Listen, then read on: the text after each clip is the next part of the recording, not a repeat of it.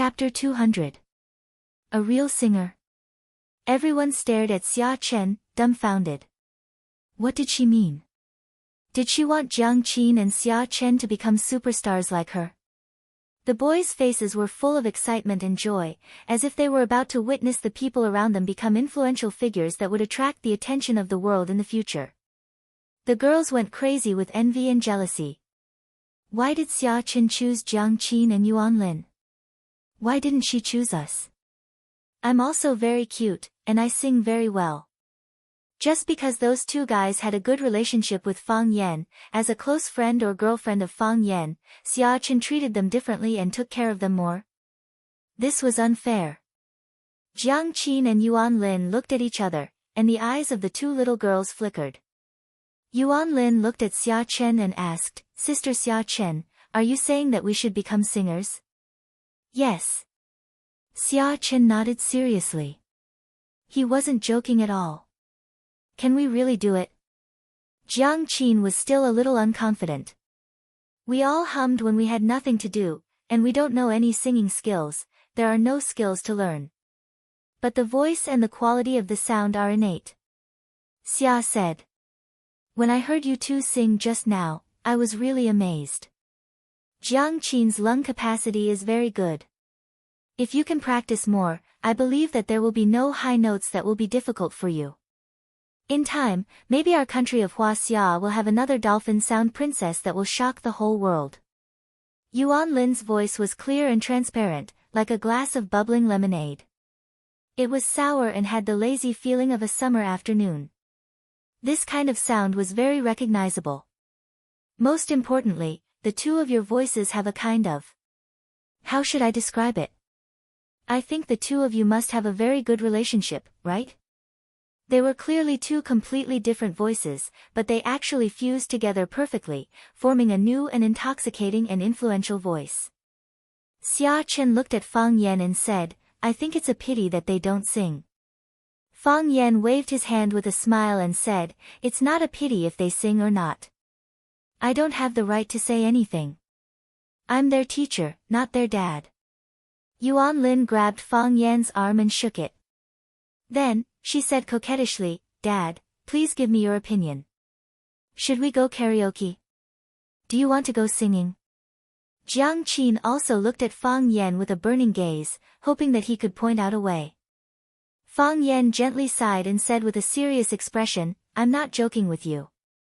This matter is very important. It will determine the direction of your future development, and what kind of mark your entire life will leave on this world. You should think about it carefully and listen to your heart. What do you want to do, then work hard to fight for it. If you want to become a teacher, then start studying hard from now on. If you want to paint, then practice more. If you want to sing, the opportunity is right in front of you. Go back and find a way to convince your parents to agree, and fight for your own choice. Even if you fail, you won't have any regrets. Fang Yan smiled bitterly and said, having a choice is 100 times happier than being forced to choose. A teacher not only imparted knowledge in the classroom, but also taught students the principles of life outside the classroom. It was related to the lives of two girls. Fang Yan would not easily make a decision for them. However, he would use his life wisdom to tell them how to think and how to choose next. There was an old saying in Huaxia, people leave their names behind, and geese leave their voices behind. Life was short. Some people lived a mediocre life. Some people stood at the top of their fields and were dazzling. Some people chose to live a stable and happy life. Some people chose to fight the wind and waves and read thousands of sails. If you chose a different path, there would be different scenery along the way. Jiang Qin and Yuan Lin looked hesitant. It was difficult for them to make up their minds. It was difficult for any girl to refuse the temptation of jumping from an ordinary little girl to a global superstar. After all, it was the big star Xia who invited them. As long as she was willing to support and help them, they would be on the fast track to fame. Paying respects to famous teachers, releasing records, holding concerts, the most important thing was that they really liked singing. Jiang Qin looked at Yuan Lin and said with some uncertainty, I'm a little scared. I heard that the entertainment circle is very dark. Who dares? Xia Xia sneered. The word, who dares, was really domineering on her gentle and elegant pretty face. It is an indisputable fact that the entertainment circle hides filth. Some people want to become famous overnight, some people want to take a shortcut, some people are insatiable, so they choose to pay. But if you can hold your bottom line, who can force you? Besides, since I invited you to sing, I will naturally keep you safe. Whoever dares to touch a hair of yours, I will make him pay a heavy price. Of course, I don't mean that you must come in. Teacher Fang Yan is right. You must make your own choice. Xia Xia looked at Jiang Qin and Yuan Lin with a smile and said, if you like singing, then come and sing. I do. Yuan Lin said firmly. I like singing. Jiang Qin, who was usually more domineering, couldn't make up his mind now. He looked at Fang Yan and said, I don't know if my parents will agree. Actually, I'm willing. Xia Xia smiled and said, I can't help you with that. There are some difficulties that you have to overcome yourself. For example, the problem of communicating with your parents. Fang Yan looked at Xia Xia and asked uncertainly, they are still so young, can they really do it? Of course not. Xia said. Do you know the 12 music workshops for women? Xia asked. Yes. Fang Yan nodded. It was an orchestra that performed Hua Xia's classical music in the form of pop music. Their works, Glory, Lulan Maiden, High Mountains and Flowing Water, and other works were very classic and were very popular around the world. Fang Yan would sometimes listen to their music when he was practicing Tai Chi. Their music was light and passionate, and often gave him a lot of inspiration. This is a very great group. They used pure music to conquer Japan, Korea, Europe and the United States. They used Hua Xia's classical culture and music elements to the world. What they are doing is also what I want to do. For a long time, it was the celebrities from other countries who came to conquer Hua Xia. Although they were far away on the other side of the world, as long as they released a record or a single, it would spread all over the world. Hollywood movies, European and American music, Japanese anime, Korean idol dramas and idol groups. Whether we admit it or not, this is a kind of cultural invasion and also a kind of cultural conquest. And they also rely on this kind of cultural victory to bring great influence and profits in Hua Xia. They use this to conquer us. What do we use to counterattack them?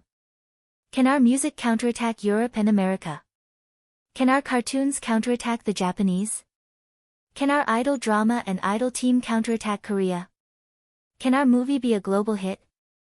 Summer, who had always given people a gentle impression, suddenly became sharp. She looked at everyone with a soul-stirring aura.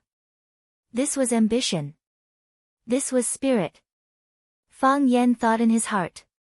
Once a person had spirit, their temperament would undergo a completely different change.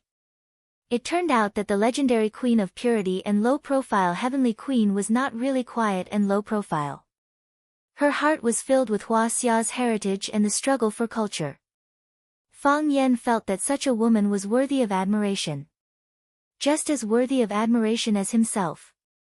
Sometimes 1 + 1 doesn't equal 2. It equals 10. In the long run, our cultural situation will be even more difficult. When those great sages who are closer to the core of Hua Xia's traditional culture, when those knowledgeable scholars and artists who stick to their original hearts grow old and leave, the younger generation who grew up watching One Piece and drinking Coca-Cola. Can they bear the responsibility of revitalizing our culture? Can they use our culture to make a name for themselves? Can they use the totem of Hua Xia's dragon to conquer the world? If a singer also has an ideal, this is my ideal. So, we have to be prepared in advance. We have to reserve talents for this. I want to add a lot of Hua Xia elements to the new album because of this consideration. However, it is far from enough to rely on me alone or a few people. We need a large number of such talents, such musicians, or real artists. Summer looked at Jiang Qin and Yuan Lin and said, if you refuse, everything I said has nothing to do with you. You read, fall in love, work, get married, and have children. Maybe achieve extraordinary achievements in a certain field. But, if you nod, then, the two of you. No, the three of us will become a unified whole.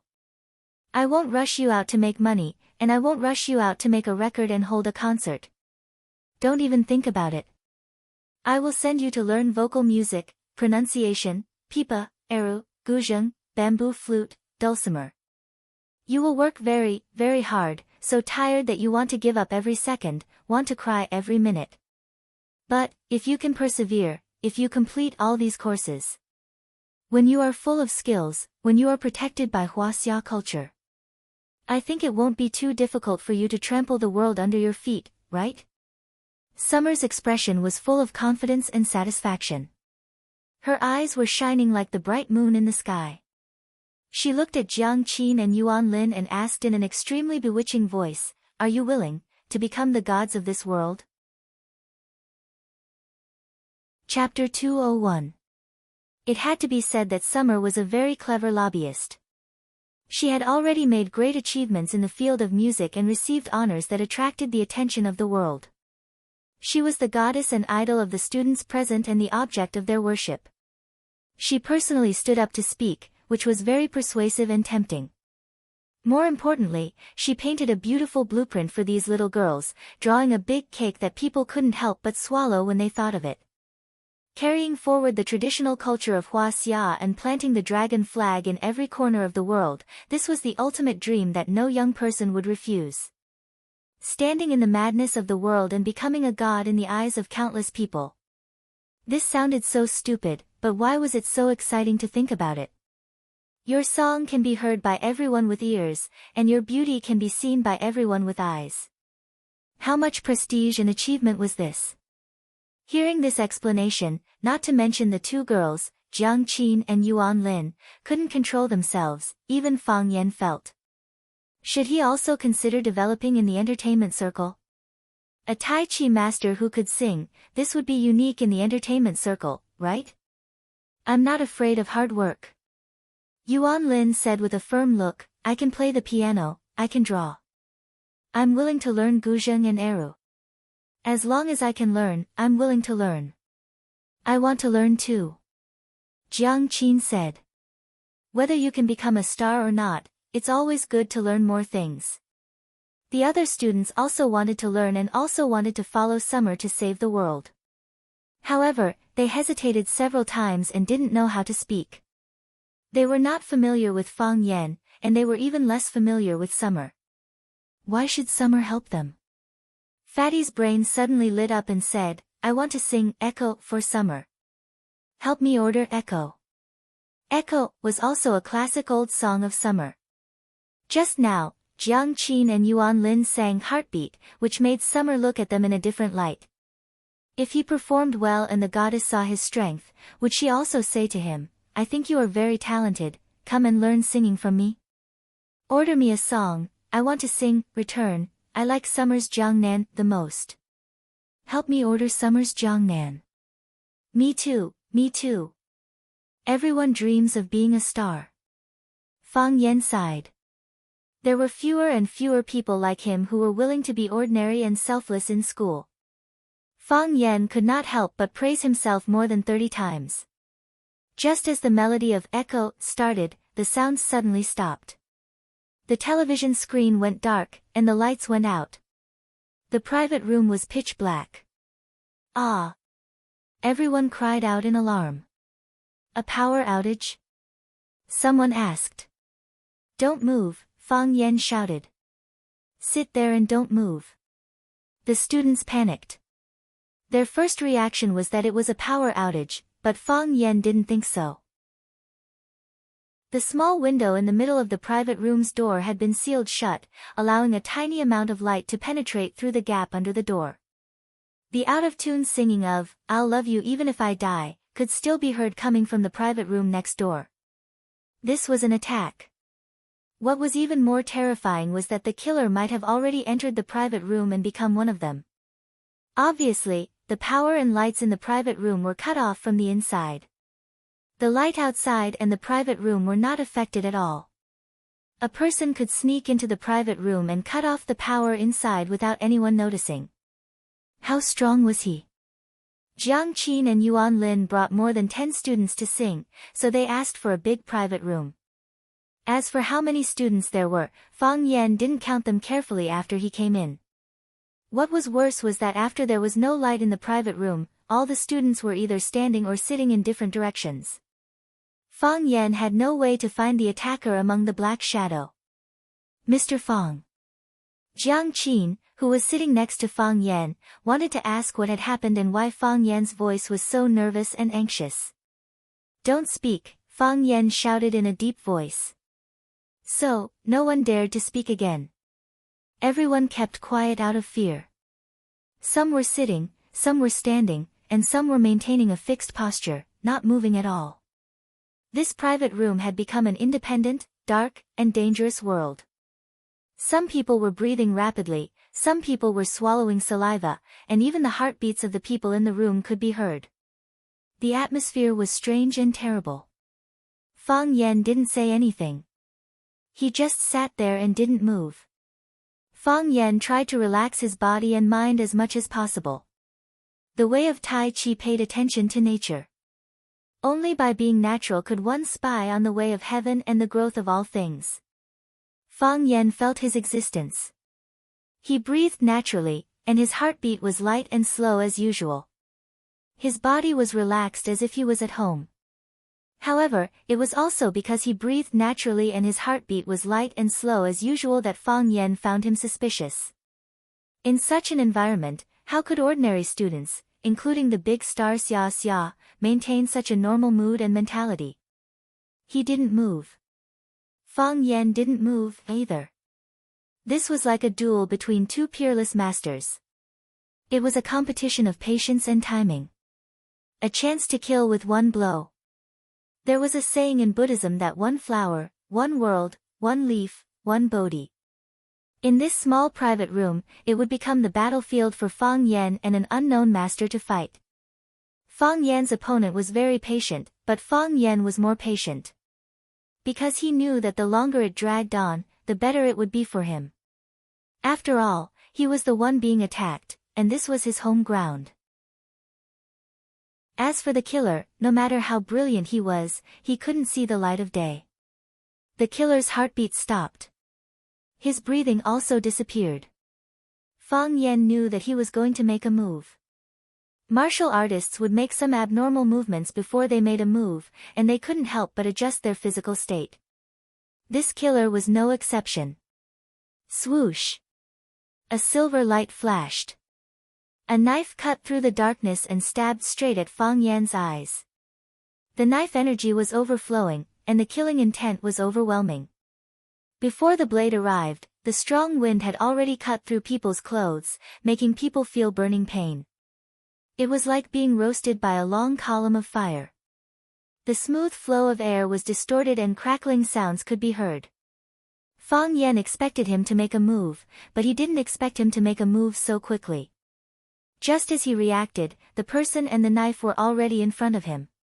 Fang Yan closed his eyes. That intense light and sharp murderous aura had already blinded his eyes. Ninja. He was a ninja. Only a ninja would have such a ghostly speed. Only a ninja could sneak into the private room under Fang Yan's eyes without him noticing. Moreover, from the strength he displayed, this guy was at least a middle ninja. It was also very likely that he was a superior ninja. The superior ninja was also known as the wisdom ninja. They could make battle plans and control the overall situation, and they could kill the target single-handedly. The training of a ninja was extremely harsh. It could even be described as inhumane. It was very difficult to become a qualified ninja. However, there was a saying in the ninja world, it was hard to find a superior ninja in 1,000. From this, it could be seen that even in Japan, a superior ninja was a rare thing. Fang Yan didn't have time now, otherwise he would have considered whether he should be lucky or unlucky. Why did he encounter such a precious superior ninja that could be exhibited as a treasure? Fang Yan leaned against the wall, and there were people sitting on both sides. Whether it was Jiang Qin or Xia Xia, he didn't want them to be hurt. Unable to avoid, he picked up the wine bottle in his hand to block. Cha! It was not a crisp sound, nor did it burst. It was like the sound of a knife cutting chives. The long knife in the ninja's hand lightly cut the thick glass wine bottle in Fang Yan's hand, and without any obstruction continued to cut Fang Yan's neck. The speed was too fast, the wine in the wine bottle that was split into two didn't even have time to flow out. The hair was cut, and iron was cut like mud. Just as so. Sure kill. Fang Yan's feet bounced, his body rotated in an arc, and rushed toward the long knife, as if he took the initiative to face the knife with his neck. Whoosh! The knife missed. The long knife slashed on the sofa chair in the KTV box, and with a crisp sound, a deep hole immediately appeared on the sofa. But no one had discovered it yet. Fang Yan's body was lying in the arms of the ninja, and he could feel his cold and fierce breath.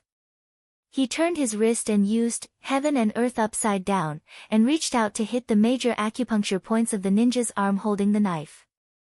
As long as one of the acupuncture points was buckled, the ninja's arm would lose the ability to move. Or in other words, instantly paralyzed and disabled. Taking the long knife with bare hands. Whoosh! The ninja withdrew the long knife, and his body retreated, and disappeared in the darkness again. Fast.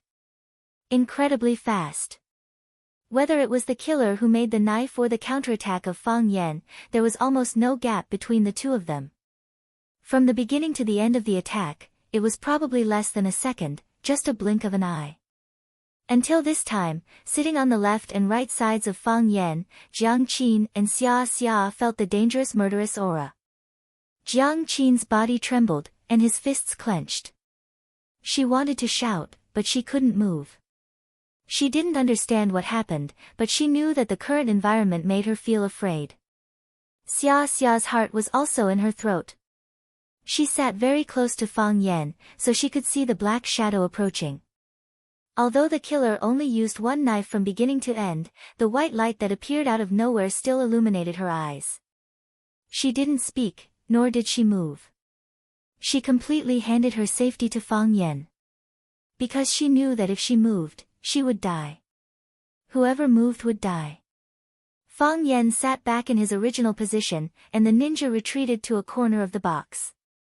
Everyone kept their previous positions, and they looked around with wide eyes, but they saw nothing. Silence returned to the private room, as if nothing had happened.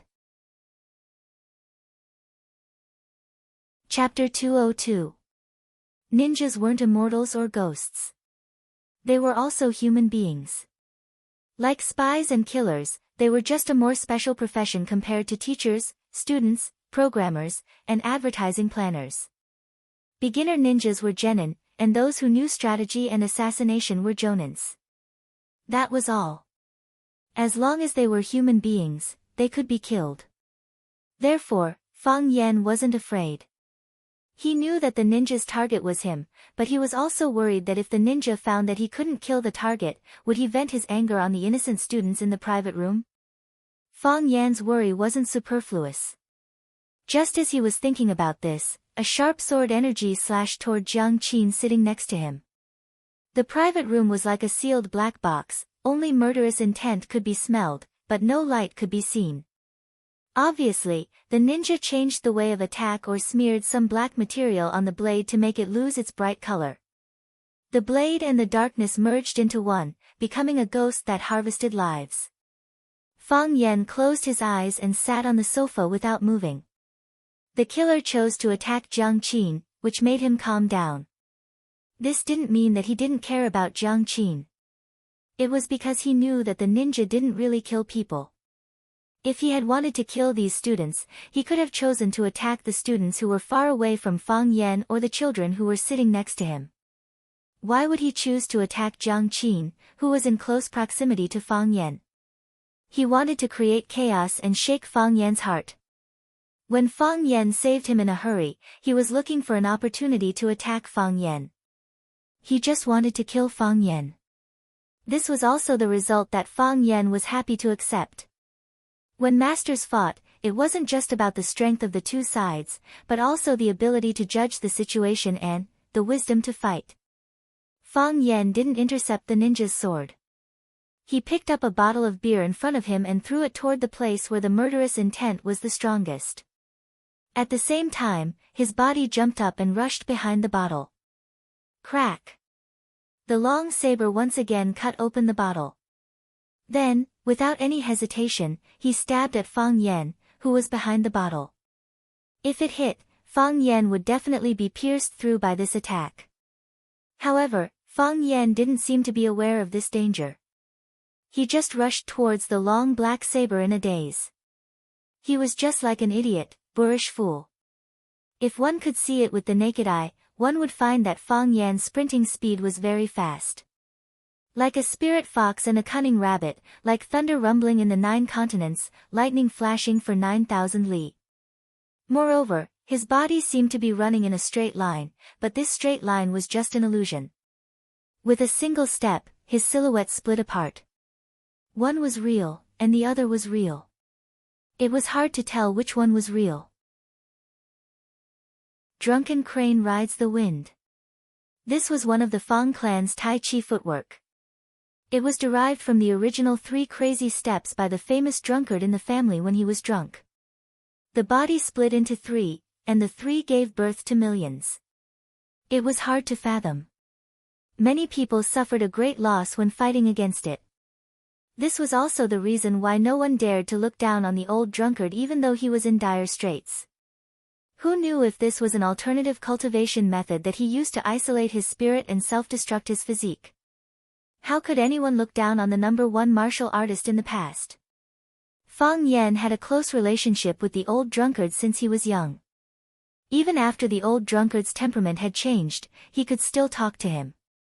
This was also the reason why he could learn this drunken crane riding the wind.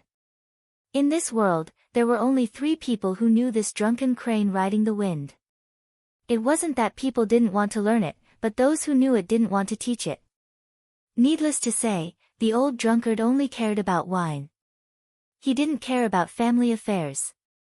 Every day, he lived in a drunken stupor. He spent more time sober than drunk. The other 2 people who learned this drunken crane riding the wind were Yi Rou and Fang Yan. Yi Rou also liked wine, and she could drink a lot without getting drunk. Every time the old drunkard wanted someone to drink with him, Yi Rou was the most suitable person. The 2 of them got to know each other through drinking. It seemed that the relationship between Yi Rou and the old drunkard was even deeper than the relationship between Fang Yan and the old drunkard. Who asked Fang Yan to be unwilling to drink with the old drunkard?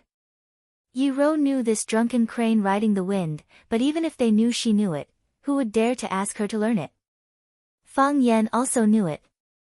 He had thought of teaching this footwork to Fang Yingying and Fang Haohan. But the result wasn't ideal. They knew the 3 crazy steps like the back of their hands, and it was effortless for them to move. But when this drunken crane riding the wind was used, they would either fall on the spot or be like a fat pig facing a skinny sheep. They would stumble, and there was no power at all. Drunken crane riding the wind. The crane needed to be drunk first before it could find the feeling of riding the wind. Drunk wasn't really drunk, but intoxicated. It was forgetting, it was muddle-headed, and it was part of nature. So, the ninja slashed at Fang Yan. Missed. So, he retracted his blade at lightning speed. Slashed again. Missed again. So, the 3rd slash. Still missed. So, blade chi filled the air, and killing intent filled the room. But no matter how the ninja slashed and slashed, he couldn't touch Fang Yan's body at all. He couldn't add a leaf, and he couldn't drop a feather. This was the highest realm of Tai Chi, and also the true meaning of drunken crane riding the wind. The blade didn't have blade light, but it had killing intent. Sword chi was also chi, and with chi, there was strength. Fang Yan's body was like a leaf, or a feather. Before the blade arrived, the chi was released, and Fang Yan's body had already dodged in advance. If you slapped a balloon with your palm, the balloon would have already flown away before your palm hit it. It was the same principle as drunken crane riding the wind. One move first, one step ahead. Taking the initiative and seizing the opportunity. The ninja slashed and retracted his blade extremely quickly. Countless blade chi surrounded his body, making it hard for Fang Yen to advance. But an empty blade hurt the spirit, and it also hurt the strength. It wasn't a solution to keep slashing like this. As a ninja who could appear and disappear unpredictably, he almost misunderstood that he had met someone of the same kind who was more skilled than him. His blade was like a torrential rain, but why couldn't he keep up with Fang Yan's rhythm? Fang Yan's body extended, and he flashed behind the ninja, dodging 37 consecutive slashes, and punched at the ninja's unguarded heart. Boom, a strong wind blew, and Fang Yan clenched his fists so hard that cracking sounds could be heard. This punch was as heavy as a mountain, and when it attacked, it was like a huge meteorite pressing down on the ninja's chest. The ninja turned around, and spun 360 degrees to attack. Fang Yan didn't dodge, and his fist of flesh and blood destroyed heaven and earth. The ninja also didn't dodge, and the blade of his long blade cut through the air, destroying everything. Fang Yan's fist sped up again. The fist was shorter than the blade, but it arrived before the blade. As long as his fist hit the ninja's body, penetrating his body, smashing his chest, and sending his body flying, the ninja's blade probably wouldn't be able to hit him. Whoosh! A gust of wind blew past. The fist missed. The blade disappeared. The person also disappeared. A shadow flashed at the door, and the room was quiet again. In this narrow space, the two of them fought fiercely, but they didn't hurt the students at all. In their eyes, this mustard seed space was as majestic as Mount Meru, and they couldn't see the end of it. The door of the room was pushed open, and a waitress in uniform stood at the door and asked, "What are you doing in this room? Why don't you turn on the lights?" The light from outside shone in, and everyone in the room felt like they had seen the light of day again. The heavy stuffiness in his chest disappeared, and so did the fear that made him feel like he was about to go crazy. They didn't know what had happened, but they knew it must have been something bad. It was like a ghost, a real ghost, mingling with them. They couldn't identify it, and they couldn't escape, so they could only stay in the room with the ghost. Turn on the lights. Fang Yan explained. We're playing a little game, clap, clap, clap. Before Fang Yan finished explaining, the waitress had taken the initiative to turn on all the lights in the room. She stared at Fang Yan and the students in the room with unkind eyes. After seeing that their clothes were intact, and there was nothing unusual on their bodies, her face softened a little, but her voice was still cold as she warned, "We have a rule here that pornography, gambling, and drugs are prohibited in the room. Once found, we will immediately call the police." Pornography, gambling, and drugs? Fang Yan smiled bitterly. What kind of people did she think they were? When the waitress saw the situation in the room, her face became extremely embarrassed again.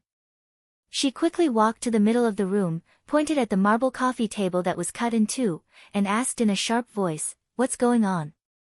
How did the coffee table become like this? What are you playing? Oh my God, the sofa is also cracked. You also cut the sofa. And the microphone, and the wall." Fang Yan waved his hand to stop her from continuing to shout, and said, "We will pay all compensation." Getting the answer she wanted, the waitress tactfully shut up. The club manager also came, took a computer to calculate, and asked Fang Yan to compensate them 25,000 yuan.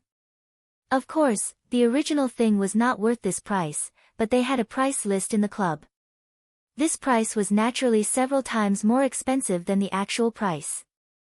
Yuan Lin took out her wallet and wanted to pay the bill, but Fang Yan handed over his bank card. Ninja came because of him, how could he let a little girl pay for him? After dealing with things here, Fang Yan looked at Yuan Lin and Jiang Qin, and said, "You two go back and think about it, don't make a decision easily. I think, since Miss Xia values you, she is willing to give you more time to think. It's very late, you should go back and rest early." Jiang Qin and Yuan Lin looked at Fang Yan, nodded silently and left. Especially Jiang Qin, she guessed something happened in the room, but she was smart enough not to ask. When the students left, Fang Yan looked at Xia and said, "Do you need me to take you back? Are you a gentleman?" Xia asked. Fang Yan thought for a moment, and said, "I am a master's." On the marble floor under their feet, there were spots of bright red blood. Chapter 203. The night wind was getting cold. She was only wearing a small black dress in the summer, and it was obvious that she couldn't resist the chill of the city. In particular, the intense and exciting things that happened in the private room just now made her body soak in a layer of cold sweat. Now that her body was cooling down and her sweat was cold, she felt even colder. She grabbed the white shawl on her shoulders with both hands, as if it would warm her up a little. "Take a taxi back." Fang Yan saw her embarrassed look and said softly.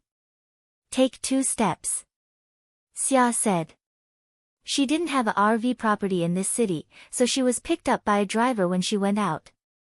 When she came out of Sky 1, she didn't call the driver to arrange a car. Now, she wouldn't call the driver out of her house. The driver also had his own life.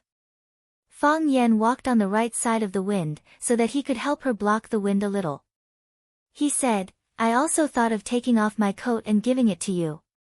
But I'm afraid that you'll refuse and make me feel awkward." "You haven't tried, how do you know I'll refuse?"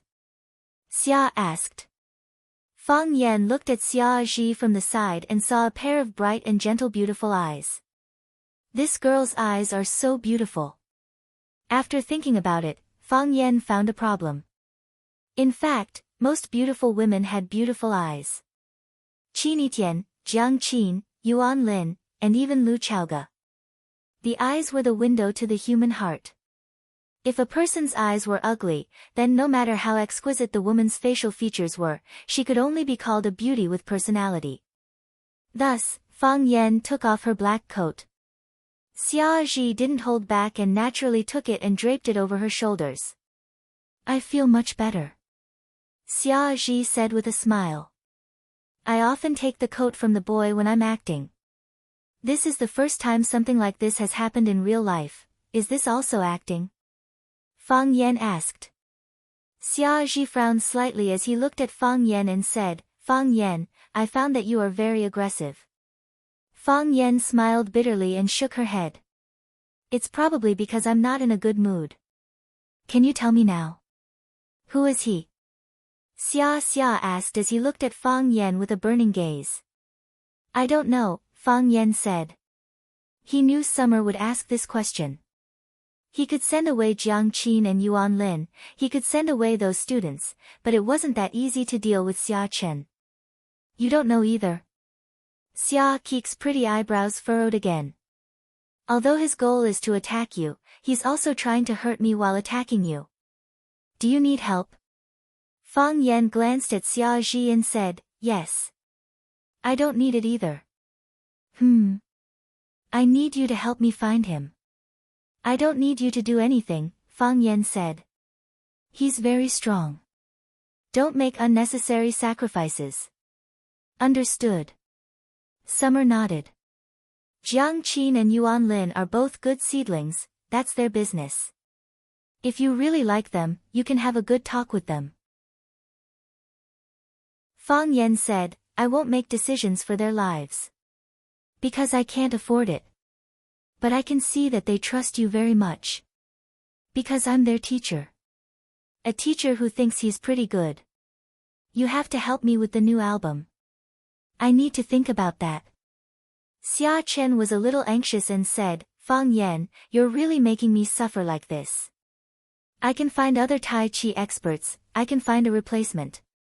However, I clearly know that there's a better choice, and I clearly know that you're the most suitable. After seeing you play Tai Chi, how can I choose someone else?"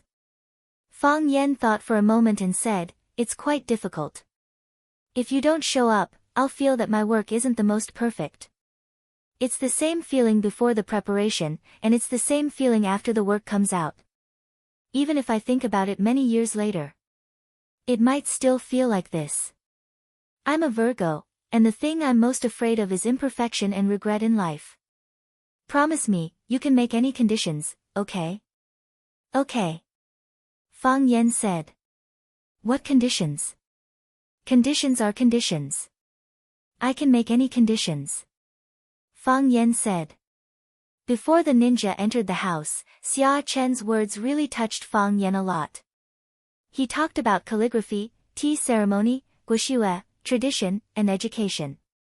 In fact, it was also to instill the profound culture of Hua Xia to the students, so that these students could pass it on from generation to generation and carry it forward. Xia Chen was a star. She sang and acted, but she was also doing the same thing as Fang Yan. Moreover, her influence was far greater than that of Fang Yan. You agreed? Xia Chen asked in surprise. Sort of. Fang Yan said. It's just a scene.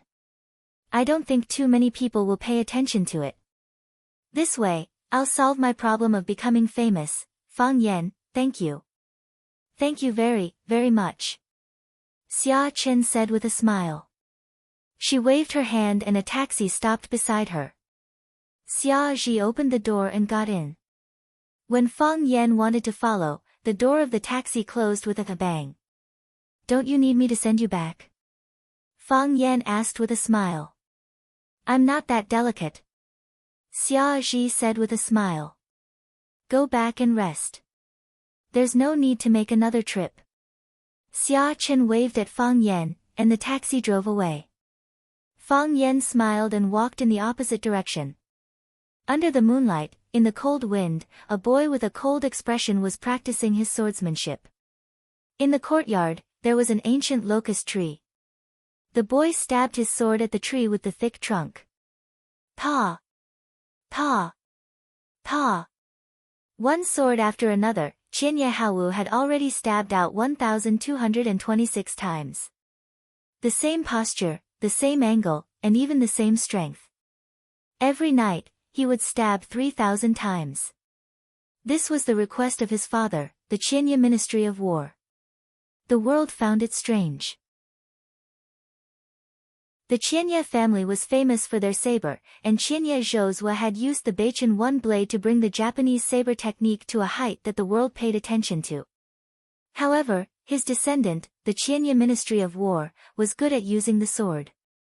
Everyone felt that there was something wrong with this person's head. If he didn't inherit such a good saber technique, why did he enter a field that he wasn't good at? While everyone was in doubt, the Qianye Ministry of War traveled to the 17 islands of the East Ocean with his sword, challenging the Yidong Sword House, the Kaga Shadowless Sword, and the Itamoto Berserker sect. 3 battles, 3 victories, and 1 fell swoop to take the crown of the #1 swordsman in Japan. One had to know that the Yidong Sword House's master, Yidong Jun, was previously recognized as the #1 swordsman in Japan. The Qianye Ministry of War had defeated him, so he naturally inherited this title. From then on, all doubts disappeared. However, there were still many people who felt strange. Why? He used a sword. The saber depends on the strength, the sword is heavy and exquisite. The Qianye Ministry of War stood behind his son and watched. He carefully watched every thrust of Qianye Haomu's sword. Qianye Haomu thrust 1,226 times, and he also watched 1,226 times. Not a single strike was missed, as if each strike was an exquisite sword technique. Dressed in a white robe, his long hair was loose, and he stood ramrod straight. The gentle moonlight shone on his face, making his pale complexion look even whiter. There was a kind of divine light in his narrow eyes that made it hard for people to look up at him. Exquisite is born, but it also depends on hard training. 3,000 strikes a day, the same angle, the same speed, and the same strength. After 81 days, this move will become a part of your body. You don't have to think, and you don't have time to think. You just use this sword when you strike. Then I only know this one sword. Isn't one sword enough? The Qianye Ministry of War said with a smile. What kind of neck needs 2 slashes to break? Huaxia has Taoism, and Taoists pay attention to the life of all things. However, the true great way of nature is that all things return to one. Wulang can see 18 changes in every strike you make, and Qing Yin can see 49 changes. I can see 3,910. Qianye Haomu's hand trembled, and the sword in his hand almost fell out. The godlike experts in his heart, Inoue Wulang and Qing Yin, were actually so far behind his father. In the past, I could see at least 9,000 changes. The Qianye Ministry of War's eyes were filled with infinite regret as he said, every additional strike is an illusion of a sword. Of these 3,910 strikes, 3,909 are illusions. When all these illusions disappear, the supreme sword path can be achieved. Qianye Haomu quickly gathered his thoughts, raised his sword again, and thrust forward. He said, Father, do you mean that the more Wulang and Qing Yin can see, the better, and the less you need to see, the better? No, the less they need to see, the better. It's best if they can only see one strike, the original one. Then Father. Qianye Haomu felt a little dizzy. It would have been fine if his father hadn't taught him, but why did he become more and more confused about what the essence of sword path was? All things in life. All things have not been born, so how can all things return to one? I understand, Qianye Haomu said seriously. A sword is a sword. It's the sword that you thrust out. It's the sword that kills. It's the sword of law. It's 1,000 changes, 1,000 miracles, but the essence won't change. The Qianye Ministry of War's voice was fascinated, and he said, This is why I came to Huaxia. Father, why did you come to Huaxia? Qianye Haomu asked curiously. Wasn't his father here to avenge him? He wanted to beat up that little teacher named Fang Yan, and it would be best if he could cut his neck with a sword. If it wasn't for this reason, why would he immediately make the decision to move his family to China after he returned from a crushing defeat? To practice the sword. The Qianye Ministry of War spat out these two words clearly. Chapter 204. To some, there was no end to being despicable. To some, there was no end to swordsmanship. Chiba Hayaburo was the best swordsman in Japan. He was an expert that others could only look up to. However, he still had his own pursuits and goals. He was learning swordsmanship now. One day, he would be able to attain supreme swordsmanship. This was his life, the meaning of living. Chiba Haomu stopped his sword and turned to look at Chiba Hayaburo. His eyes were filled with admiration and doubt. Father, why did you come to Huaxia to practice your swordsmanship? A girl's voice came from behind. Chiba Kaori had just taken a shower. She was wearing a traditional Japanese kimono decorated with cherry blossoms. She wore wooden clogs on her feet, revealing her 10 cute toes. Her wet hair draped over her shoulders. Her eyes were gentle, and she wore a charming smile on her face. She was a traditional Japanese woman. She was docile and humble, as if she would never disobey her husband. Chiba Hayaburo brought his children to Huaxia and arranged for them to go to their respective places. Chiba Kaori went to Rosefinch Secondary for an exchange program. Meanwhile, Chiba Haomu went to study swordsmanship under his personal guidance. The lives of the siblings were completely different. Chiba Hayaburo doted on Chiba Kaori. He looked at her and said, Go dry your hair. Chiba Kaori did not reply. Instead, she said, Father, you haven't answered my question. Because I'm invincible in Japan, Chiba Hayaburo said. Sailing against the current, one will either advance or fall behind. Everyone knows this. However, you have to sail against the current in order to pursue swordsmanship. An opponent worthy of respect can shorten your comprehension time by 3 to 5 months. An opponent who can defeat you can raise your cultivation level by 3 to 5 years. Father, are you saying that you'll encounter an opponent in Huaxia? Chiba Kaori asked sensitively. Chiba Hayaburo walked up to Chiba Kaori and carefully combed his daughter's hair. He smiled warmly and said, even if you don't want to admit it, Huaxia has thousands of years of accumulation. However, China has thousands of years of history, and there are many reclusive heroes and experts. There should be opponents worthy of respect. Chiba Kaori tilted her head to look at her father's side profile and said, "Father, if you really meet an opponent worthy of respect, will you die?" Die? Commander Chiba of the army thought about it seriously and said, "Knowing the way in the morning, one can die in the evening." "No," Chiba Kaori said stubbornly, "I don't want you to die." "Then I won't die." Chiba nodded seriously, as if he was making a promise. "Then I'm going back to sleep, father," said Chiba Kaori with a charming smile.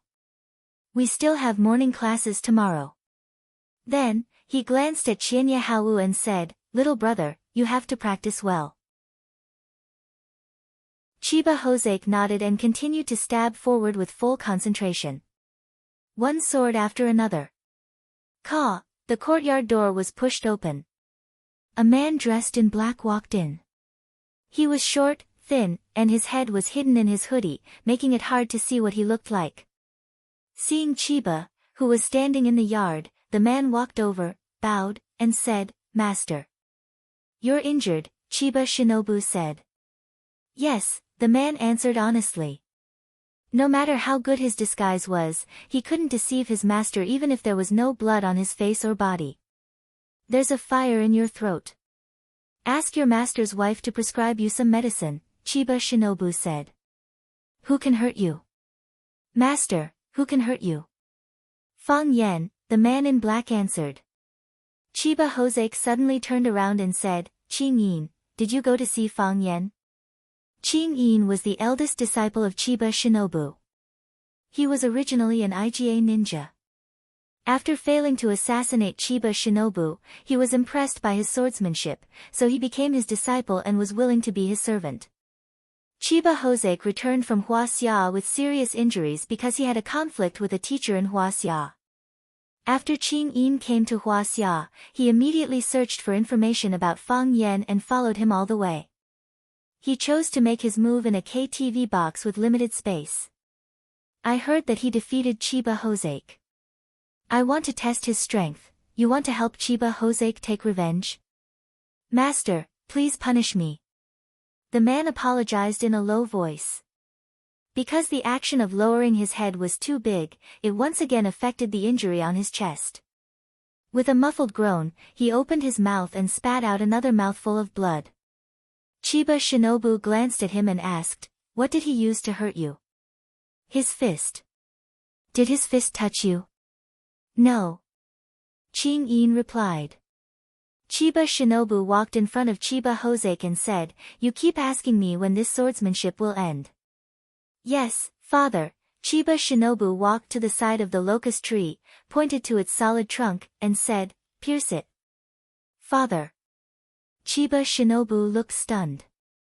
The blade was not allowed to touch the tree trunk, and it was just a stab through the air. How could the tree trunk be pierced? Dripping water can wear a stone, at least let the water drop on the stone, right? He can do it. Chiba Shinobu knew what Chiba Hoseki was thinking and said aloud. "Fang Yan?" Chiba Hoseki gritted his teeth and asked. "Yes." "How strong is he?" Chiba Hoseki asked. "He's stronger than you think," Chiba Shinobu said. He injured Chiba Hoseki and Qing Yin. "This young man, I'm really looking forward to it." At the end of the 2 Chinese classes in the morning, Fang Yan walked back to the office with his textbook. Seeing that there was a gap in the middle of the page, Fang Yan opened the gap and found an exquisitely folded paper crane lying there. "Teacher Fang Yan, you're getting more and more handsome. I like you so much." It was still a row of beautiful handwriting, but it didn't belong to any of the students in the class. Because Fang Yan was good at calligraphy, he was able to memorize the handwriting of every student. As long as he saw the handwriting, he would know who wrote it. It was very accurate, and he never missed it. "Who is it?" Fang Yan was full of doubts. Fang Yan didn't mind being liked by others. Being liked was something to be happy and proud of, but he was worried that it would affect this girl's academic performance. His cell phone on the table suddenly rang. Fang Yan pressed the answer button. It turned out to be a call from Principal Zhang Xiaofeng himself. "What's the matter, Principal Zhang?" Fang Yan asked. "Teacher Fang Yan, are you in the office or outside?" Zhang Xiaofeng asked. "I just finished my class, Principal." "I'm in the office now," Fang Yan said. "Come to my office. I have something to discuss with you." "Okay, I'll be there." In the principal's office, Zhang Xiaofeng warmly invited Fang Yan to sit down and personally ran to make a cup of good tea for Fang Yan. Fang Yan smiled and held the teacup, saying, "What are you doing, Principal Zhang? This kind of thing should be done by us subordinates. How can you let the old leader do it for us?" Zhang Xiaofeng waved and said, "There are two problems in your words, Fang Yan. Do you know what the two problems are?" "I really don't know about this," Fang Yan said with a smile. "Principal, give me some advice." "First, I'm not an old leader. The only one who can be called an old leader of Rosefinch is your grandfather, Mr. Liu. Who in the education field doesn't regard Mr. Liu as their life idol? Principal Zhang is too modest. You are also our old leader," Fang Yan said. Although he knew that Zhang Xiaofeng was trying to build a relationship with him, he was still very excited to hear someone praise his grandfather and regard his grandfather as his life idol.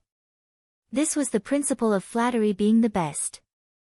Second, who made the rule that subordinates must make tea for their superiors? Can't the principal make a cup of tea for the teacher? Anyone could sit in the headmaster's position, but not everyone could do the job of a teacher well. Otherwise, how can there be a difference between a famous teacher and a mediocre teacher? Therefore, you teachers are the treasures of our school, the core strength of our Rosefinch. We old guys can't do anything else, but it's not a problem to do logistics for you, right? Principal is too modest, Fang Yan said with a smile. He thought that if it wasn't because Lu Chaoga bought Rosefinch, if it wasn't because he had a close relationship with Lu Chaoga, perhaps the treasures and core strength would still have to pour tea for the old leader. This was the hidden social class. Many people were unwilling to admit it, but it really existed. It lasted for thousands of years, and it would continue. Is Mr. Fang's work going well?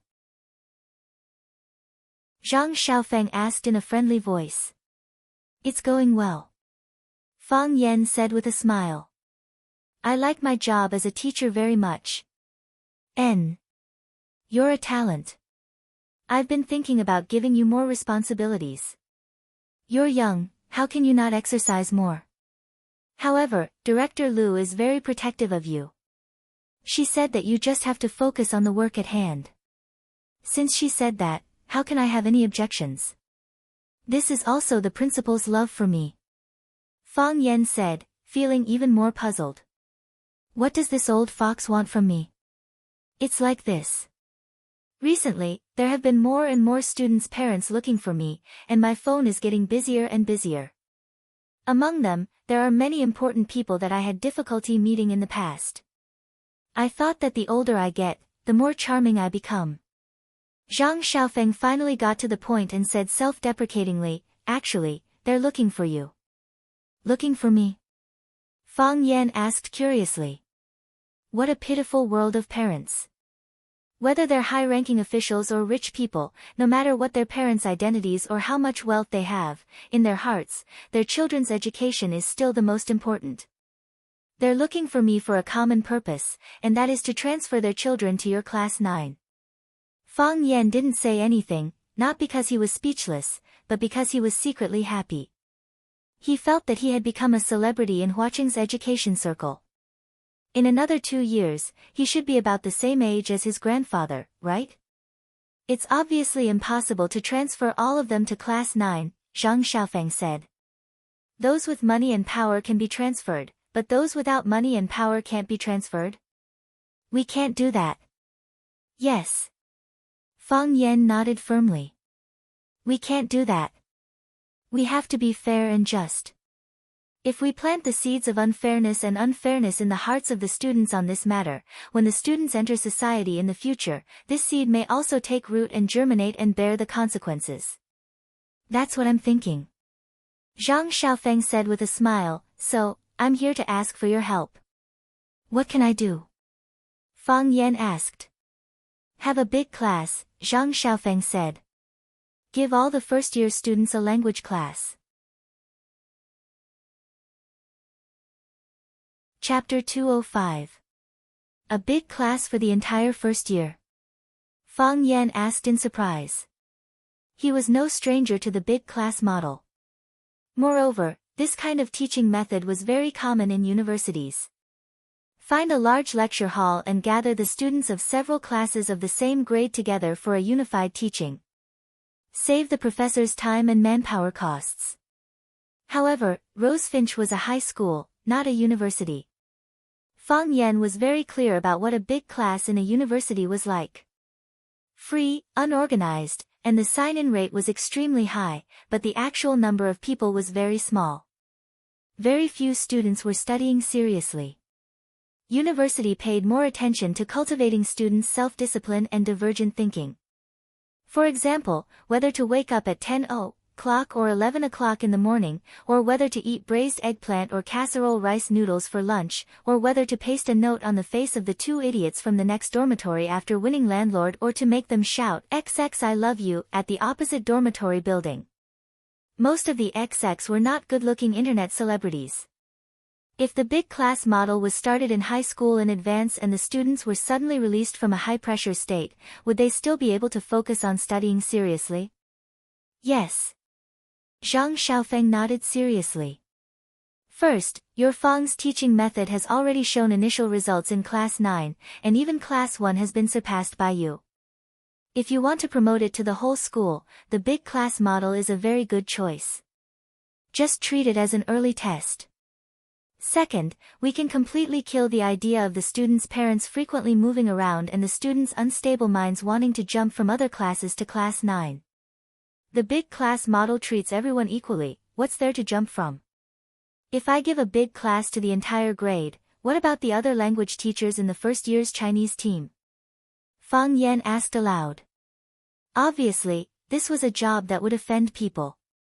If Fang Yan gave a big class to all the first-year students, how could the other language teachers endure it? They are still the language teachers of each class. You have 4 big classes a week, and the rest of the time, the language teachers of each class will lead the students to study. There's not much change from before. It's like writing a novel, you make the outline of the story, and they lead the students to write according to the outline. I think the students might not be used to this kind of learning style. Mr. Fang, when you brought Class 9 students to the Bird River to learn poetry, all of us, with the exception of Chairman Lu Chaoga, felt that the students weren't used to that kind of learning method. Your actions were nonsense. However, it turns out that our horizons are still too shallow. You've succeeded. You've proven your worth. Zhang Xiaofeng, the old fox, was very persistent. Principal, our school doesn't have a classroom that can accommodate 400 to 500 people. Fang Yan said. There were 11 classes in the first grade, and if each class had 40 students, there would be at least 400 to 500 students. Although the Vermilion Bird High School was very wealthy, they had never thought of preparing a few lecture halls for the use of large classes. I've already thought about this question. We have a school auditorium that can accommodate more than 200 people. Divide the 11 classes of students into 2 halves and lead half of the students to each class.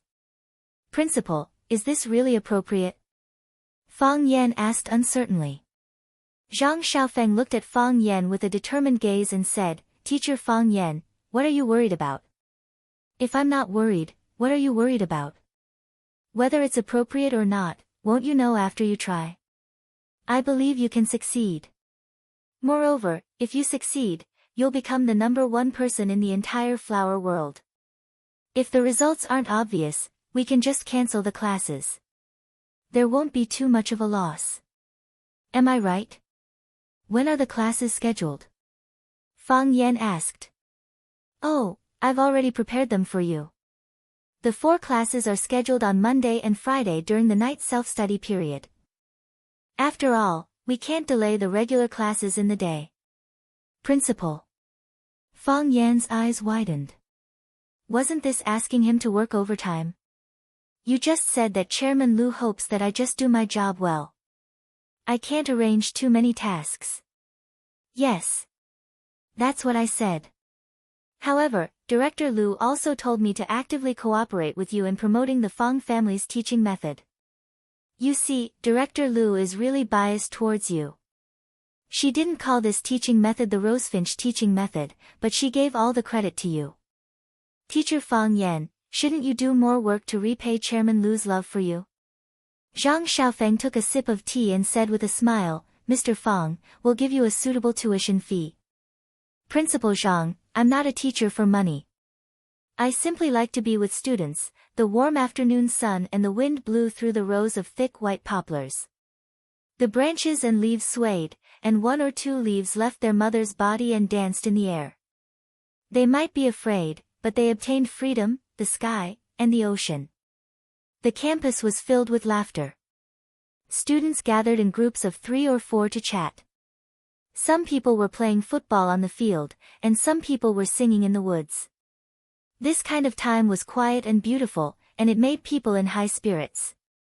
This kind of life will soon not belong to us. Jiang Qin sighed. There was regret and reluctance on his face. But we will have a more exciting life. Yuan Lin said. Everyone will leave. But we will leave early. Have you thought about it? We are number 26 middle school, and our studies are not the best in the school. To be frank, we don't like to study at all.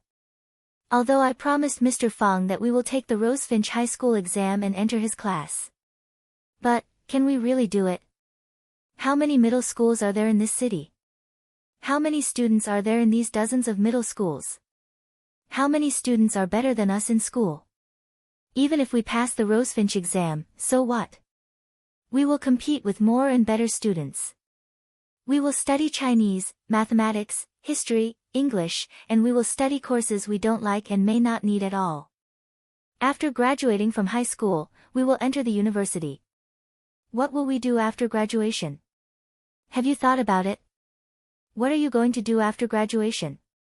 Jiang Qin looked at Yuan Lin in surprise and said, Yuan Xiaolin, aren't you thinking too far away? It is very far away. There is 1 year left for the high school entrance exam, 3 years in high school, and 4 years in the university. There are at least 8 years to waste. If it was before, of course, we don't have to think about what will happen after 9 years. We can go to class, skip classes, go shopping, or sing songs as before. How good is it? But now, there is a great opportunity in front of us, and we have to think about it. I like singing, and so do you. We will learn vocal music, to learn the zither, flute, Yangqin. Do you remember? Last time when we walked to the entrance of the Fuhao building, you saw a Yangqin teacher recruiting students. You said you want to learn, but the fees are too high. If Xia Tian is willing to help, we will become the best talents in this field. Isn't that good? Why can't we seize this opportunity? Jiang Qin looked at Yuan Lin and said, I have always felt strange. Your family is so good, why do you want to be a star? Even if I can't read Rosefinch, you can find a way to get in. Even if I can't find a job after graduation, you don't have to worry about such a problem. Why do you want to be a star? Because I want to be a different person. Yuan Lin said with a smile. My father is a businessman, and my mother is also a businessman. So, I want to be a different person from them. He was different from many other people in this world. When Americans mention Hua Xia Kung Fu, they will think of Bruce Lee. When they mention the zither, they will think of Yuan Lin. Isn't this something to be proud of and worth sacrificing for? Jiang Qin laughed and said, It seems that you have made up your mind. I just don't know if you can convince your parents. Definitely. Yuan Lin said firmly. At this moment, someone shouted, Be careful. Pa! A football flew over and hit Jiang Qin's chest. Jiang Qin cried out in pain and retreated. He was almost knocked to the ground by the football. A boy quickly ran over and looked at Jiang Qin in panic. He said, "Classmate, are you okay? Classmate, did I hurt you?" Jiang Qin covered his chest and couldn't speak. Yuan Lin stood up for her friend and shouted, "Hey, how do you play football? The goal is so big, and you deliberately kicked it. Are you crazy?" I'm sorry. The boy apologized desperately. "I didn't mean to.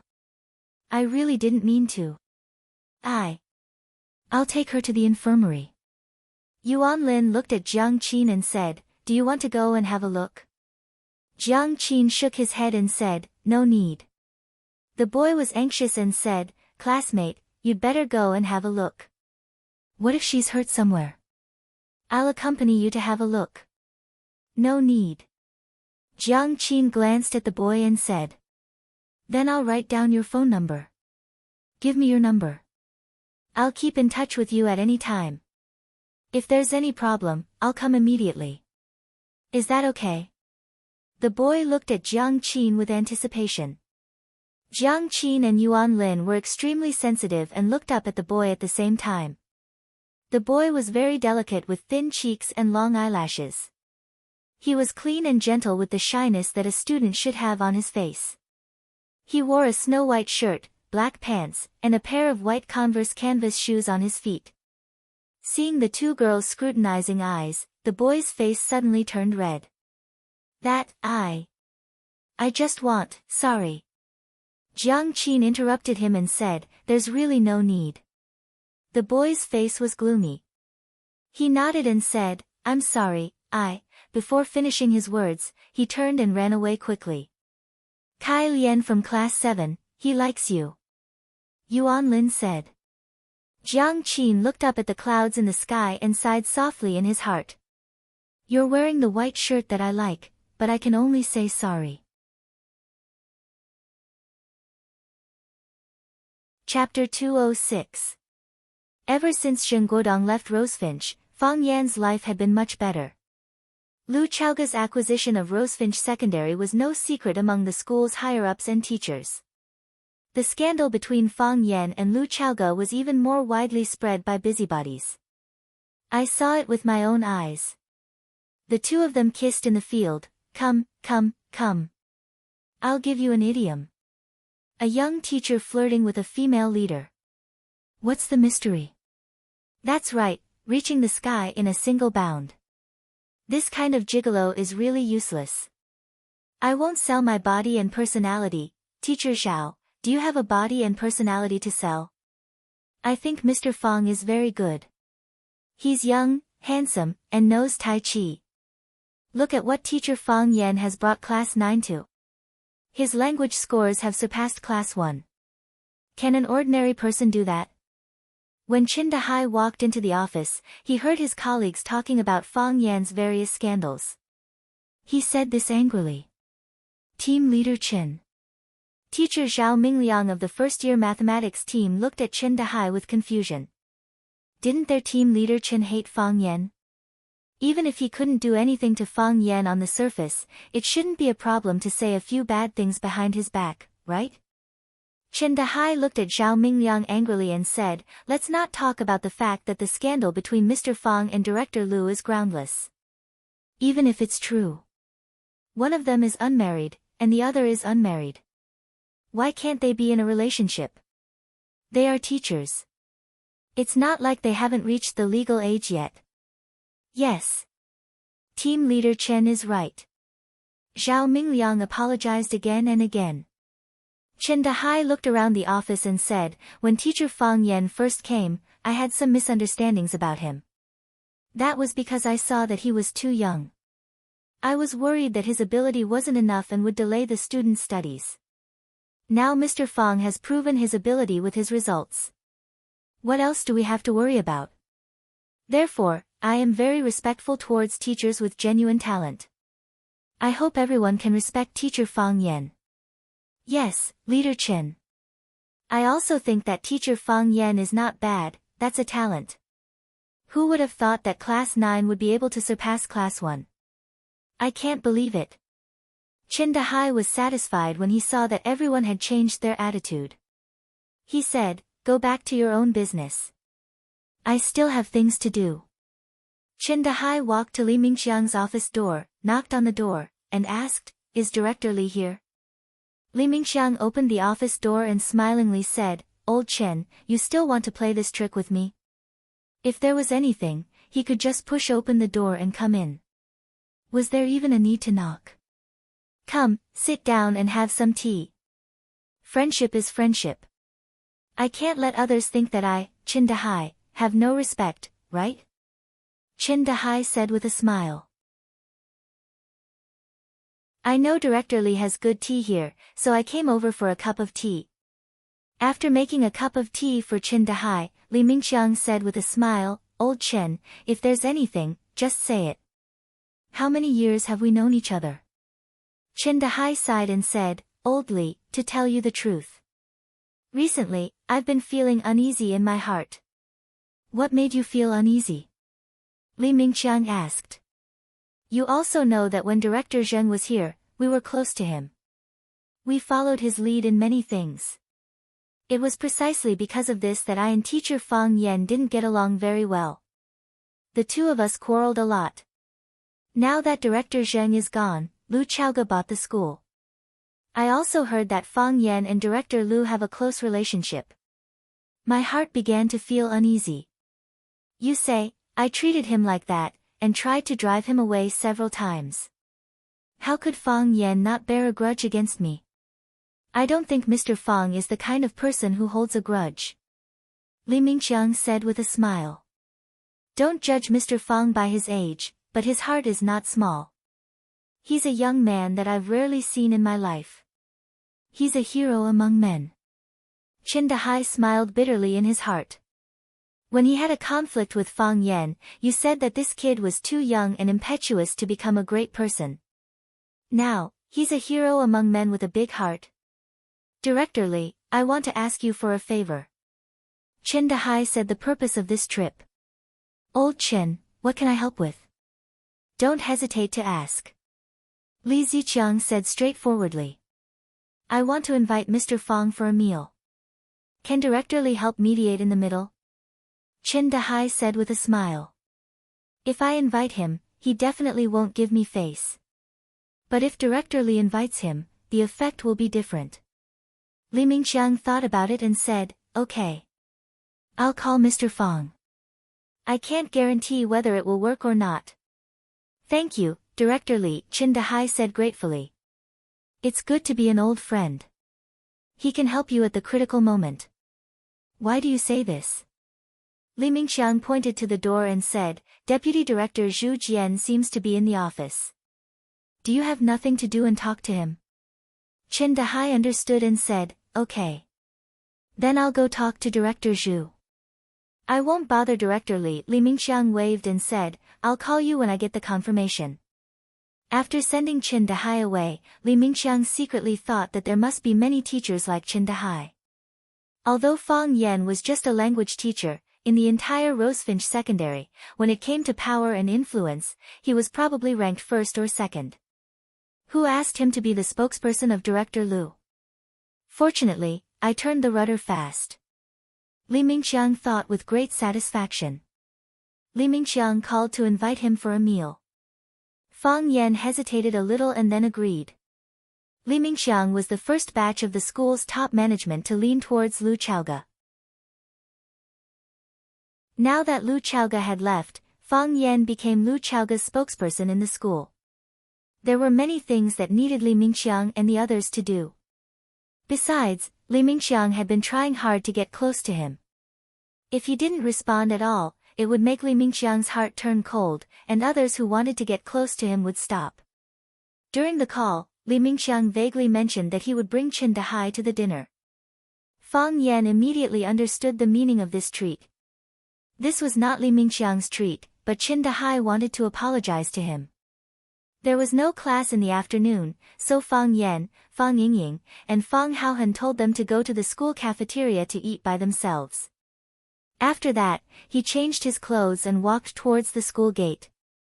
Baldy was on duty. When he saw Fang Yan greeting him warmly, he shouted, "Mr. Fang, are you going out?" "Out." Fang Yan waved his hand. "I haven't seen any girls coming to school to see you in the past 2 days." Baldy said fawningly. "If there were, I would let them in." As soon as he stepped out of the school gate, he saw Zhang Chen walking towards the school. When Zhang Chen saw Fang Yan, he quickly greeted him and asked with a smile, "Master, are you going out?" "There's a dinner party." Fang Yan said. "Zhang Chen, how many times have I said that we are of the same generation?" "Where are you going?" "I just finished class, and I want to cook for Master."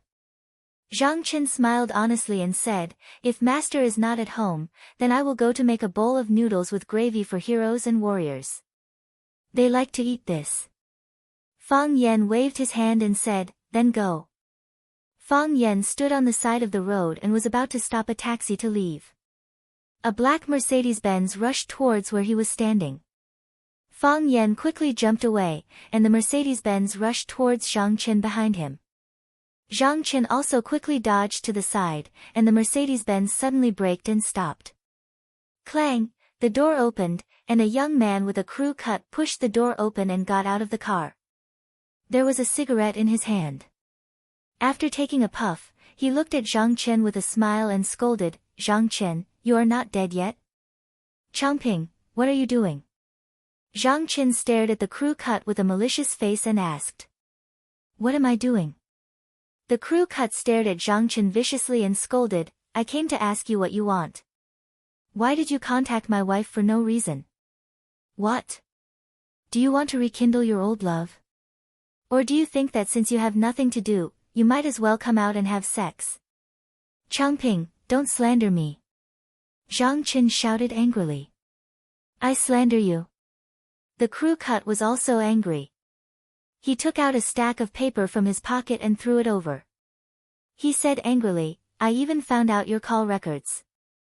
Do you dare to say that the number ending with 7878 is not yours, you bastard?" "We are not what you think." Zhang Chen's momentum was reduced. "Not what I think." The crew cut sneered. He turned around and ran to the side of the car, opened the back door, and dragged out a woman from inside. He said, "So what if it is not what I think? This bitch has admitted that she is in contact with you. Do you still want to deny it? Zhang Chen, you dare to make me a cuckold? Do you believe that I will kill you?" The woman was tall and sweet, but her eyes were purple and red, and there were many bruises on her face. Obviously, after her and Zhang Chen's call records were found, the husband and wife should have had some fierce physical conflict. "Changping, I told you that this matter has nothing to do with Zhang Chen. We were just chatting, nothing happened." The woman explained with red eyes. Slap. Changping slapped the woman's face and scolded angrily, "You stinking bitch, even now you are still speaking for him. Do you dare to say that there is no adultery between you two? Do you believe that I will beat you to death here?" Zhang Chen rushed toward Changping and shouted, "Changping, if you have anything to say, come at me. What's the big deal about bullying a woman?" Changping looked Zhang Chen up and down and said with a smile, "Come at you? Oh, I almost forgot. You are Hua City's MMA champion, my master back then. How can I attack my master?" Fang Yan looked at Changping and said, "We are not relatives or friends, this is purely the first time we have met. You came to attack me." Changping glanced at Fang Yan and scolded, "Where did you come from, idiot? Do you have the right to speak here? You want to stand up for your master? You don't have such a deep cultivation. Get lost. Go back to where you came from." Fang Yan's body moved, and he appeared in front of Changping. He grabbed him by the neck and slammed him against the hood of the Mercedes-Benz. Clang! There was a muffled sound, and a huge hole was smashed into the hood of the Mercedes-Benz. Chapter 207. Caught off guard, Changping was grabbed by Fang Yan, and his head was slammed against the Mercedes-Benz, making him dizzy. He mistakenly thought that Fang Yan was Zhang Chen's disciple, and that he had attacked him to please Zhang Chen. His heart burned with anger, and he roared angrily, "You bastard, how dare you hit me!" He had also learned mixed martial arts for a few years, and he felt that his skills were good. He twisted his body, trying to turn around and fight back. Unfortunately, no matter how hard he tried, his neck was still in Fang Yan's hands. Fang Yan's grip was not tight, but it was like a magnet, firmly sucking his neck, making it impossible for him to break free. Fang Yan did not let go of his neck, and after hearing his curses, he pressed his head down again and slammed it against the hood of the Mercedes-Benz. "Clang, I've already remembered you, I'll remember your face. Do you know who I am? I'll kill you. I'll kill your whole family.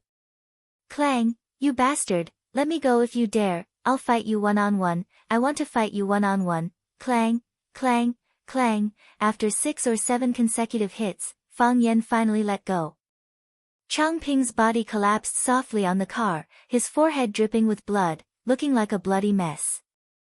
The hard hood of the Mercedes-Benz was dented, showing how fierce and heavy the impact just now was. Seeing this scene, everyone was shocked speechless. This handsome and gentle man, how could he be so crazy and violent? Fang Yan stared coldly at Changping and said, "I don't know who you are, and I don't care who you are.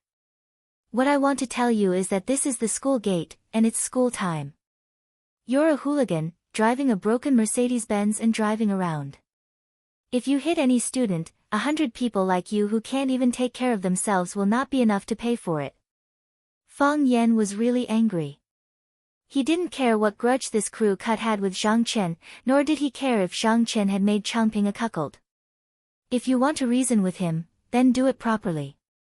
If you really want to, then arrange a place to beat up Zhang Chen. But why did you hit me with your car? I didn't offend anyone. I was just waiting for a taxi by the roadside. Why did you hit me with your car?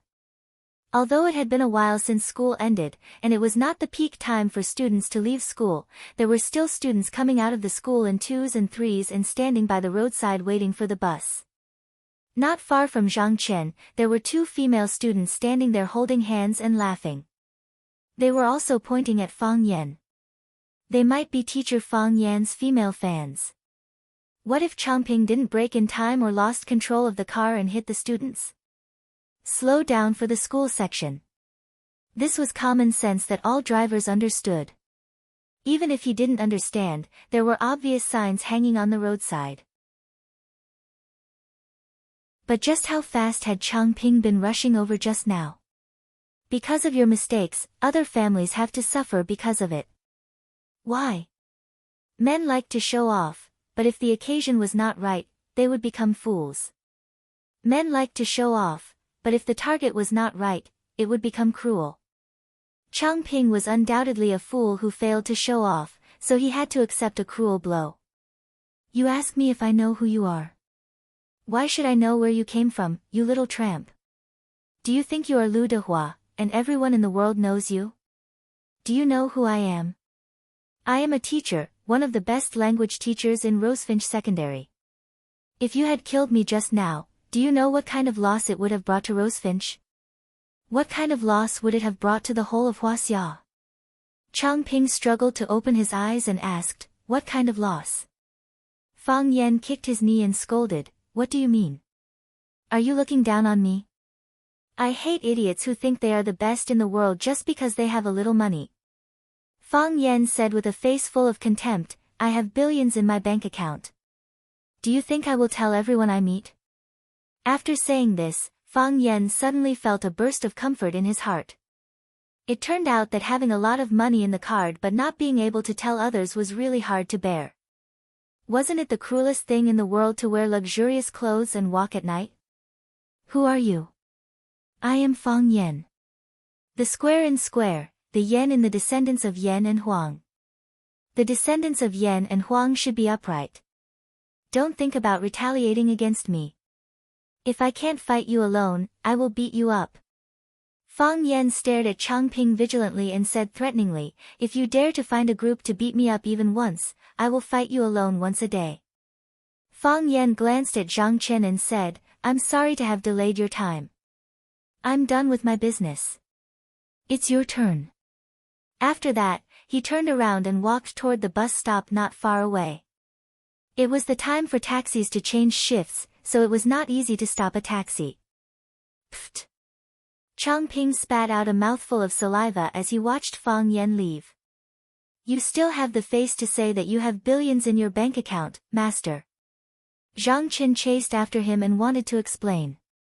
Fang Yan waved his hand and said, "Take care of your own business." Several girls chased after him and shouted sweetly, Mr. Fang, can you give me an autograph? I am just an ordinary language teacher. Don't treat me like a star. Where do you want to sign?" When Fang Yan pushed the door open and walked into the box, Li Mingqiang, Zhu Jian, and Qin Dahai had been waiting for a long time. Among the people present, Fang Yan's rank was the lowest.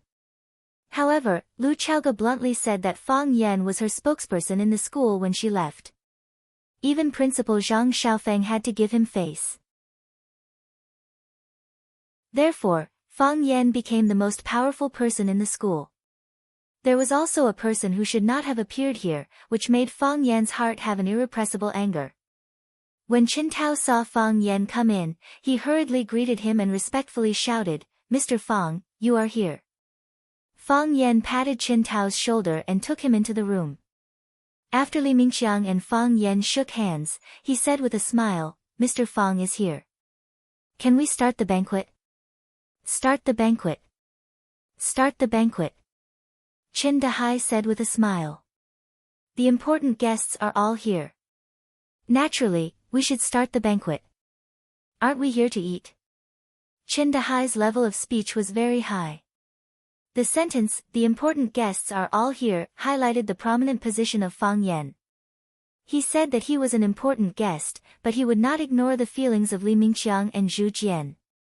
He was quite a smooth person. Li Mingqiang, Zhu Jian, and Qin Dahai pushed Fang Yan to sit at the head of the table. Fang Yan did not respond. He said that Li Mingqiang was the leader, and according to age, he was the big brother of everyone present, so he pushed him up. The wine was good, and the dishes were also good. Qin Dahai shouted at his son and shouted, "Qin Tao, you don't need to sit at the table. Stand behind Mr. Fang and pour wine for Mr. Fang. You are Mr. Fang's student. This matter has to be done by you." Qin Tao quickly stood up and ran behind Fang Yan. Fang Yan waved his hand and said, "Sit down and eat. There are too many etiquettes, and eating is tiring." "Mr. Fang, this is the old rule." "What is the saying again?" "A teacher for a day is a father for life." "A teacher is a father. Qin Tao is your student, and also your son. Isn't it natural for a son to pour a glass of wine for his father?" Qin Dahai insisted. Fang Yan did not insist. Li Mingqiang took the lead to raise his glass and said, "Come, it's rare for us to get together. Let's have a drink today." Fang Yan raised his glass and clinked glasses with them, and then lowered his head to eat. Li Mingqiang winked at Qin Dahai. Qin Dahai nodded and quickly walked to Fang Yan with his glass, and said with a smile, "Mr. Fang, when you first came to Rosefinch, I didn't know you very well, so there were a lot of misunderstandings and conflicts between us.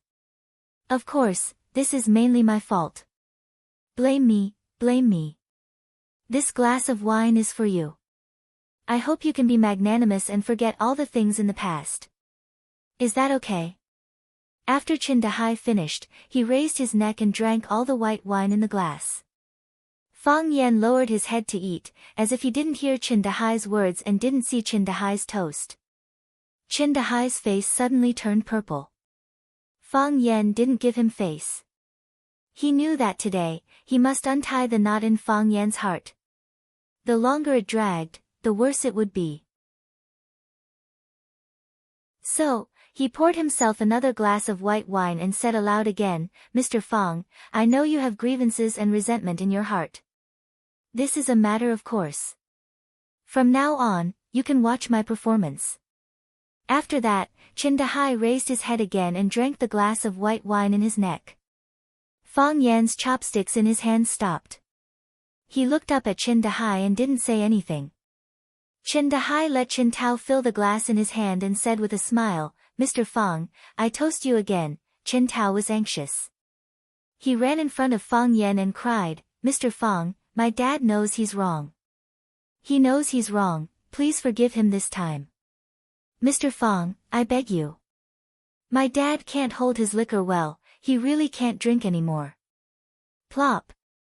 Chen Tao knelt in front of Fang Yan and pleaded with tears on his face. Li Mingxiang also persuaded and said, "Yes." Old Chen was confused for a moment. So he did something wrong. "Mr. Fang, can you forgive him this time? Didn't old Chen say it? Let's see his performance in the future, okay?" Zhu Jian opened his mouth, but in the end, he didn't say anything. He and Fang Yan hadn't been in contact for a long time, but he knew that this person was terribly stubborn. Once he decided on something, even 9 bulls couldn't pull him back. Fang Yan expressionlessly glanced at the crowd, and finally his eyes stopped on Chen Dahai's face. He said firmly, "I won't forgive."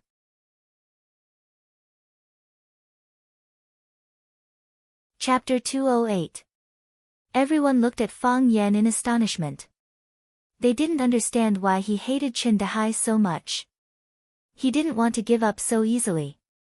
"I know it must be difficult for you to understand my thoughts," Fang Yan said, looking at Li Mingxiang and Zhu Jian.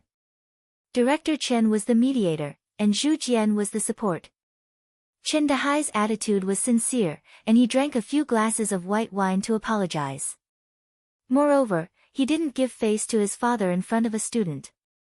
It must have left a deep shadow in his heart. He must have a deep grudge against me. According to normal people's thinking, I should look at the big picture and make the big thing small. I should let go of the past and pretend that nothing happened. Then we can eat and drink together. It's a perfect meeting. Even if it's just a superficial disguise, I should still do it. But I can't forgive you, Fang Yan said. To be honest, when I first came to Rosefinch, not only did I have conflicts with Teacher Chen, but I also had conflicts with Director Li. Li Mingxiang looked embarrassed and said, "Yes, at that time, we didn't know each other very well, so." Li Mingxiang secretly regretted it. If he had known this would happen, he wouldn't have agreed to let Chen Dahai get involved in this matter. Although he was now on Lu Chaoga's side, he had, after all, offended Fang Yan. The other party wasn't a guy who liked to play by the rules. Breaking the thin layer of protection in front of everyone was undoubtedly a hard slap in his face. Fang Yan waved his hand, indicating that Li Mingxiang didn't need to explain. He said, "Director Li and I should belong to the faction struggle. Director Li is Director Zhang's man, and I am Director Lu's man. Director Zhang's son has a problem with me, and Director Zhang also has a problem with me. I can completely understand you trying to kick me out of the school. Teacher Chen also tried to kick me out of the school. I can also accept this. You don't like someone, and you want to see what the eye doesn't see. I don't find it strange at all. Because I didn't like you at that time, and I also hoped that you would suddenly make a mistake and get fired. Director Li wants to kick me out, and so does Professor Chen. However, I have forgiven Director Li Mingxiang. Why am I not willing to forgive Teacher Chen?" Fang Yan looked at Chen Dahai and said, "Because I think your methods are too dirty. Teacher Chen, do you still remember what happened at the Sparrow Bridge that night? Chen Tao, Li Yang, and Zheng Guodong made a female student pretend that she was being bullied, and then lured me into taking the bait. To be honest, this matter is too dark. Even now, when I think about it, I still feel a chill in my heart and soul, and it's hard to quell my anger." Chen Dahai's lips trembled, but no words came out. Fang Yan was too smart. Extra explanations would only make people feel more disgusted. What kind of hatred do we have between us? Why would you set me up like this? If I wasn't me, if it were any other teacher, if I were Zhu Jian. Hearing Fang Yan mention the past, Zhu Jian's expression was also extremely ugly. How could he not be angry? How could he not hate them? No one knew better than him what kind of consequences it was, and no one understood better than him what kind of feeling it was. Anger, hatred, destruction, despair, and having nothing left. If Fang Yan wasn't Fang Yan, if Fang Yan had been successfully set up like him, then, at this moment, would Fang Yan still be sitting here eating and chatting with them? Because he had experienced that kind of thing, because he had suffered the consequences of that matter, because those few years were worse than death, because his family was broken up, Zhu Jian's heart was filled with hatred. He hated Jin Guodong, Li Yang, and Qin Tao. He hated Qin Dahai, Li Mingqiang, and Zheng Tiancheng. He hated all the B***stards who participated in this matter and ruined his reputation. However, he knew that his ability was limited, and his strength was weak. Even if he had hatred, he could only suppress it in the bottom of his heart. Because he still had to work, because he still had to eat. He drank and chatted with them, and he called them brothers. He told himself that a man should be flexible, and everything was for the sake of survival. However, Fang Yan chose a more extreme and direct way to deal with it. He didn't feel wronged, he didn't pretend to be polite, and he would never forgive. Mr. Fang, this matter was done by us, and it has nothing to do with my father. Qin Tao explained aloud. Qin Tao, you don't have to explain, Fang Yan interrupted Qin Tao's words and said, there are some things that everyone knows. It doesn't make sense for you to want to put all the blame on yourself. Teacher is not as stupid as you think. Have you thought about it? If you had succeeded in that incident, what would have happened to me? My reputation would be ruined, and I would have nothing left. No matter where I went, I would be ridiculed and pointed at my back. This approach was tantamount to completely destroying a person's life. There would be no more hope. Zhen Guodong got the punishment he deserved. Qin Tao and Li Yang performed well later, and the most important thing is that you are just an immature child. I am very angry that you did this kind of thing, but I am willing to give you a chance to turn over a new leaf. Teacher Chen, you have decades of work experience, and you are mature and quick-witted. You planned this kind of thing behind the scenes. Have you thought about the nature of this? Qin Dahai's face was ashen, and the hand holding the wine glass was trembling. The wine kept spilling out, and his mood at this time was extremely unstable. Fang Yan's voice was like a pair of scissors, a sharp sword, cutting open wounds on his skin and flesh, and then he used a sharp arrow to cut open his flesh from those wounds, peeling off the whole skin from the body. He was like a skinned clown, standing naked and dripping with blood in front of Fang Yan, standing in front of everyone. Teacher Chen, at that time, you were more powerful. You had connections and backing, so when you made your move, you were unscrupulous and did everything you could. Yes, now that I have some advantage, you are worried that I will retaliate, so you invited me to dinner, and you apologized to me. If you once again have the upper hand, or if I accept your apology, I will become another Zheng Tiancheng standing behind you. If there are other teachers who have offended you, what kind of method will you use to deal with them? That kind of evil thing, or something even dirtier than that, will happen again. Teacher Chen, tell me, should I forgive you? Fang Yan dragged Qin Tao up from the ground, and said, in the future, don't involve children in adult matters. The muscles on Li Mingxiang's face twitched again. At that time when Qin Dahai wanted to bring Qin Tao out, he felt that it was somewhat inappropriate. What's the use of letting children get involved in adult matters? But Qin Dahai said that Qin Tao was Fang Yan's student, and letting him follow to serve tea and toast was what he should do. Li Mingxiang thought that if Fang Yan valued friendship, seeing that Qin Tao was his student, he would have a better impression of Qin Dahai. Unexpectedly, it backfired. Not only did Fang Yan not see the face of Qin Tao being Qin Dahai's son, but he was even more displeased with Qin Dahai for playing his own son card. Qin Dahai, why are you so unlucky? Fang Yan walked in front, and Qin Tao followed behind Fang Yan with his head down. The teacher and the teacher slowly walked in the direction of the school. Do you hate me? Fang Yan asked. No. Qin Tao said. Do you hate your father? don't hate him either. Fang Yan said, because he is your father. Mr. Fang, I don't know if I should hate him or not.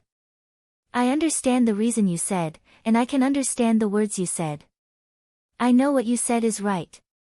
I am angry at my father, and angry at myself. But I don't know what to do. When he begged you for your forgiveness, I felt that my father was very pitiful. This world is like this. We pay attention to the law of the jungle, and we also pay attention to karma. The strong eat the weak, and what you sow will reap what you sow. The reason why your father is pitiful is that he was too unscrupulous before. Everyone should be punished for doing something wrong. If I forgive him this time, then he feels that the cost of the crime is nothing. At most, he will apologize again and be forgiven again. What kind of path will he eventually take? What about those who were framed by him? I can't forgive him, and I don't dare to forgive him. Because I am worried that I will be hurt by such a person again, and I am also worried that another me will be framed by such a person. Fang Yan stopped and turned to look at Qin Tao, saying, You are my student. So there is a sentence I want to give you. I don't ask you to be a righteous and brave person, but at least, please be a sunny and kind person. I don't believe in God, but I believe that if you do too many bad things, you will meet someone who can fix you. Chen Tao nodded seriously and said, Mr. Fang, I understand. I know I was wrong. I will not let you down in the future. Fang Yan patted Chen Tao's shoulder and said, Also, don't easily kneel in the future. Kneel to the sky, kneel to the earth, kneel to your parents, kneel to your teacher. Teacher, this is not shameful, Chen Tao said. Fang Yan's expression was stunned, and he said, This flattery really hit my heart. Good job, keep it up. The master and disciple looked at each other and laughed. When Fang Yan opened the door and entered the house, he found that there were guests in the house. Zhang Chen and the woman were sitting on the sofa in the living room, waiting. Seeing Fang Yan come back, the two quickly stood up to greet him, their faces full of uneasiness.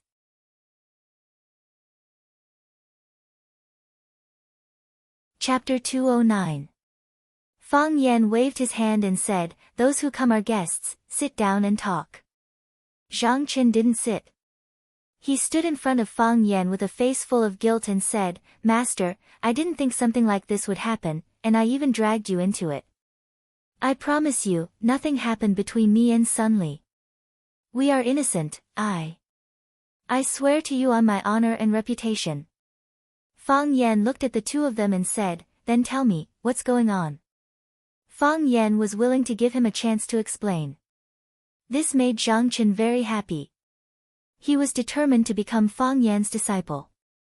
If the incident with Chang Ping caused Fang Yan to misunderstand his character, then his path to becoming Fang Yan's disciple would be completely blocked. However, when it came to explaining the past, Zhang Chen's expression was full of sorrow and he couldn't speak for a long time. How could he pick up the grains that had rotted in the mud one by one? Sun Li sighed and said, Let me explain. Zhang Chen loved martial arts since he was a child, and he learned kung fu from Sun Rulong, a martial arts master in Huacheng. Sun Rulong was very fond of Zhang Chen's talent and thought highly of him. He taught him everything he knew. Zhang Chen gradually became famous in Huacheng's mixed martial arts world, and he quickly became the symbol of the Rulong martial arts school with Sun Rulong as its master. Sun Rulong had a son and a daughter. His son, Sun Chang, avoided martial arts like a scorpion, while his daughter, Sun Li, loved martial arts as much as her life. Sun Li's kung fu wasn't good, but she had a good impression of Zhang Chen, who was highly skilled in martial arts. The two of them gradually became an enviable couple. Later, Sun Rulong became old and weak and couldn't teach any disciples, so he handed the Rulong martial arts school to his most valued disciple, Zhang Chen. When Zhang Chen opened his dojo to accept disciples, Chang Ping was one of the first disciples to become a disciple of Zhang Chen. When Chang Ping first arrived, he was very low-key. He was diligent, eager to learn, and devoted to martial arts. He was extremely respectful to his master, Zhang Chen, and was generous to his fellow disciples and his master's wife, Sun Li. He won everyone's favor, including Zhang Chen and Sun Li, who liked Chang Ping very much at that time.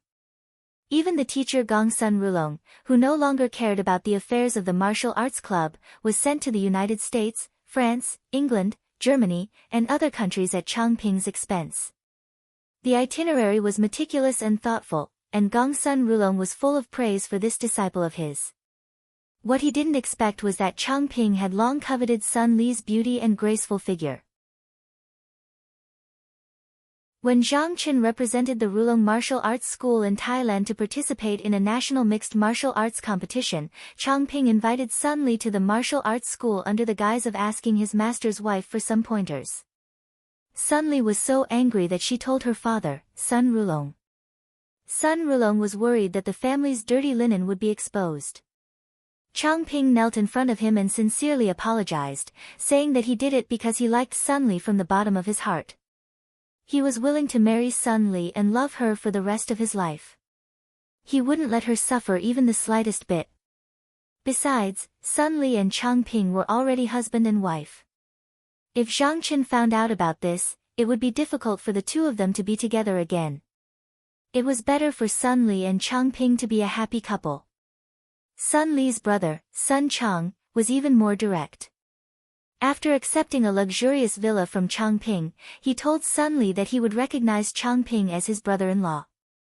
Moreover, since Sun Li and Chang Ping had already slept together, Sun Chang was already his brother-in-law. When Zhang Chen returned home after his victory, he found that everything around him had changed. His beloved girlfriend was engaged to his most valued disciple, and he, the person involved, was not informed by anyone. He was so angry that he wanted to destroy the world. One night, when Chang Ping was sending Sun Li home, Zhang Chen blocked his way and beat him up, almost beating him to death in the dojo. Sun Li was worried that Zhang Chen would kill someone and cause trouble, so she knocked him out with a spear from behind.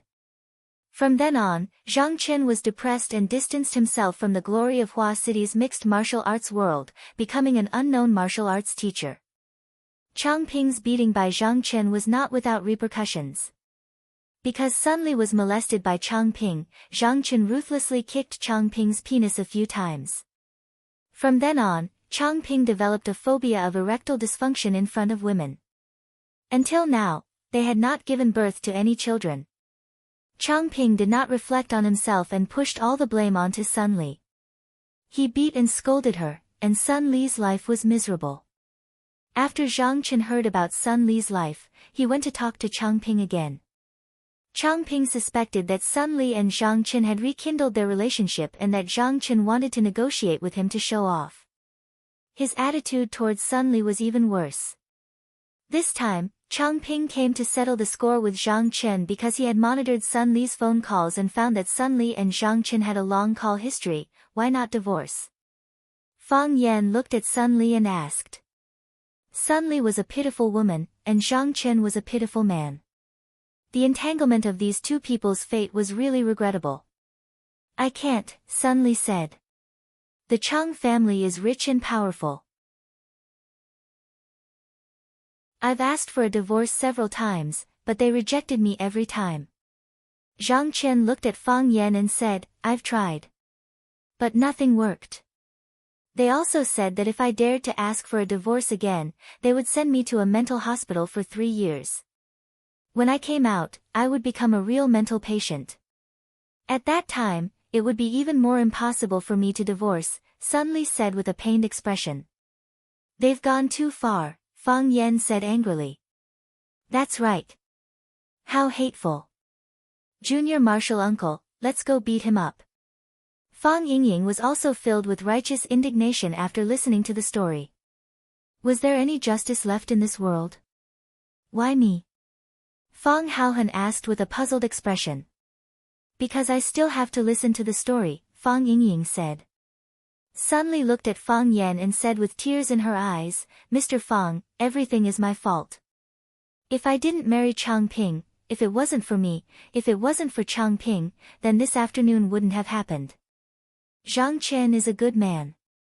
Not being able to marry him is the biggest regret of my life. I've been like this for the rest of my life, but Zhang Chen is different. He no longer has anything to do with me. We haven't been in contact for many years. He found out from a former student that my life isn't going well, so he wanted to help me. He likes to learn martial arts, and he really wants you to be his disciple. If possible, I hope this incident won't affect your opinion of him. I believe he's a very good disciple. He's very talented, and he definitely won't let you down. Sun Li looked at Zhang Chen and said with determination, from now on, you don't have to care about my affairs anymore. Don't think about it, don't listen, pretend you don't know. We've stopped interacting for a long time, and we won't contact each other again. I know what your dream is, so try your best to achieve it. I wish you success. As she spoke, large teardrops rolled down her cheeks. Then, she bowed deeply to Fang Yan, turned around, and ran out the door. Zhang Chen glanced at Fang Yan, then quickly chased after her. Fang Yingying and Fang Haohan looked at each other, then Fang Yingying said, Zhang Chen is so pitiful. Yeah, Fang Haohan echoed. So pitiful. Fang Yan was silent, as if he didn't understand the meaning behind the two brothers' words. Half an hour later, Zhang Chen returned. Sun Li was nowhere to be seen. Fang Yan stood up and said, come take a walk with me in the yard. Zhang Chen nodded and followed Fang Yan out. Do you still like her? Fang Yan asked. Zhang Chen was stunned. He didn't expect Fang Yan to ask him such a question. He nodded, and then shook his head. You don't know either? Fang Yan asked. I don't know, Zhang Chen said.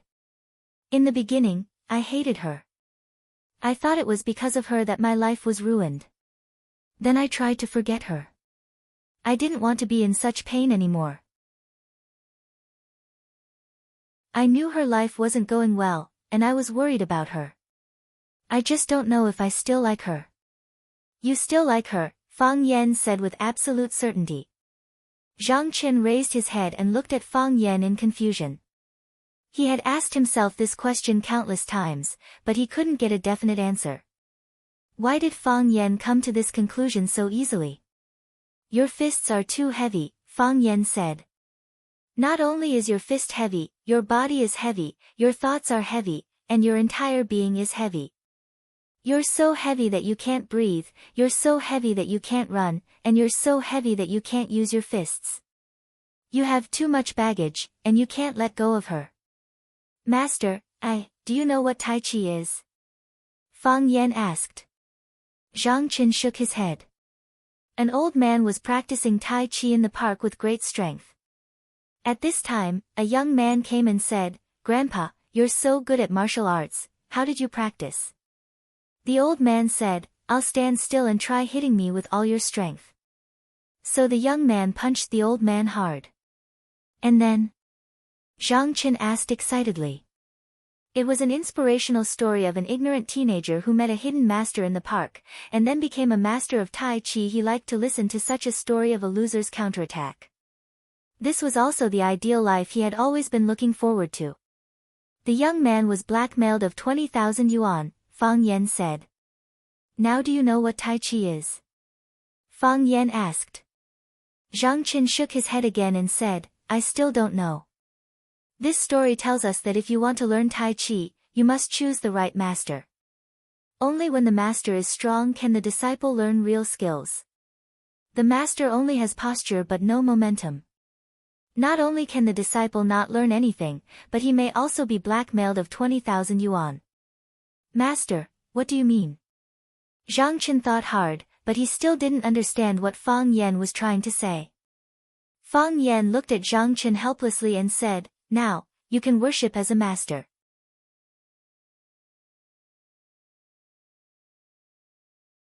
Chapter 210.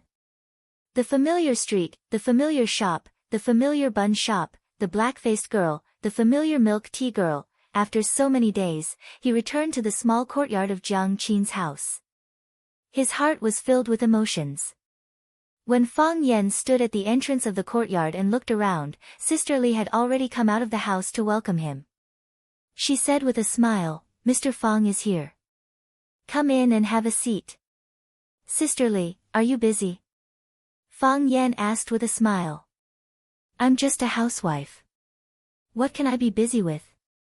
Sister Li stepped forward and pulled Fang Yan's hand. She said, I know that Mr. Fang is busy, so I still invited Mr. Fang to come over. Mr. Fang, you can't be angry with Sister Li. The housewife wasn't too scheming, but she was very familiar with welcoming guests. Sister Li's attitude towards Fang Yan was warm and polite. It was as if they got along well in the past and nothing had happened. That's exactly what I wanted. I haven't eaten the dishes cooked by Sister Li for a long time. Fang Yan said with a smile. If you come every day, I will cook for you every day. Sister Li said straightforwardly. Fang Yan smiled and didn't answer. He knew that if he really came every day, perhaps Sister Li would raise the mop to chase him away again. After Sister Li poured a cup of hot tea for Fang Yan, she sat down on the sofa opposite Fang Yan. Fang Yan, Sister Li asked you to come over. There's something I want to discuss with you. Sister Li looked at Fang Yan sincerely and said softly. Sister Li, if there's anything, just say it. Fang Yan said, if I can do it, I will help you. If I can't do it, I will also tell you the reasons why I can't do it. It's like this. When Jiang Qin came back these days, he kept telling me that he wanted to drop out of school and learn the Guzheng Yangqin. He also said that he wanted to enter the entertainment circle and become a big star in the future. Sister Li looked worried and embarrassed. She said, how can that be? Jiang Qin had one more year before the senior high school entrance examination, so he couldn't relax at this time. Otherwise, not to mention a famous high school like Rosefinch, I'm afraid I won't be able to get into any other high school. Holding the teacup, Fang Yan looked at Sister Li and asked patiently, Sister Li, have you talked to Jiang Qin? We talked about it.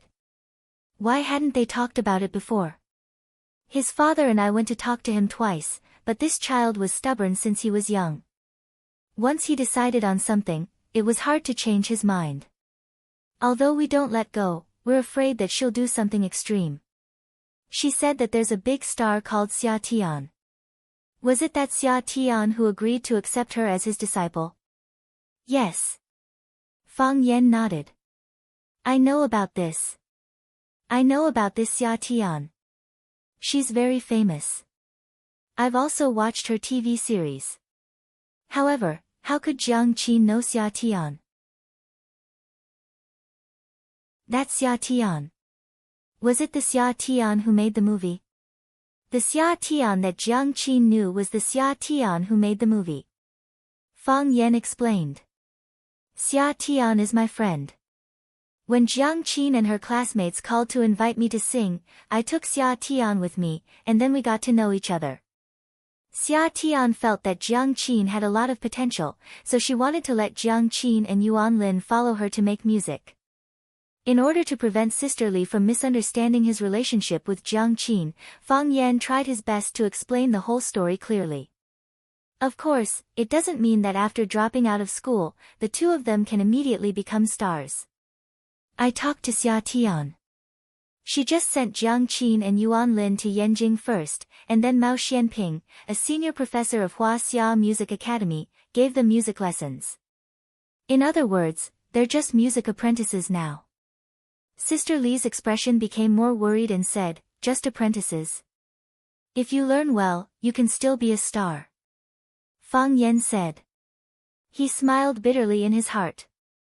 When Sister Li heard that her daughter was going to be a star, she was worried that her daughter would be cheated.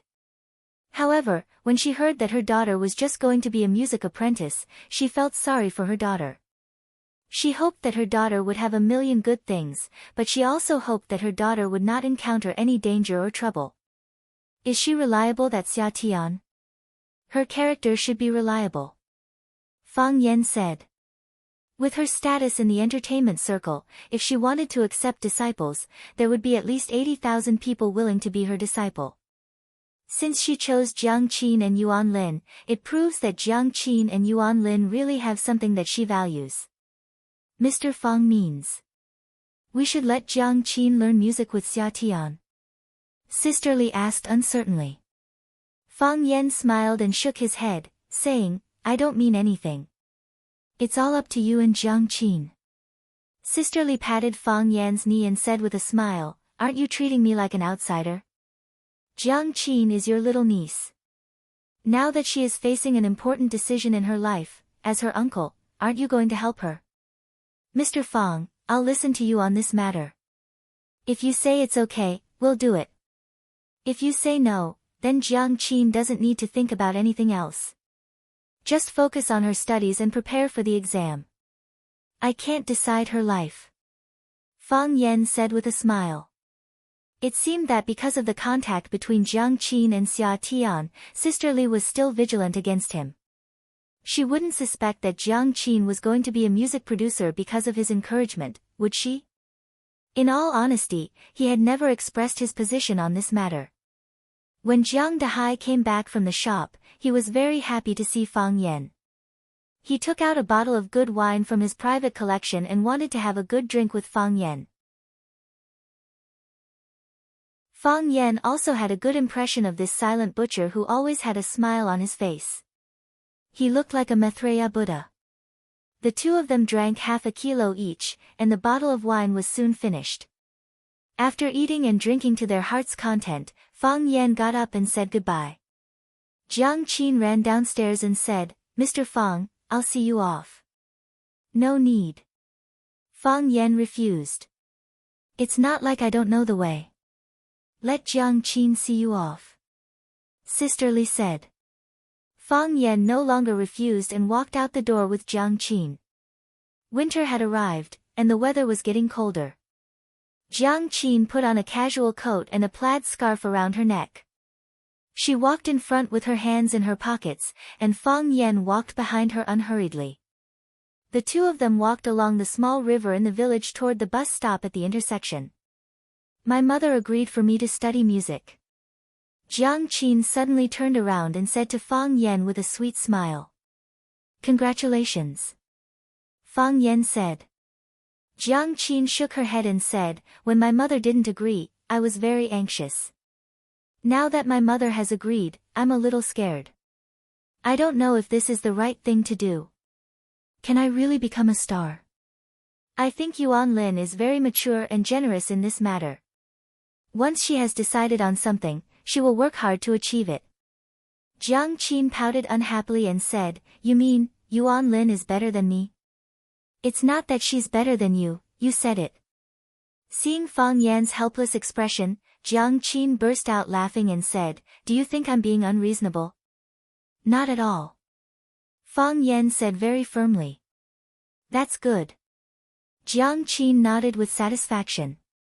Mr. Fang, if I really want to study music, I'll have to go to Yanjing. Yanjing is so far from Huacheng. When I come back, will you still be the current teacher Fang Yan? Of course, I'll still be the current teacher Fang Yan said with a smile. Could it be that I can become another teacher Fang Yan? A single teacher Fang Yan? A single teacher Fang Yan said with a nod. Jiang Qin was overjoyed at once and said, I'll remember what you said. When I come back from Yanjing, I want to see a single teacher Fang Yan. You have to do what you said, or else I won't be polite to you. Of course. Fang Yan nodded. Who dares to offend the butcher's daughter? Annoying. Jiang Qin said coquettishly. They arrived at the bus stop. Fang Yan signaled Jiang Qin to go back and rest. Jiang Qin stood still and said, I'll wait for you to get on the bus.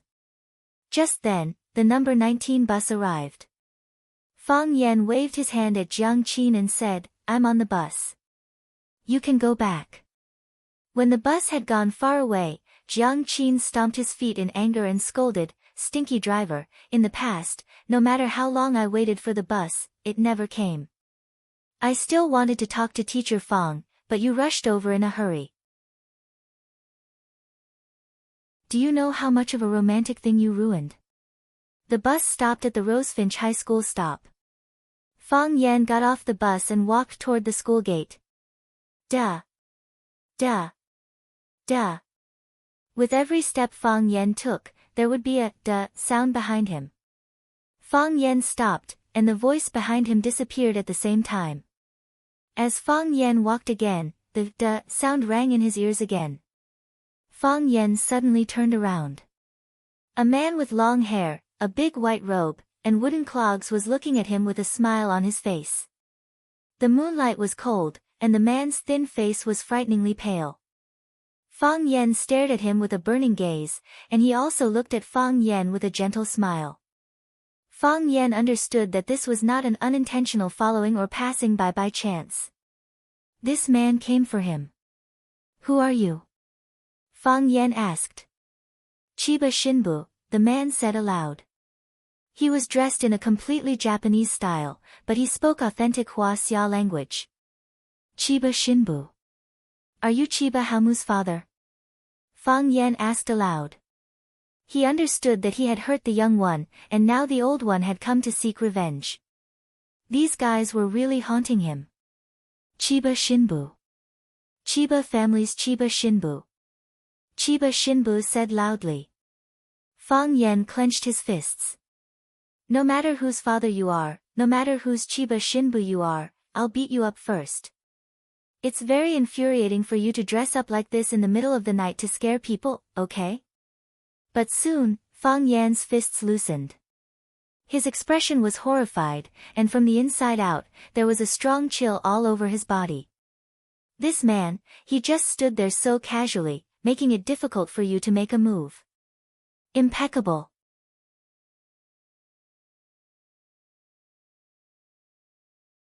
Chapter 211. Hitting the head wasn't right, hitting the chest wasn't right, and hitting the groin wasn't right either. Fang Yan had 10,000 ways to attack, but it seemed that every attack could be intercepted and counterattacked by the opponent.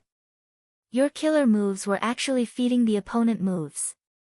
Chiba Hiroshi, known as the Light of the North Star, and the #1 swordsman in Japan, had actually reached the absolute wall realm in defense.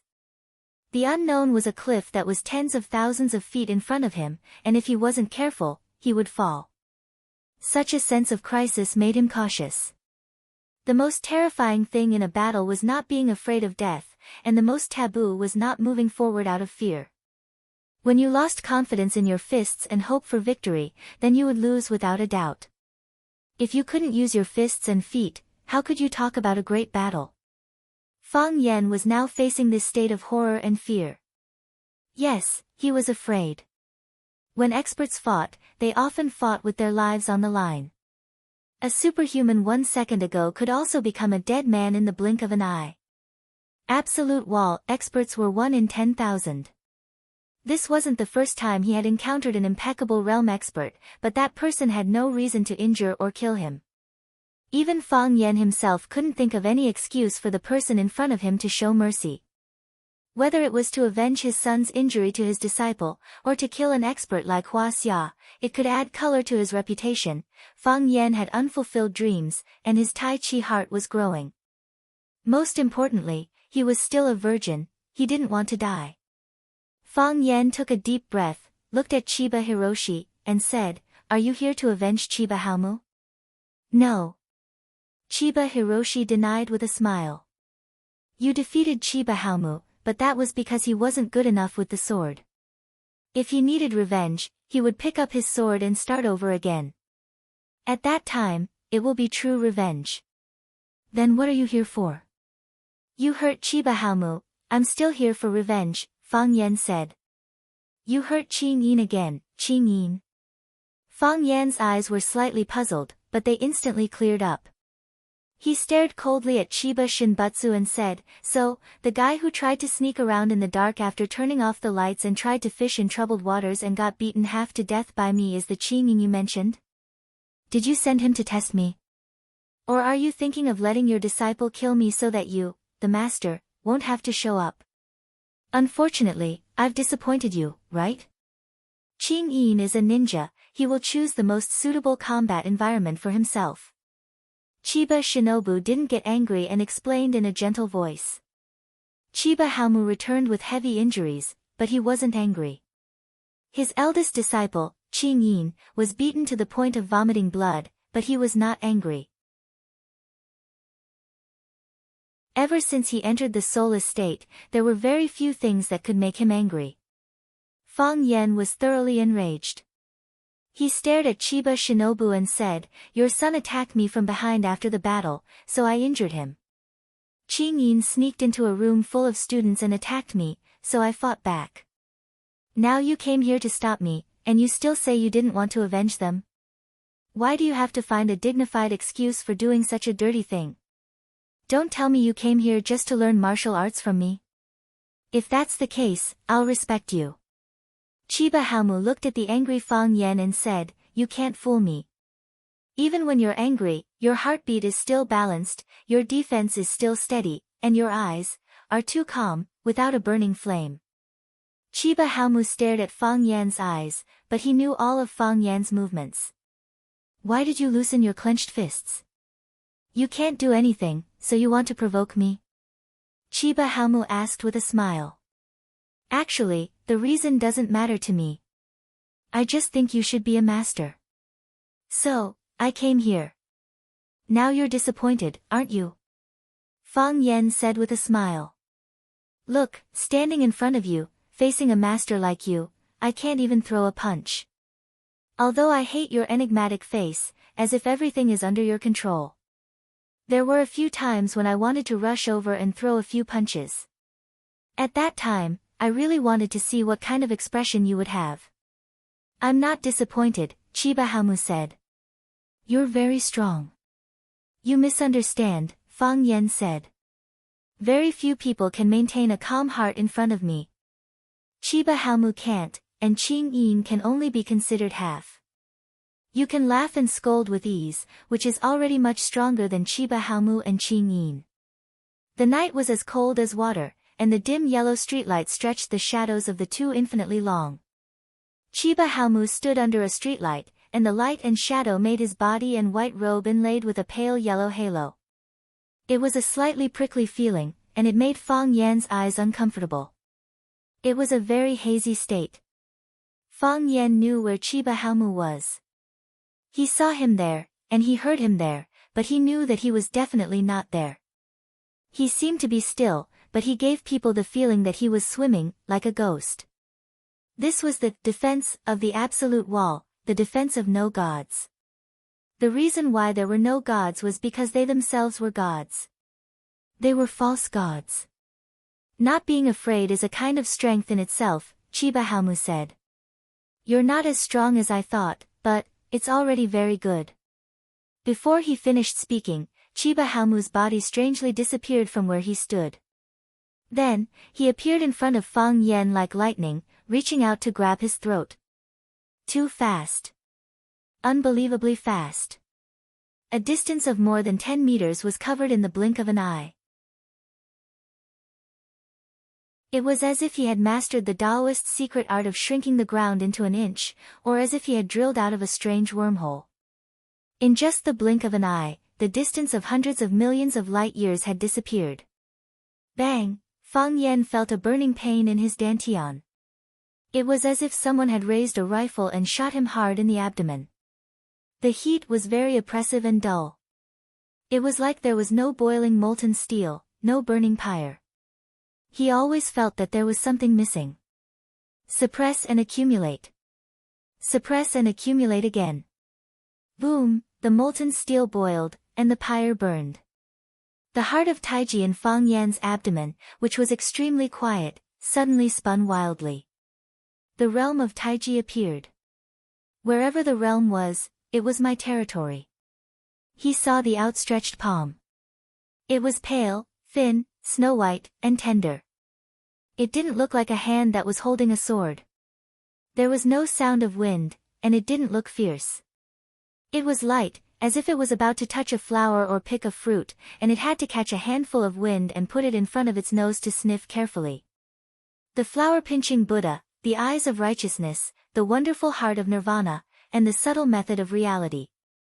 The body of the telephone pole became twisted and tilted, and the light of the street lamp became dark and gloomy. Everything around him had undergone a strange change. Whoosh! Fang Yan took a step back. It was just this step. Chiba's attack failed, and Fang Yan's realm of Taiji disappeared. It was silent again. When Fang Yan sensed the extremely dangerous process of life and death, Chiba Shinobu's figure returned to its original position. It was exactly the same position as before, as if he had never left. What is this? Chiba looked at Fang Yan with a puzzled face. At his level, a sword was a sword, a knife was a sword, a fan was a sword, and so were chopsticks. A leaf or a flower was a sword, and so were his fingers. Just now, when he clawed at Fang Yan's throat, it was actually the claw sword that stabbed at Fang Yan's throat. A sword came, the heavenly flying fairy. Even some of the kendo experts he had defeated in the East Ocean were flustered when faced with this move of his claw sword, and they retreated several meters away. However, the guy in front of him, who was much younger than them, just dodged one step. Just by dodging one step, he had managed to avoid the 32 consecutive attacks of his chi. Heart of Taiji, Fang Yan said. Heart of Taiji. Chiba chewed on this word seriously. There was a huge difference between Huaxia and East Asia's martial arts. East Asia focused more on the extreme cultivation of fists and weapons, but Huaxia was the birthplace of Taiji. He didn't understand the various realms and miracles of Taiji, but he understood everything. With his cultivation in sword path and chi path, he could easily understand what Fang Yan meant by those words. Using inner force to fight external force, and external force to build inner force.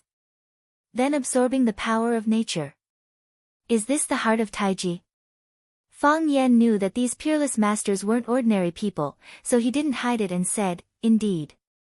It's rare and precious at such a young age. I don't understand the situation in Huaxia, but if it was in East Asia, you would be the first person of your generation. Fang Yan smiled and said, I just dodged one of your moves, and you put me in this position.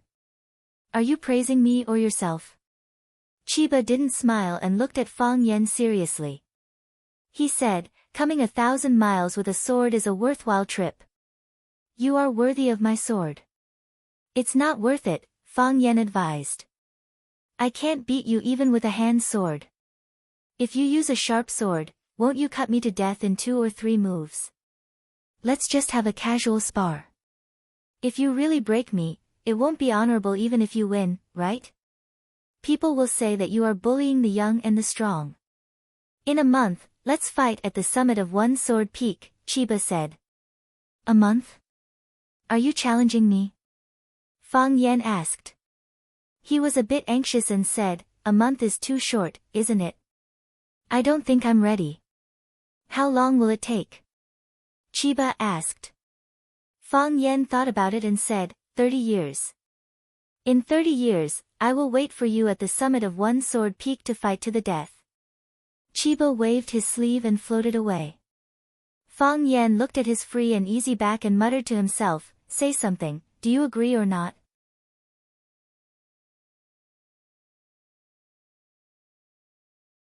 Chapter 212.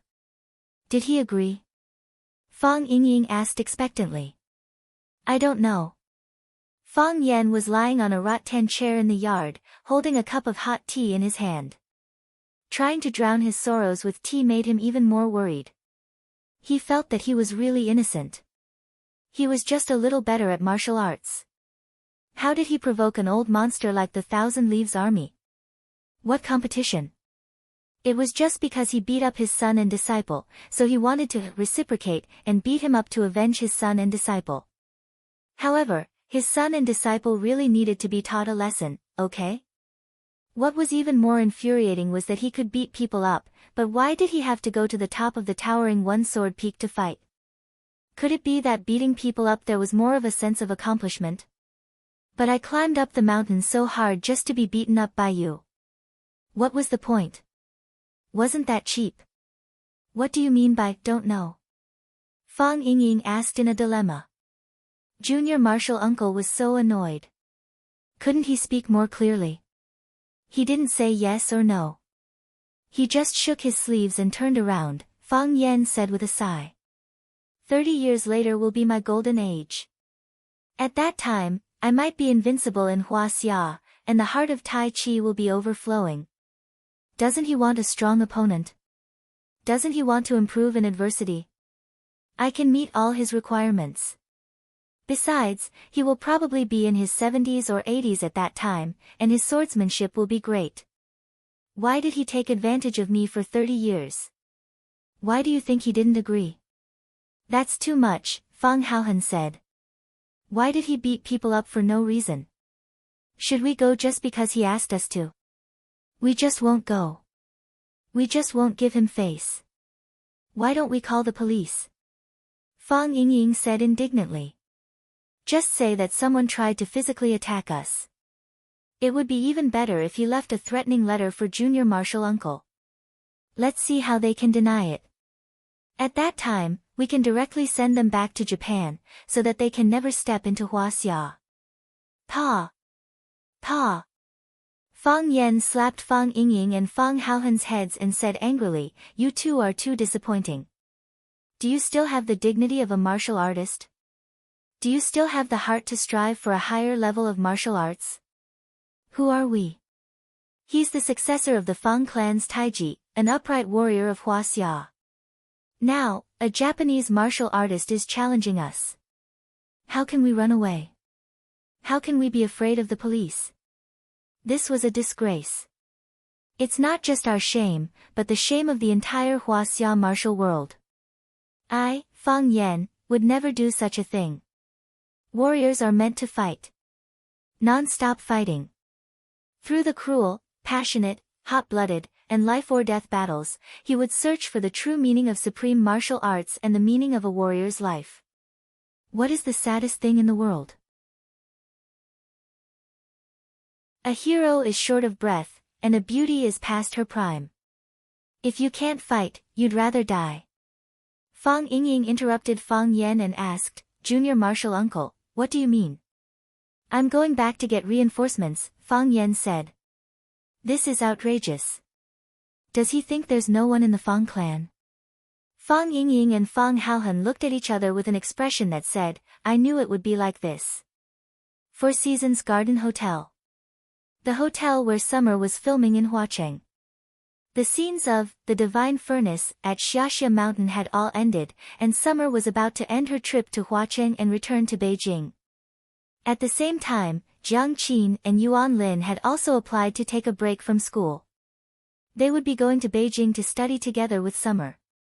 In the Chinese restaurant of the hotel. Lily private room.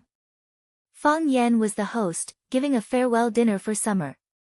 At the same time, it was also to bid farewell to Jiang Qin and Yuan Lin, the two girls who had a close relationship with Fang Yan.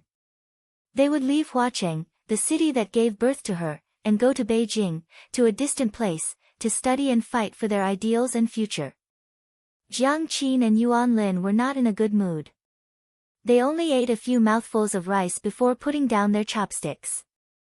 The rest of the time, they silently watched Fang Yan and Summer chat. Xia glanced at Jiang Qin and Yuan Lin and said with a smile, "It seems like the two of you are very reluctant to leave Mr. Fang. My charm is not as great as Mr. Fang's, but none of you are willing to come with me." It was originally just a joke to liven up the atmosphere, but it unexpectedly made Jiang Qin and Yuan Lin's expressions a little unnatural. Although they had only known Fang Yan for a short period of time, they were very dependent on him. Speaking of love, it was too far away. They were too young, and probably didn't even know what love was. However, they did like to be with Fang Yan. This was because Fang Yan was different from the boys they knew. "Sister, we just can't bear to part with Mom and Dad." "It's not that we can't bear to part with Mr. Fang," Jiang Qin retorted with a red face. Originally, Jiang Qin and Yuan Lin wanted to call her teacher Xia, but Xia felt that it wasn't good for her to call her big sister, which made her look younger. Jiang Qin and Yuan Lin also felt that it was better to address her this way. Their relationship was closer, unlike the title of teacher, which always separated them by a layer of dignity. "That's right. Originally, my mom wanted to send me off, but she kept wiping her tears. I felt uncomfortable watching her, so I didn't let her send me off." Yuan Lin echoed. "Alright, Alright, I was just joking. Why did the two of you take it seriously? Xia Zhi said with a smile. Don't be so sad. Although the distance between Yanjing and Flower City is very far, it's only 2 hours by plane. If you want, you can fly back every day to see your parents. Of course, you can't affect your studies. Xia looked at Fang Yan and said, I've already greeted teacher Mao Xianping. He's a highly respected musician in the industry and also my first music teacher. I told him on the phone that I had sent him 2 good seedlings, and he was very happy. He's retired from school now, so he can spend more time teaching students. As for how much they can learn, that will depend on Jiang Qin and Yuan Lin's own luck. Sister, don't worry. Since we have chosen this path, we will definitely work hard. Yuan Lin said with incomparable determination. Yes, we have already thought it through. We want to be the #1 ancient instrument player in Huaxia. Jiang Qin's goal for the future was even more dazzling and brilliant. Fang Yan raised his wine glass and said, I wish you success. Cheers. Cheers. The wine glasses in everyone's hands collided with each other.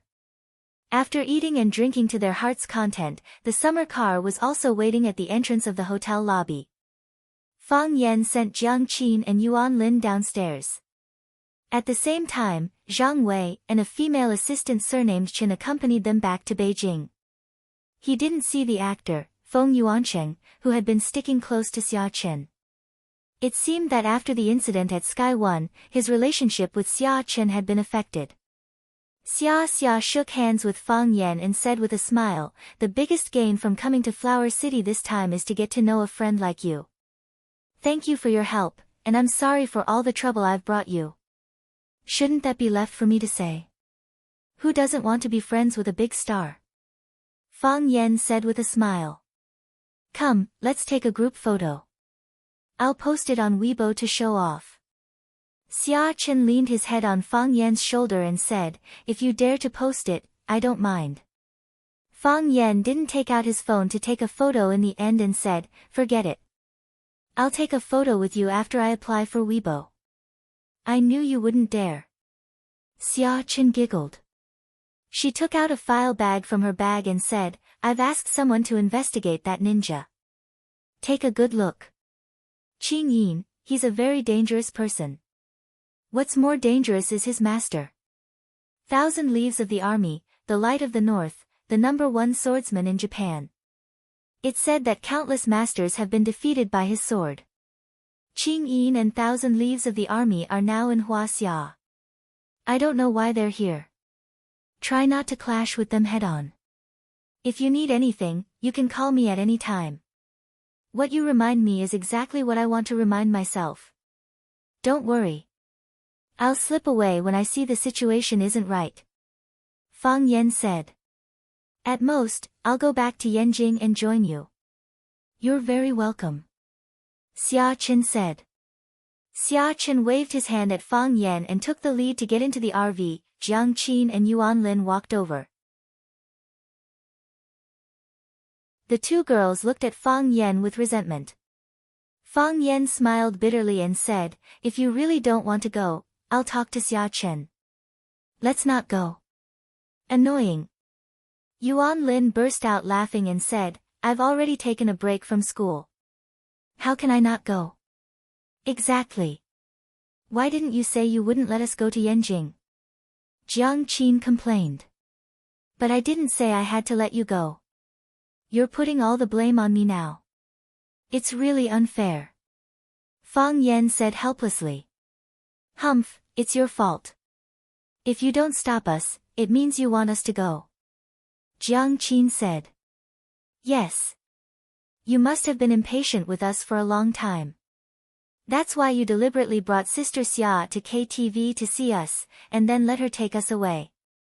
Yuan Lin glanced at Fang Yan and said, Mr. Fang, you must visit us in Yanjing when you have time. All right. Fang Yan nodded and said. Yuan Lin glanced at Jiang Qin and said, I know you must think I'm an eyesore. Then I'll get in the car first. Jiang Qin was extremely angry, but there was nothing he could do to his best friend. Little girl, study hard. Fang Yan looked at Jiang Qin and said, just like you said, become the #1 ancient instrument player in Huaxia. I will work hard. Jiang Qin nodded and said. Her eyes bravely looked at Fang Yan and said, Mr. Fang, I lied just now. What? Sister Xia asked us if we couldn't bear to leave you, and I said no. In fact, I really couldn't bear to leave you. Jiang Qin took off the plaid scarf around his neck and quickly wrapped it around Fang Yan's neck and said, this is for you. The girl turned around and ran away like a frightened rabbit. She got into the RV without looking back. The RV slowly opened and soon disappeared from Fang Yan's sight. Fang Yan looked down at the wool scarf around his neck, with an ambiguous body temperature, and a fragrance like an orchid came to his nose. That was youth.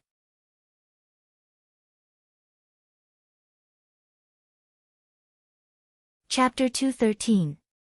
The auditorium was filled with a dense crowd. More than 200 students and dozens of teaching staff were gathered together, waiting for the class to officially start. Today was the day that Fang Yan would give the first-year students a big class. According to the school's schedule, there were 6 classes: Class 1, Class 3, Class 5, Class 7, Class 9, and Class 11. The reason why the order was messed up was to make the grades of the students more uniform. After all, when Rosefinch recruited students, it was based on their grades in the senior high school entrance exam. The best students were naturally in Class 1, the slightly worse ones in Class 2, and the even worse ones in Class 3, so on and so forth. It wouldn't be appropriate to give lessons to the students with the best grades or the students with the worst grades at the same time. Although Fang Yan would treat every student equally, the students in the later classes would definitely think that the school or teacher Fang Yan was biased and unfair to them. In class, Fang Yan had been teaching the students that there were many unfair things in this world, but he would try his best to pursue the word fairness in dealing with people. The students were here for class, while the teachers were here to learn or to find fault. High school was different from university. In university, it was normal for professors to give big classes to students. However, high school focused more on teaching in small classes, and the students' enthusiasm for learning and discipline during class were stricter and more demanding. If the students didn't study well during the big classes and didn't follow the class rules, how could they get into the best university? If they couldn't get into the best university, how could they have the best future? However, the school had made such a decision to let Fang Yan give a big class to all the first-year students. This was undoubtedly a hard slap to the faces of the other language teachers. Fang Yan was a treasure, and they were trash. Could it be that they had been misleading the students in the past? How could they be convinced by this? Hence, these teachers rushed over together. They wanted to see what kind of new knowledge and inspiration Fang Yan, Rosefinch's king of teachers, could bring to the students. If Fang Yan wanted to get by perfunctorily, then they would have to take this opportunity to launch a fierce counterattack against Fang Yan and the school's higher-ups. The class was scheduled for 2 hours from 7 to 9 in the evening. There was a 15-minute break in between. It was already 6:50 p.m., but the teacher, Fang Yan, was nowhere to be seen. It's almost time. Why isn't teacher Fang Yan here yet? Hee, I've long heard of teacher Fang Yan's name. Now, I have the chance to become his student. Let's see what kind of surprise he has for us today. Huang Haoren, has Mr. Fang ever been late to class before? Do you want to make a call and ask? The students of Class 9 discovered that they had suddenly become the focus of everyone's attention and eye-catching stars. If anyone had any questions, they would ask the students of Class 9. The auditorium was noisy, and the students were talking about it. It was as chaotic as a wet market. The last row of the auditorium was unusually quiet. More than a dozen Chinese teachers sat side by side, looking at the students in front of them and maintaining minimal communication. The language teacher of Class 3, Li Xinhua, was sitting next to Zhang Yu. Looking at Zhang Yu sitting there with a gloomy face, he didn't know what she was thinking. She looked like she shared a common enemy with him. He said angrily, "Look, is this still a lesson? The classroom is as noisy as a wet market. The students can't calm down. How are we going to start the class later?" Zhang Yu glanced at Li Xinhua and said, "Maybe Mr. Fang has some tricks up his sleeve." Ever since Class 1 lost to Class 9 in the last language competition, Zhang Yu felt that he couldn't lift his head in school. He was also forced by the bet to go to the school's radio station to read the apology letter, which he regarded as the shame of his life. This made him hate Fang Yan to the bone. That **T, flying ash fertilizer, jingle, was it something an ordinary person could read? That was too much. It was also because he lost so badly last time that Zhang Yu didn't dare to be too full of himself. Otherwise, he might be the one to lose face. I want to see what new things he can teach the students today. Li Xinshu said with a face full of sarcasm, "If the students are not satisfied, we have to report it to the school. Even if Mr. Fang has a close relationship with a certain school board member, he can be the vice principal or directly the principal. As a teacher, wouldn't that be misleading the students?" Zhang Yu had also heard of the scandal between Fang Yan and the school board member Lu Chaoge. The truth of the matter could be ignored, but in his opinion, Fang Yan did have some ability. Otherwise, how could the Class 1 he led lose to Class 9? It should be known that this time Class 1 lost not because Class 1 didn't do well, but because Class 9 did too well. Class 1 performed well as a whole this time. Except for Qin Etienne and Tang Cheng, the other students still performed at their best level in Rosefinch. Zhang Yu didn't like Fang Yan's character, but he didn't think that Fang Yan was an idiot without real ability who relied on women to get ahead. "Let's wait a little longer," Zhang Yu said. "Time's up." Ta! The light above the auditorium's rostrum lit up. A lonely spotlight. Fang Yan walked out from the backstage on time. The spotlight followed him all the way, like a bright sun following his head. He was wearing a black Rosefinch Chinese tunic suit. The jacket was unbuttoned, revealing the snow-white shirt inside. His hair was combed casually, and there was a gentle and charming smile on his face. At this time, Fang Yan had the elegance of a knowledgeable person. He was elegant and handsome. His appearance alone caused the students to scream and applaud enthusiastically. "Mr. Fang, you're so handsome." "Lu Dehua, Mr. Fang, you look like Lu Dehua, like Tang Zhong." "He can even pretend to be a woman." "Tang Zhong is the handsome one." Li Xinhua curled his lips and sneered, "Are you here to teach or to sing? You don't look like a teacher. You look more like a third-rate singer trying to please the crowd." Zhang Yu frowned slightly and didn't answer. Fang Yan held the microphone in the corner of his clothes and glanced at the students below the stage with a smile. The students looked up at Fang Yan with the same inexplicable smile on their faces. Even though Fang Yan hadn't started his lecture, both the teacher and the students already felt that this would be a pleasant night. They didn't feel any pressure when facing their teacher, Fang Yan, nor did they feel a sense of urgency to learn. They were like close friends who just gathered together to chat. "What is Kung Fu?" Fang Yan asked. The microphone spread his voice to every corner of the auditorium. The audience suddenly became silent. Could it be that the class had officially started? What did this question mean? They weren't here to learn Chinese.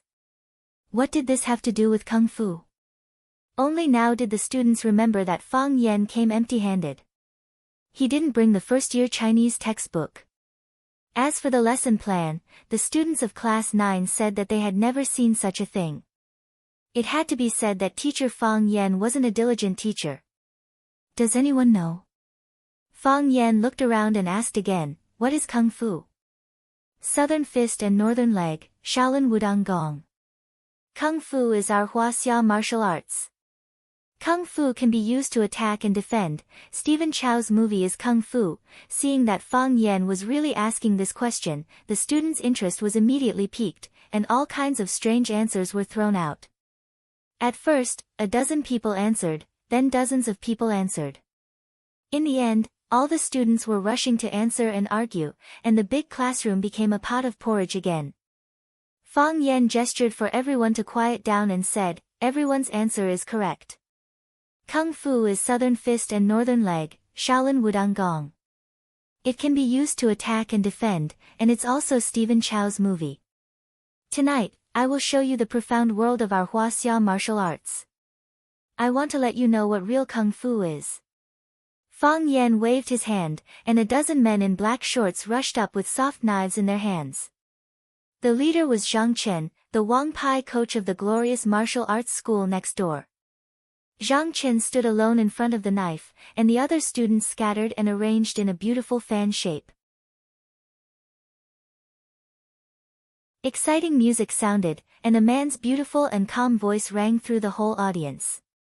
"The people who have been asleep for 100 years are gradually waking up, ah," the students screamed out. "For this gorgeous scene, for this familiar song." "Ha!" Zhang Chen slashed out with his knife, and it was earth-shattering. "Ha!" More than a dozen students behind him slashed out with their knives at the same time, and their strength broke the sky. "Open your eyes and look carefully, who is willing to admit, ha!" Zhang Chen had a knife on his head, and his body did a 180-degree somersault. "Ah!" More than a dozen students had knives on their heads, and their bodies did a 180-degree somersault. "Open your mouth and shout, shout loudly. This is a country full of soldiers, and bandits have always been invading, and they will die." The music became more and more exciting, and the knife array performed by the martial arts students led by Zhang Chen became more and more wonderful and exciting. The music was the background of the knife array, and it made the knife array more imposing. The knife array was the body of the music, and it gave the music an unruly soul. The music was desolate and tragic, but it contained endless power. The knife light and the sword shadow, and the men's roar filled the world with hope, and everyone present was full of confidence to win. The Great Wall never falls, and the Yellow River surges for thousands of miles.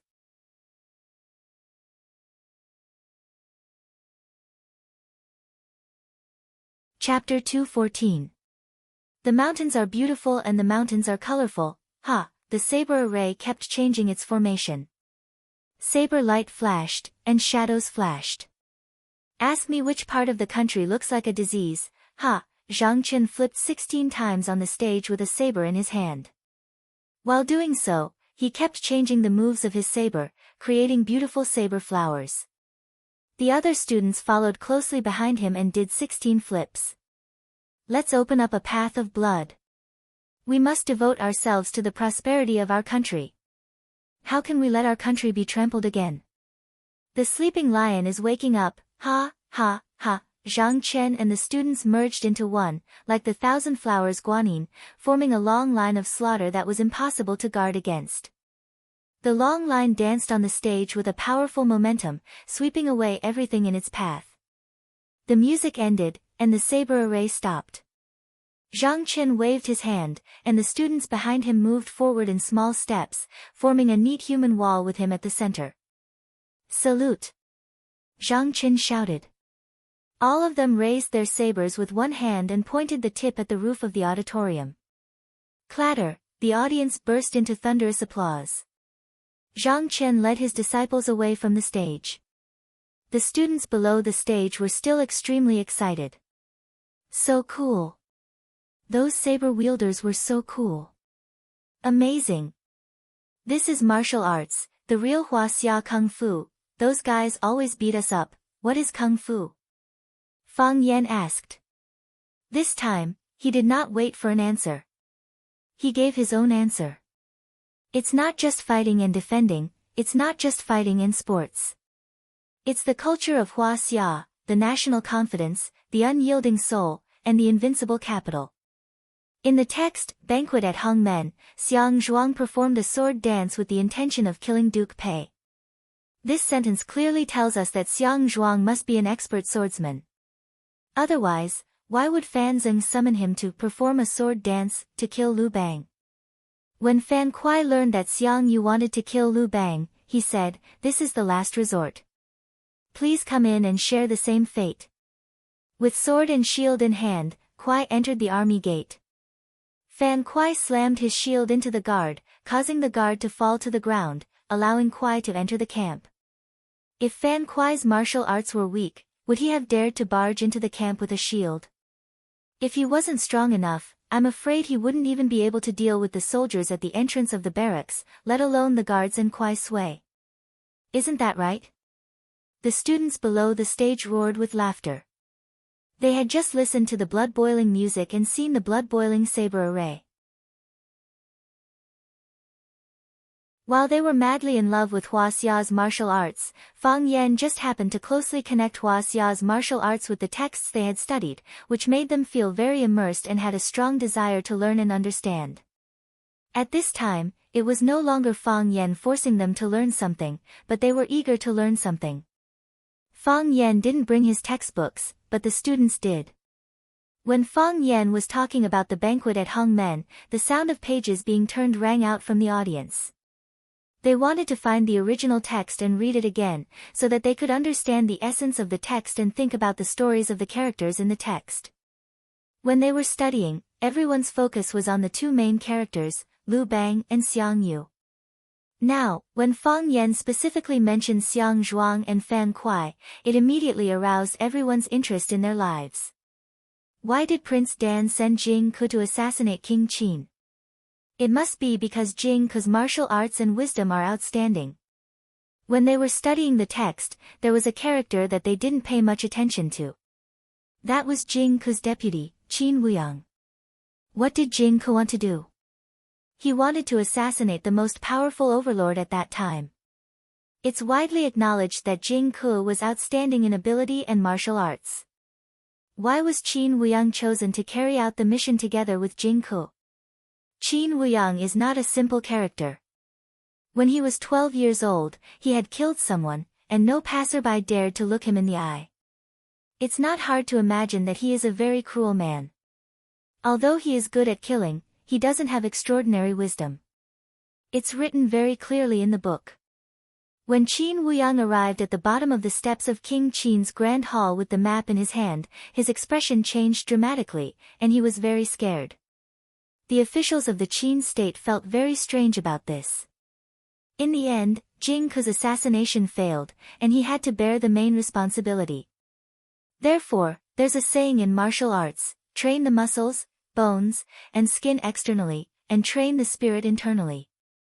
If one only has a strong skin and flesh, and doesn't have the spirit in his heart, he won't be able to achieve great things. Qin Wuyang is a very typical example. Fang Yan clapped his hands, and Fang Yingying, dressed in a white tang suit, ran out with a sword in his hand. Clear music began to play. This time, it was Gu Zhang's version of Guangling San. Fang Yingying began to dance with the sword in his hand. His movements were so light and graceful that people forgot that he was a fatso. Everyone must be familiar with this kind of kung fu. That's right, this is the Tai Chi that we often talk about. Hua Xia Kung Fu has a profound connotation, and the core of its ideology is Confucianism's neutralization of qi. Just now, we were talking about why Qin Wuyang failed. It's because he didn't know how to cultivate qi. He didn't have that energy in his body, and it was too difficult for him to reach the next level. He didn't perform well on the spot, and he was nervous and scared. That's why Qin State found out about his abnormality. Martial artists need to cultivate qi, but don't scholars need to cultivate qi? We also need to cultivate qi, and what we need to cultivate is awe-inspiring righteousness. There is righteousness in the world, and everything has its shape. Below it are the rivers and mountains, and above it are the sun and stars. Humans have awe-inspiring righteousness. They don't fear the small, and even ghosts and gods can't get close to them. Teacher, how do we cultivate awe-inspiring righteousness? A student asked loudly. Is it to get closer to Huang Haoren? Fang Yan laughed and said, getting closer to Huang Haoren is also cultivating awe-inspiring righteousness. Don't we often say? What kind of person is with what kind of person? In my eyes, Huang Haoren is a student with righteousness. Wow, the eyes of the students in the 9th class were all focused on Huang Haoren's face. To be praised by teacher Fang Yan in front of more than 200 students and dozens of teachers, this guy was too lucky, right? The students in other classes who knew Huang Haoran all cast envious eyes at him. Some who didn't know Huang Haoran were also asking around who Huang Haoran was. Huang Haoran's face suddenly turned red, like a cooked crab. His eyes were red, and his body kept trembling. Huang Haoran. The students in the 9th class shouted Huang Haoran's name loudly. Huang Haoran, Huang Haoran, Huang Haoran. All the students in the audience were shouting this name that might or might not be familiar. Because of Fang Yan's words, Huang Haoran became the star hero of the audience. Huang Haoran stood up and bowed deeply to the position where Fang Yan stood. Clatter, the students applauded enthusiastically. They didn't know why, but they felt this scene was very touching. Fang Yan waved his hand, signaled everyone to be quiet, and said, "Just now, a student asked me how to cultivate awe-inspiring righteousness, and I think this question is very good.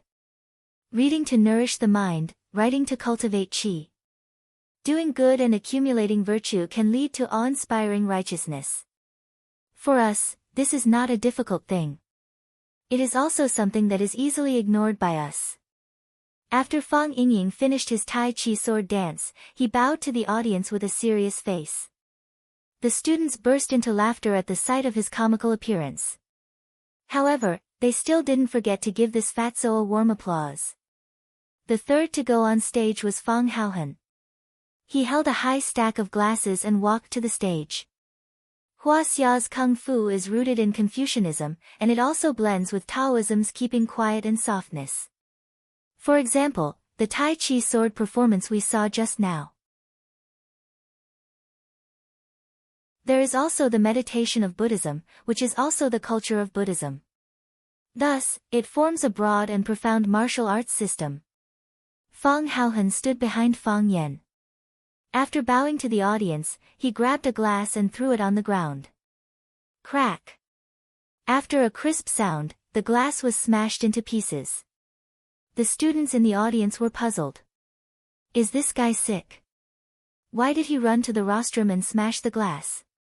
Is this also Hua Xia's Kung Fu? Even Fang Yan couldn't help but look back at Fang Haohan. This silly guy, I asked you to come up to perform eating glass, not to smash glass.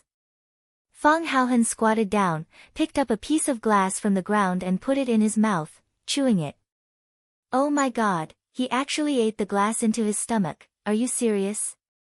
It's not a fake glass, right? Can you let me touch it? It's so disgusting, punching and kicking, tripping and grappling, wielding knives and swords, jumping on roofs and running on walls. Even the dangerous people who are eating glass behind me are all part of Hua Xia's Kung Fu. People often ask, does Hua Xia's Kung Fu really exist? The answer is beyond doubt. Fang Yan waved his hand. Fang Haohan, who was chewing glass, threw a glass to Fang Yan reluctantly. Fang Yan took the glass, put his hands together, and wrapped it in his palms. He rubbed his hands quickly, and white smoke came out from the gaps between his fingers.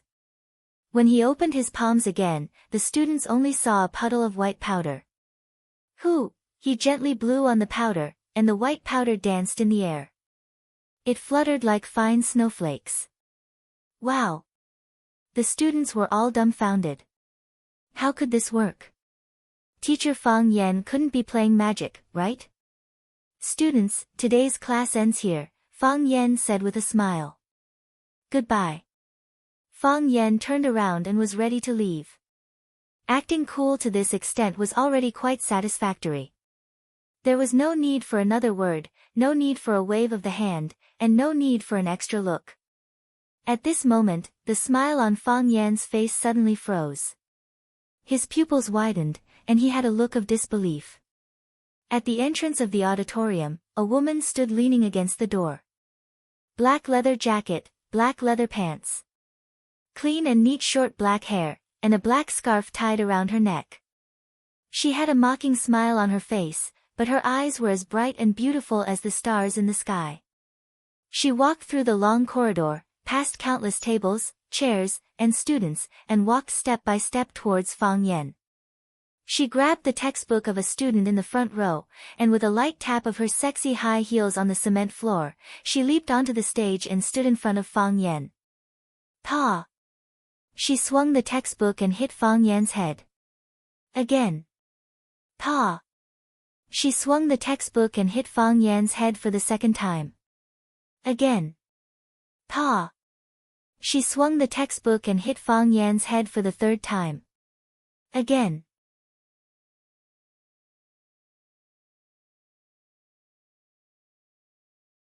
Chapter 2:15. Fang Yingying grabbed Fang Haohan, who wanted to go back to the stage, and said, "Stop them. If they really want to fight, can you stop them? They can send you flying with just one move." Bang! But I didn't do anything wrong. Why should I die with you? Fang Haohan asked with a confused face, holding a few unfinished glasses. Junior Marshal Uncle asked you to call back for help. Who did you call? Fang Haohan was simple and honest, but he was not an idiot. After listening to Fang Yingying's words, he immediately became suspicious of his behavior. That's true. Qin Yitian said softly. Know yourself and know your enemy, so that you can win 100 battles. At least, I need to know what kind of woman my opponent is. She was really handsome when she hit Mr. Fang. Was this a stage play? But what was wrong with that woman? What was wrong with the woman who whipped Fang Yan's head again and again with a textbook? Fang Haohan looked at Fang Yingying in surprise and said, "You knew that Miss Yi would come?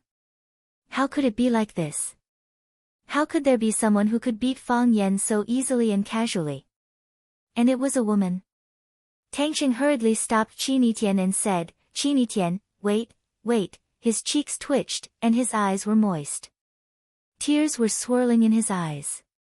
He tried to raise his face and not let the aggrieved tears slide down his cheeks. He really cried. Was this a movie? Yuan Rou, this woman really went too far. Such a smile was amazing, but it also gave people a kind of indescribable fear. Fang Yan cried. That woman's behavior was too bold. That woman's posture was too handsome. That woman's smile was too charming. That woman's bitch sounded really bitchy. Impossible, Fang Haohan said. Master doesn't use a cell phone at all. He spends most of his time in a drunken stupor. How would he answer your call? Fang Yingying was angry and said, even you know this fact, how can I not know? When I called Master, it was Miss Yi who picked up. What did Miss Yi ask? How could I not answer? How dare I not answer? If I asked you, would you dare to hang up? Through the incident of Chiba Haomu getting injured and the conversation between her father and Clear Shadow, she knew exactly how powerful Fang Yan was. Qin Yitian arrived late, and the front row was occupied by students from other classes, so she randomly found a seat in the back row and sat down. When Tangxing saw Qin Yitian coming, he took the initiative to run from the front to the back to sit with her. Don't worry, said Fang Haohan. Of course I'm on your side. After all, you're my brother.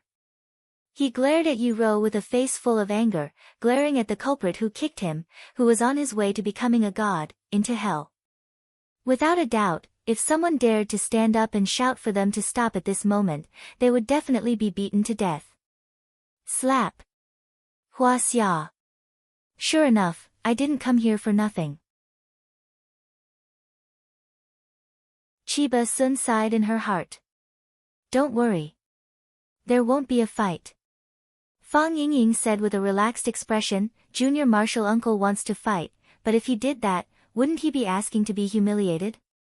Junior Marshal Uncle is a smart person, he wouldn't do something that's not good for himself. In the past, she would beat him up every year. Although Fang Yan was very angry and tried to take revenge, he endured it. Fang Yingying hurriedly denied and said, I don't know, how would I know that Miss Yi would come? I don't know anything. Fang Haohan, I'm warning you, don't talk nonsense in front of Junior Marshal Uncle. Otherwise, don't blame me for not calling you when there's something good in the future. If people knew that the clouds in the sky were too far away, who would chase after them endlessly? Of course it's for Master, Fang Yingying replied stubbornly. Qi Nitian thought for a moment and pursed his lips into a smile. Seeing Fang Yan's actions and expression, Fang Haohan panicked and said, "This is bad, Junior Martial Uncle is probably going to fight with Miss Yi. Junior Martial Uncle cares about his reputation the most. If Miss Yi hits him in front of so many people, he will definitely feel very embarrassed. What should we do? We have to rush over to stop them." "Oh, it wasn't like this, the script wasn't written like this." Fang Yan's dantian was ignited, his fists were clenched tightly. All the vertebrae in his body were pulling, making a strange cracking sound. "Besides, I only asked her to pass on our situation to Master, how would I know that she would come by herself?" "Fang Haohan, this time you must stand on my side. If Junior Martial Uncle asks, I will say that I also don't know how Miss Yi came. You have to be a witness for me, understand?" No one picked it up, no one noticed it at all. Yi Ro crossed her arms in front of her chest, looking at Fang Yan with disdain, whose anger was constantly rising. "Now, I'm far away from Yanjing, secretly running to the southernmost watching of the country. Why does Yi Ro come over to bully and beat me?"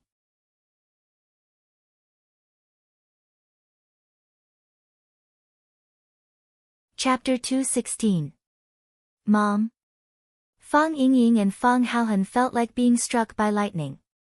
They were shocked by the way Fang Yan addressed Yi Ro. How could the powerful, violent and beautiful Miss Yi Ro become Junior Martial Uncle's mother? Yi Wenru beat her martial uncle like Ultraman beating little monsters. It had become a norm in her life. How could these two people be mother and son? Which mother would be willing to beat her son like this? Fang Yingying thought sadly. He felt sorry for Junior Martial Uncle. Fang Yingxiong and Fang Haohan knew what was going on, so they were only shocked by Fang Yan's shamelessness and guilt. They knew that they were shameless, but they did not know about Ho Yong's lazy lifestyle. But the audience who didn't know the truth suddenly burst into an uproar. "Did you hear that? Mr. Fang called that woman mother. Oh my God, Mr. Fang's mother is so young and beautiful, I don't know how she takes care of herself." No way. My companions and I were all stunned. The whip queen in my heart is Mr. Fang's mother. Then I have no hope at all. I don't think so. They don't look alike at all. How could a mother beat her son like this? Is she Mr. Fang's girlfriend? They look like a good match. Tangcheng felt a little regret in his heart. He turned to Qi Nitian and said, "Now their relationship is clear. The one who beat him is Mr. Fang's mother. Fortunately, you didn't go on the stage just now, or I don't know how to end it. Now you can rest assured, right?" It was not easy to find an opponent who could compete with Qi Nitian, and it was a woman whose aura was not inferior to that of Qi Nitian. If she could win over Mr. Fang Yan, then the success rate of pursuing Qi Nitian would increase by several percentage points. Such an outstanding woman. How did she become Mr. Fang's mother? Qi Nitian looked at Yi Ro thoughtfully. This woman is very interesting. As for Tangcheng's question, she didn't even bother to answer it. Only an idiot would believe that this woman was Fang Yan's mother. Can you understand Fang Yan's difficulties? He couldn't let the news of him being beaten up by a woman spread throughout the entire school. No, it was very likely that it would spread throughout Huacheng. He couldn't allow his image as a male idol to collapse. He couldn't allow himself to become a joke among the teachers and students. He was the Fang Yan with ideals, dignity, and face, not the Fang Yan who had been hit 3 times on the head by a woman holding a book. As a teacher, Fang Yan was too embarrassed to punish his students in this way. Yi Ro, that woman. Of course, she had done worse things, so it was not difficult for Fang Yan to accept. If it weren't for the humiliation, if it weren't for the fact that he didn't want to be beaten up by Yi Ro every year in front of the elders and juniors of the Fang and Yi families, and if it weren't for the fact that he didn't want to become a joke of the other families again, they would greet each other by asking, "Is Fang Yan awake today?" If it weren't for these reasons, why would he run away to be a teacher? But, weren't there too many people today? Wasn't the scene a little too grand? Forced to do so, Fang Yan had to use this ultimate move. Men were bitter and tired. Men worked hard to earn money to support their families, but they were often punished to kneel. If it was the wife who hit the man, others would think that the man was really a grandson. If it was the mother who hit the man, others would think that the man was really a filial son. The reason why Fang Yan called Yi Ro, mom, was actually to make others misunderstand that it was a family conflict. Besides, wasn't it a natural thing for a mother to hit her son? When they secretly talked about how pitiful Mr. Fang was, they would also add, Mr. Fang is really a gentle and filial man, right? Mom? The smile on Yi Ro's face instantly became extremely stiff. Because of the anger and shyness, her ears were smeared with a layer of red.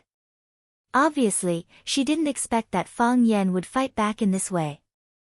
Fang Yan, it seems that you haven't changed a bit after not seeing you for a long time. Yi Ro stared at Fang Yan fiercely and said in a cold voice. You haven't changed a bit either. You used to hit me, and you still hit me now, Fang Yan said. After saying that, he remembered that there was a loudspeaker on his collar, so he quickly turned around and waved to the students under the stage, saying, Class dismissed, students dismissed.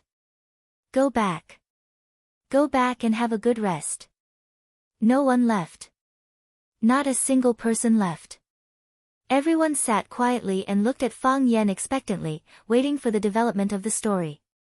Yes, Fang Yan didn't see it wrong. They were indeed expectantly. Their eyes were shining as if aliens were about to appear. Fang Yan felt very hurt. Usually, these guys kept saying that they liked Mr. Fang the most. Now, when Mr. Fang was in trouble, they didn't ask for their help but just wanted them to leave quietly. They couldn't even do such a small request. Some bastards even raised their mobile phones to take pictures of him. Bastards, what do you mean by taking pictures? How can you take pictures of such an embarrassing scene? If you don't go, I'll go, Fang Yan said angrily. He turned around and was about to leave. The sooner he left, the better. Staying here would only make him more embarrassed. Click, the slender high heels on Yi Ro's feet moved a step and once again blocked Fang Yan's way with her tall and exquisite body. Fang Yan raised his eyebrows and said, Mom, I know you have some misunderstandings about me. Can we talk about these things at home? There are all my students in the audience. Won't we be a joke if we stand here and make a noise? You used to call me stinky bitch, but now you call me mom. Yi Ro sneered. You've been a teacher for a few months. Have you become more civilized? Stinky bitch? What stinky bitch? Fang Yan said in a low voice. He turned off the loudspeaker so that those guys in the audience wouldn't hear their conversation. When did I call you stinky bitch? I don't remember this kind of thing at all. A good man doesn't fight with a woman, and a good dog doesn't stand in the way. That's what you said, right? Did I say that? Fang Yan thought about it seriously and said, maybe you did. We have a dog at home, and it always stands in my way. That dog is called Wen Ro, Yi Ro answered. I've seen it. I've even fed it meat buns. Fang Yan was furious and said, who gave it this name? How could such a mighty and domineering dog have such a feminine name? I clearly named it Dong Men Chue Xue. Miss Yi, I think there are a lot of misunderstandings between us. Go back with me, and I'll explain it to you. If you're not satisfied with my explanation, you can hit me again, okay?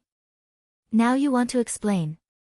Yi Ro looked at Fang Yan with a sneer and said, you ran away from home and abandoned the annual competition agreement between the Yi and Fang families, leaving me to deal with it alone. Why didn't you think of explaining at that time? Write a letter and ask someone to send it to me. Stinky bitch, an old man doesn't fight with a woman, and a good dog doesn't stand in the way. I left and never saw you again. This was written by you. I didn't miss a word, did I? Why didn't you think of explaining at that time?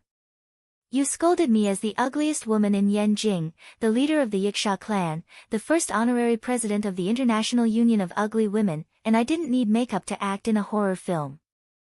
You said you never worried about the World War, but worried that I couldn't get married. You raised a Pekingese and named it Yiro. When you were free, you threw your dirty shoes and stinky socks out and let it pick them up. You called me mom in front of so many people. Do you think I'm a fool? If I'm not stupid, why would I give you a chance to explain? Fang Yan looked at Yiro shyly and said with embarrassment, you know all these? Is there anything else you want to add? Actually, your summary is very complete, Fang Yan said. Can you tell me who betrayed me? And then? I'll beat him after I'm beaten. Fang Yan's tone suddenly became murderous.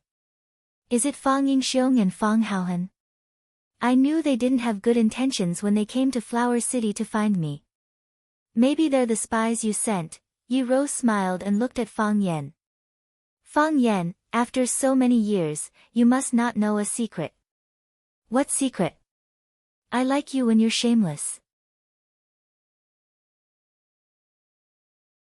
Fang Yan's heart thumped wildly as he asked in pleasant surprise, is what you said true?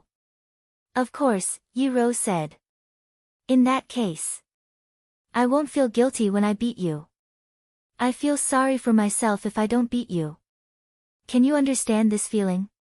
As soon as Yiro finished her words, she leaped into the air and grabbed at Fang Yan's neck like a dragonfly playing with a cat or an eagle fighting a tiger.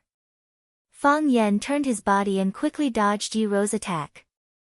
Yiro's ability to stay in the air was very strong. When her right hand missed, she waved her left hand again. With his right foot as the center, Fang Yan fled to the periphery in 360 degrees. Yiro's hands attacked quickly, dazzling people's eyes. Fang Yan's body spun like a tornado, making people unable to tell the real body from the illusion. Spin. Spin again. Plum blossom steps, cross doppelganger steps, drunken crane riding the wind, pa, Fang Yan's chest was punched by Yiro. His body flew backward and crashed into the wall behind the curtain. Crack. Yiro landed on the ground with one foot and then leaped into the air again with her high heels. She chased after Fang Yan. Her feet turned into spears and kicked at Fang Yan as fast as lightning. Bang, bang, bang, bang, bang, Fang Yan's body was hit by Yiro's cloud-piercing kick. His body rose infinitely and hit the high dome of the auditorium. Clang, Fang Yan's head went through the glazed roof. Half of his body was outside and the other half was swaying below. There's a hole in the roof. Some students exclaimed.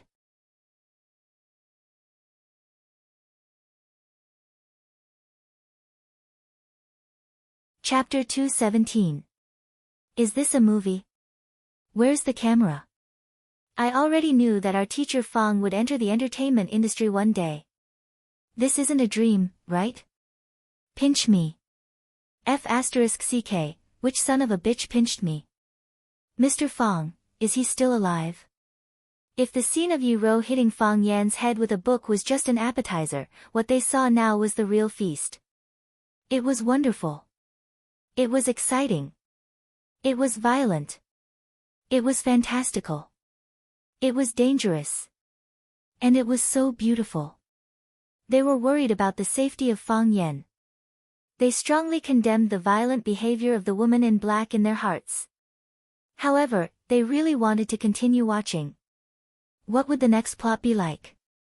Would the woman in black continue to fight and cripple Mr. Fang Huohua and make him unable to lift his head for the rest of his life? Would Fang Yan fall to the bottom of the valley and turn into a super saiyan, beat the woman in black violently, take off her high heels, tear her black leather coat, and hang her on the roof to bask in the moonlight? It was so exciting to think about it. Yiro's body landed lightly on the ground. She was not in a hurry, as if there was a breeze and white clouds around her feet. Click. The slender and sharp high heels on her feet made a crisp and sexy sound when they nailed to the ground. The scarf on her neck was still flying with the wind. Her short black hair was moving up and down, making her look free and easy and handsome.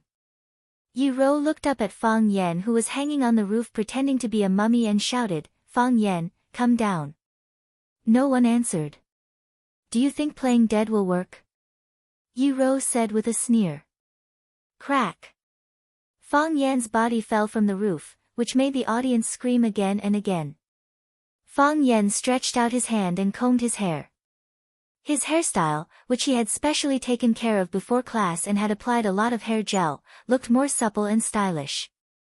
Just now, when he had used his head to drill through the roof, although he had pierced through the roof, his hair had also been flattened. You may never know what hairstyle means to a man. Especially a man who is not good-looking. Don't laugh, women are the same. Fang Yan tidied himself up and looked at Yiwen shyly. I didn't expect that I couldn't fool you even with this. You know how to use drunken crane riding the wind, but I'm more familiar with it than you are. Trying to show off in front of an expert, you're really seeking your own death. Just now, when Fang Yan was running in circles, he accidentally used drunken crane rides the wind. In other people's eyes, this was a mysterious footwork, which could be used to escape or kill enemies. However, this move gave Yiro a chance to attack. Just as Yiro had said, Fang Yan knew drunken crane riding the wind, but Yiro was better at it than him. The creator of drunken crane riding the wind was the old drunkard. Fang Yan and Yiro had learned this unique skill from him. Although Fang Yan had learned it and was proficient in it, he didn't know it as well as Yiro, who often drank and practiced with the old drunkard. Yiro dissected drunken crane riding the wind's 36 big steps and the 81 small steps contained in it like a butcher dissecting an ox. A genius girl naturally had her own strengths. In Yiro's eyes, Fang Yan's movements were full of flaws. This was also the reason why she kicked Fang Yan away with her cloud steps. Fang Yan smiled awkwardly and said, I get nervous when I see you.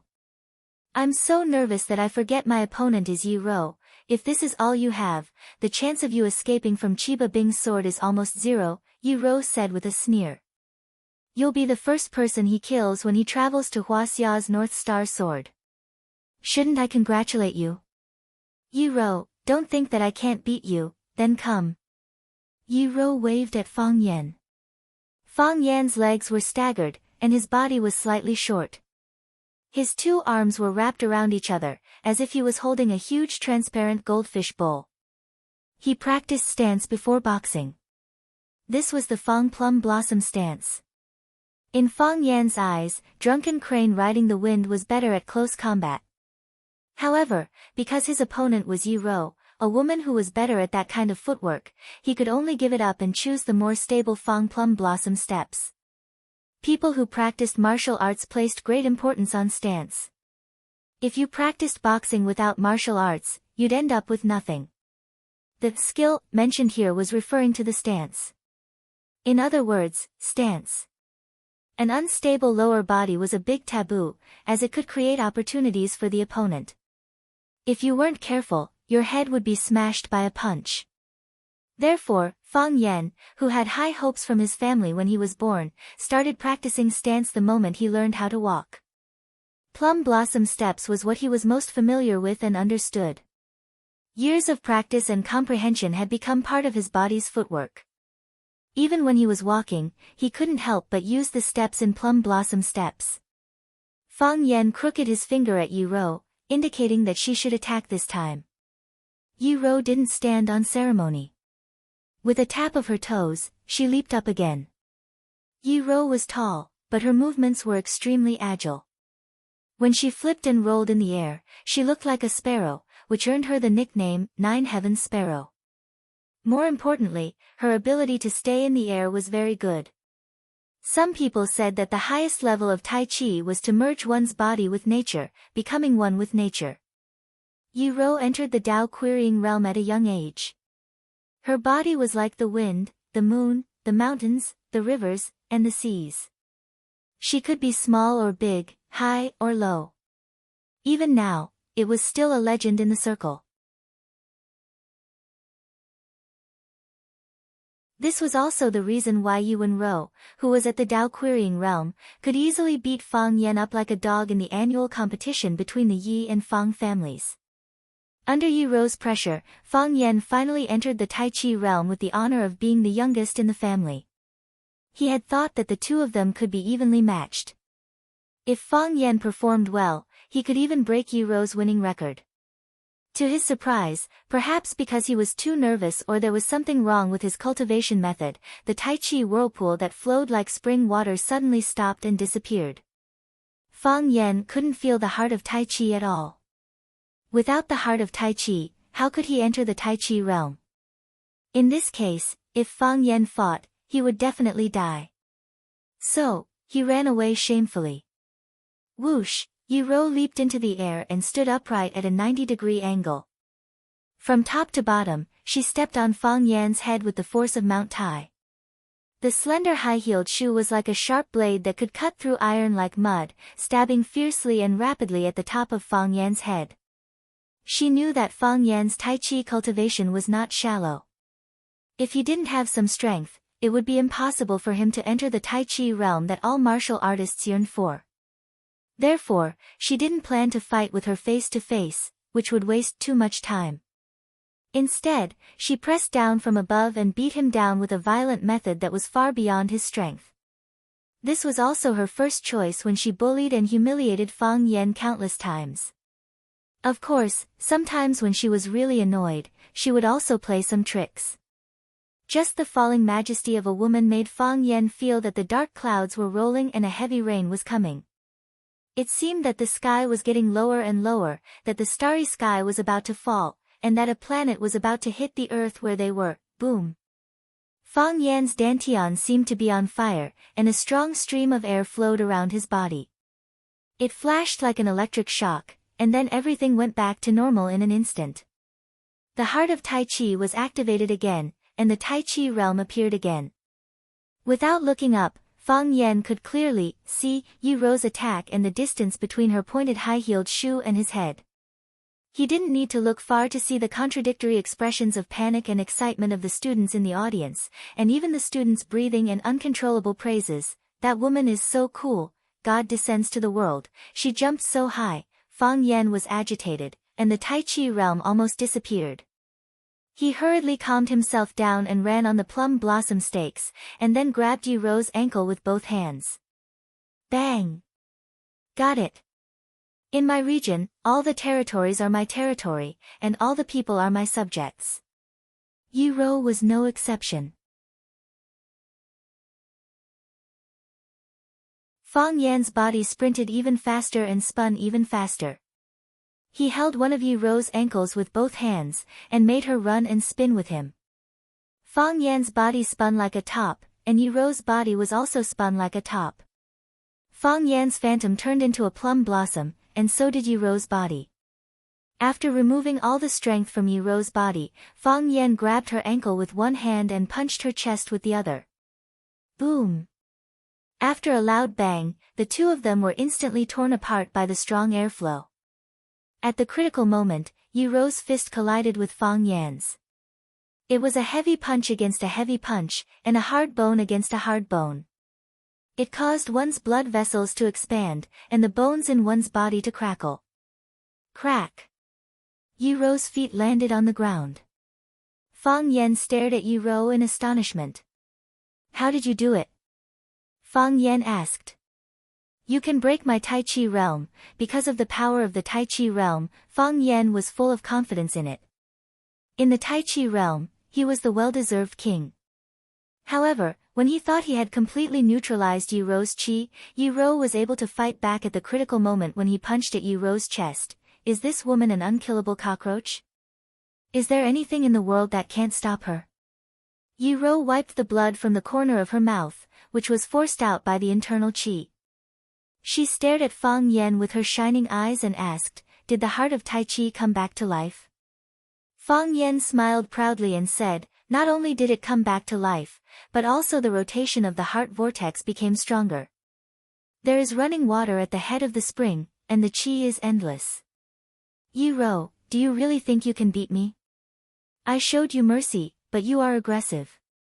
Do you think I dare not beat you? If you were not a woman.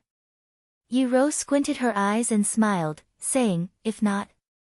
Fang Yan thought about it seriously and realized that he really couldn't do anything to Yi Rou. Such an answer made him very depressed and discouraged. He felt that life was really meaningless. Yi Ro's eyes became fierce again and she said, if that's all, you can only survive under the sword of the Thousand Leaves army. If you want to win, Tianfang Nightly Lake. Yi Ro crooked her hand at Fang Yan and said, again.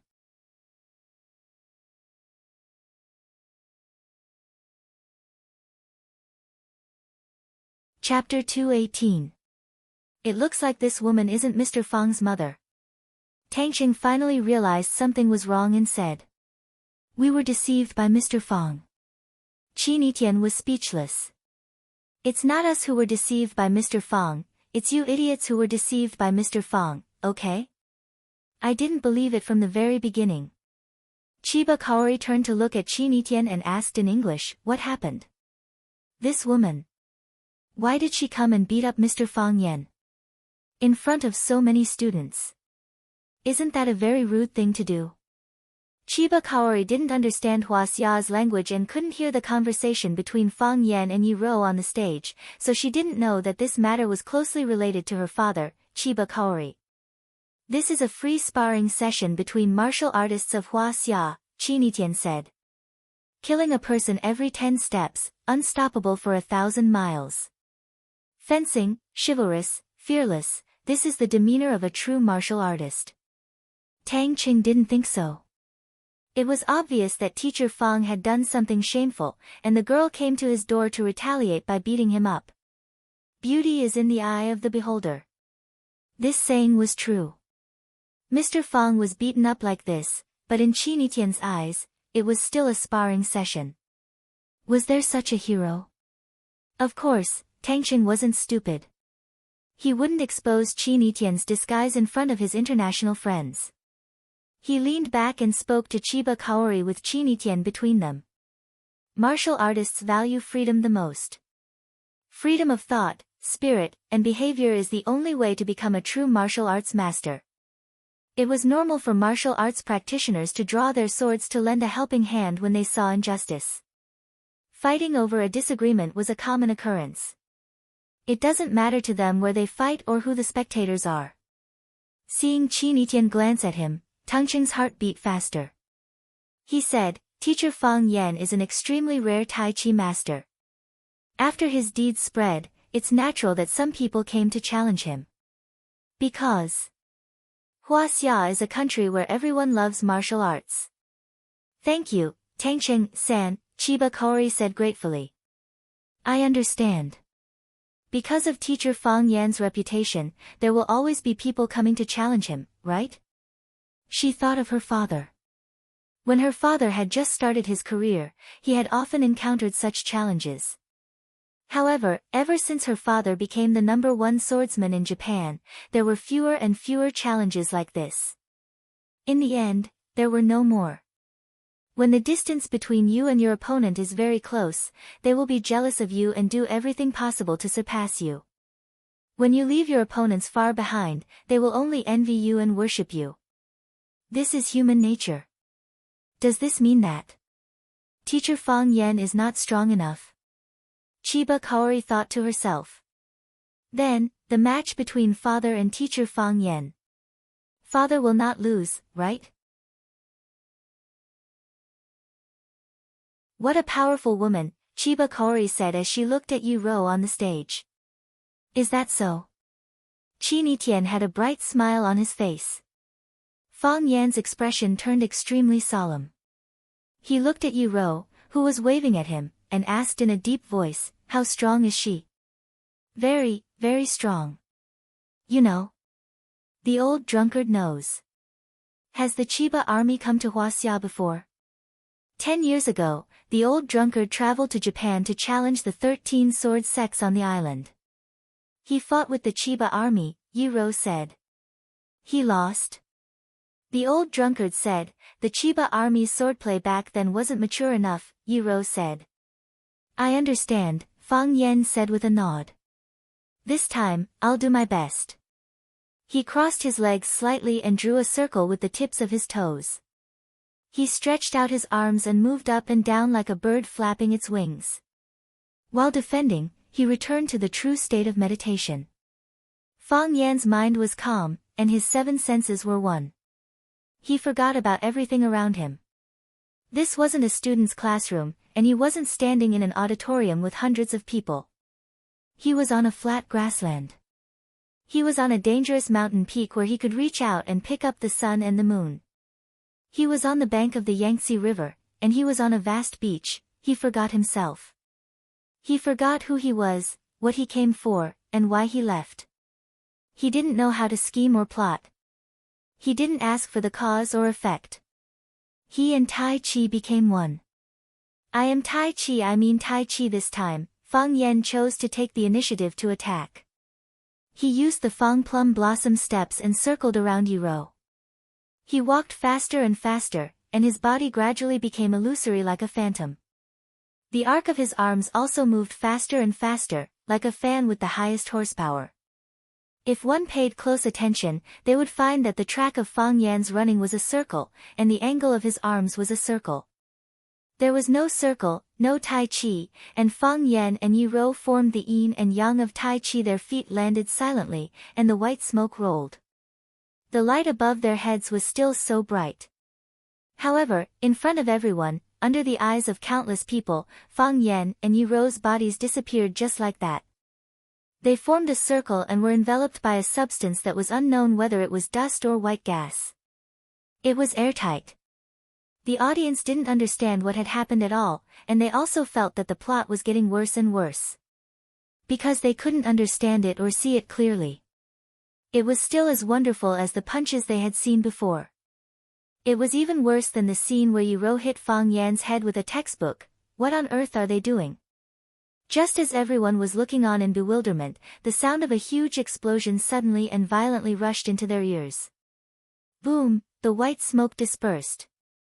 Everyone felt their eardrums hurt. Fang Yan and Yiro finally appeared in front of everyone again. What was different was that Yiro stood still, while Fang Yan was pushed to the corner of the wall several meters away by the curtain. Fang Yan's mouth and nose were bleeding, and he seemed to be seriously injured. That's it. This stunt is too fake, isn't it? Is this the legendary big gas explosion? If it weren't for the weird and depressing atmosphere, some people would have jumped up and said that they should change the channel. What the hell is this? Is that all? Yiro looked at Fang Yan in the distance, and said, the law of integration of yin and yang in the Tai Chi state. Is that all? Fang Yan's mouth and nose were bleeding, and his heart was bleeding. He did use the law of integration of yin and yang in the Tai Chi state. I am Tai Chi, I mean Tai Chi, everything in the world is Tai Chi. His steps were circular, and so were his palm techniques. He rotated along Yiro, trying to use his yang pole to integrate Yiro's yin pole. The law of integration of yin and yang. As long as Yiro was integrated with him, she would be a lamb waiting to be slaughtered. It was up to Fang Yan to fight, kill, kiss, or touch her breasts. It was easy to get out of the circle, but difficult to get into the circle. It was easy to get out of the circle, but difficult to get into the circle. It was not standing still, but moving forward and retreating shoulder to shoulder. It could be as fast as a water mill, and the clouds were like dragons, wind, tigers, and elephants. It sounded profound, but in simple words, Fang Yan wanted to encircle Yiro with the Tai Chi circle, so that the two of them could be integrated into a circle, and then he could control and molest her. Oh, he didn't molest her. As a result, Yiro refused Fang Yan's integration and slapped him in the face. The yin pole was too strong, and the yang pole was too weak. Facing a tough woman like Yiro, Fang Yan was in so much pain that he wanted to hit his head against the wall. Only aliens can deal with her, right? Fang Yan thought. Yiro raised a finger to Fang Yan and said, congratulations, you have a chance to win, again, Fang Yan said fiercely, wiping the blood from the corner of his mouth. This time, he still took the initiative to rush toward Yiro, who was standing still in the center of the circle. Boom, Fang Yan flew out again. His back hit the desk on the stage that was used to hold the textbooks. Before the desk could fall, it was already broken into pieces, wooden pieces flying everywhere. 2 chances. Yiro stood still and raised 2 fingers to Fang Yan. Fang Yan jumped up from the ground like a carp and pounced on Yi Rou again. Boom, Fang Yan flew out again. Clang, his body slammed into the wall of the auditorium, creating a hole in the thick wall. Sand and dirt fell as if it had just experienced a slight earthquake. Fang Yan's hair was messy, and his clothes were ragged. There were numerous cuts on his face and body, which made him look miserable. He leaned against the wall and gasped for breath. The corner of his mouth was still bleeding.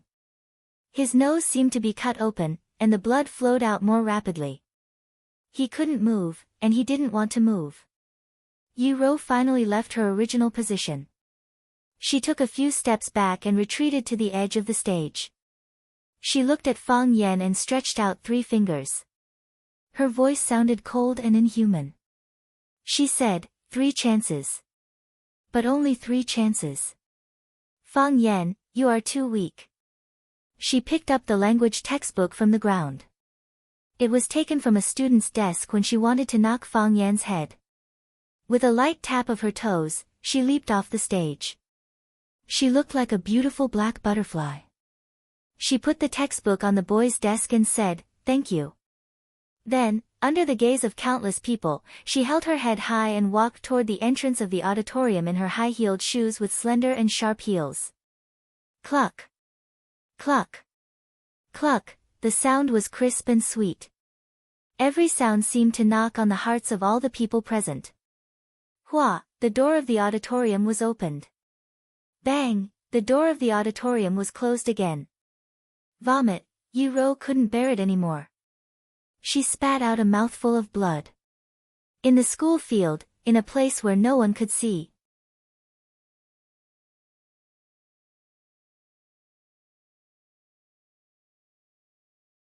Chapter 219. Cha! Cha! Cha! It was the sound of shoes stepping on the grass. It was subtle and clear, indicating that the woman walking was very relaxed. Yi Rou knew that it was a woman coming. And it was a young woman. That kind of joyful mood, the almost silent footsteps, and the faint and fresh fragrance from her body couldn't be faked by a woman in her late 30s. What kind of person is this girl who can approach me so calmly and directly after witnessing my fierceness and violence when I beat people? Yi Rou was really a little curious. He turned around abruptly and met a pair of eyes that were as black as ink. What a beautiful pair of eyes. The pupils were like the eyes of a 1,000-year-old dragon hidden in the deep sea, and the whites of the eyes were like the ice crystal that could only appear after being nourished by the polar snow mountain for tens of thousands of years. The black was so black, and the whites were so pure. There was a dragon's eye inlaid in the middle of the ice crystal. No one could resist such eyes, right? Yi Rou had been practicing martial arts since she was a child. She ate grains, drank mountain spring fruit juice, sweated to detoxify, and washed her meridians. Her body was clean and her heart was clear. Yi Rou usually boasted that she had ethereal temperament and bright eyes, but compared with the girl in front of her, she felt a little ashamed. How does she look like this? She wore a white shirt and a checkered skirt. Maybe because of the cold weather, she wore a black half-open sweater. She wore a special school uniform, but it was really hard to treat such a girl as an ordinary high school student. Is it hard? Qin Yitian looked at Yi Rou with a smile and asked. What do you want to say? Yi Rou stared at Qin Yitian coldly. What's wrong with this little girl? Is it because I beat up her teacher Fang Yan, so she followed me to avenge Fang Yan? She can kill such a delicate and lovely girl with one slap. Thank you, Qin Yitian said. She bowed slightly to Yi Rou and said, "Thank you for everything you have done for Fang Yan." You called him Fang Yan? Yi Rou sneered and said, "Do you hate him that much? I beat him up like a dog in front of hundreds of teachers and students, and you chased after me to express your gratitude? You are really a woman who is not good at expressing herself." With a gentle and friendly smile on his face, Qin Yitian said, "I came all the way here just to help Fang Yan improve his strength and let him realize that he still needs to work harder. Even if I get injured, I don't care." I'm sure he'll be very grateful if he knows about this, right? Help him increase his strength? In order to motivate him to work harder. Yiwen sneered, what a joke. What treasure do you think he is?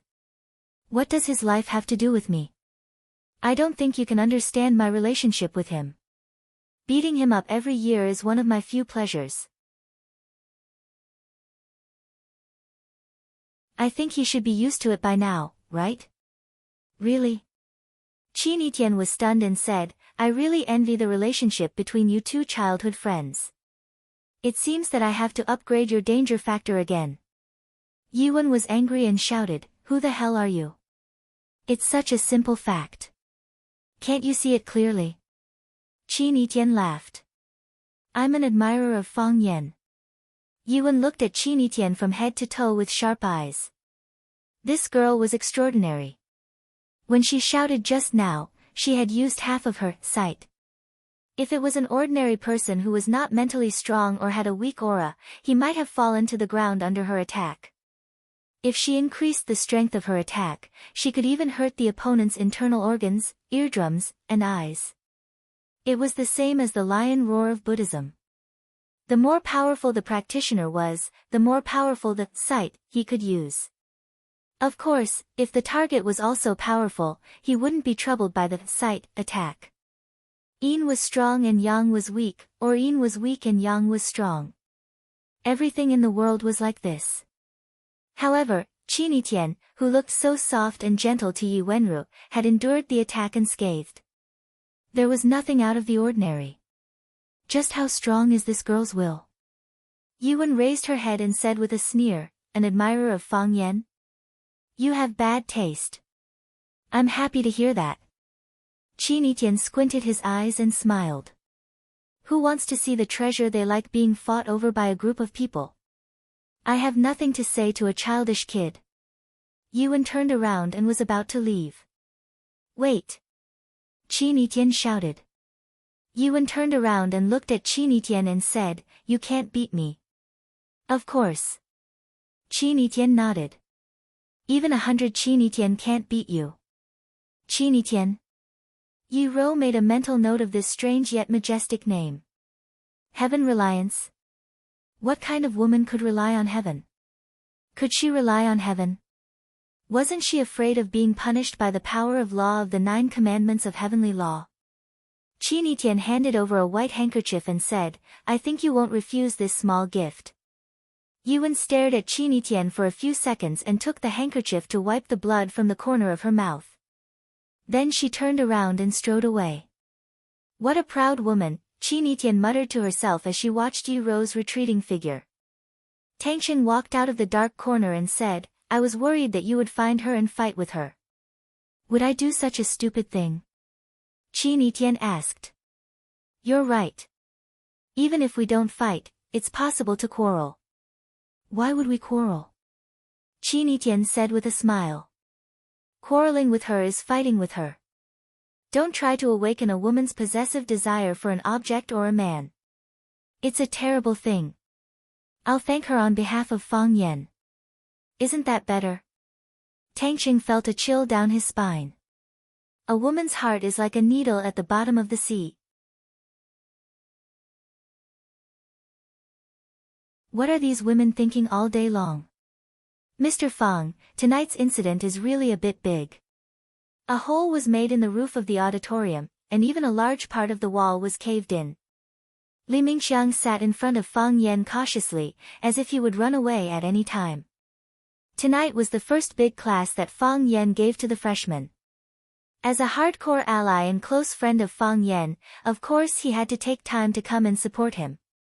He also thought that if Fang Yan couldn't control the situation, he would stand up for Fang Yan with his authority as the dean of teaching for many years. Wouldn't Fang Yan look at him in a different light and rely on him more? What happened in the end completely shocked him. He didn't have a chance to lend his authority to Fang Yan. Instead, he watched Fang Yan being beaten in an awe-inspiring manner. Why was being beaten in an awe-inspiring manner? Putting himself in Fang Yan's shoes, if Li Mingxiang was in that position, he would have either been sent flying or smashed into the roof and wall, creating a large hole. If that was the case, Li Mingxiang would have gone to see Guanyin Bodhisattva long ago. But Fang Yan took it head-on and was still alive and well. If that was the case, how strong must teacher Fang Yan be? Li Mingxiang was afraid that if he said something wrong, Fang Yan would suddenly reach out and slap him to death. It would be like slapping a mosquito to death. The students were also very surprised. They felt that this was really too inconceivable. I think this matter will soon spread within the school, and even the whole of Huacheng or even a wider area will be talking about it. I was worried that it would have some unnecessary impact on Mr. Fang's work and life, so I took the initiative to come out and explain that this was a project of teacher Fang Yan and a film company. Of course, I didn't explain too specifically, so that everyone could make their own associations, and then supplement and process it to convince themselves. Li Mingxiang looked at Fang Yan's cold expression, and said with a smile, "I don't know if Mr. Fang is satisfied with this way of handling it."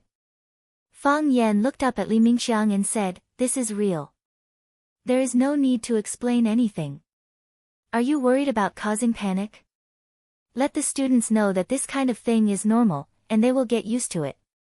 If we deny the existence of Hua Xia's Kung Fu, how can we spread it?" Li Mingxiang's heart was in his throat. It's over. Fang Yan is not satisfied with the way he handled it. He won't hit me, right? He won't slap me to the wall or kick me to the roof, right? However, I still have to thank Director Li. I'm very sorry about tonight's matter, I didn't explain it to the school in advance. Sorry for troubling you. Fang Yan said apologetically. It's nothing, it's nothing. Li Mingxiang waved his hand. No students were injured, and it opened the eyes of the students. Until now, they are still very excited, and kept talking about tonight's big class. Will the next big class follow this standard? No, Fang Yan said. The next big class will only be the content before I was beaten. Then the students will be very sorry. Li Mingxiang said. Director Li, I'm sorry, I said the wrong thing. Li Mingxiang realized that he had made a fatal mistake. How could he encourage Fang Yan to be beaten again?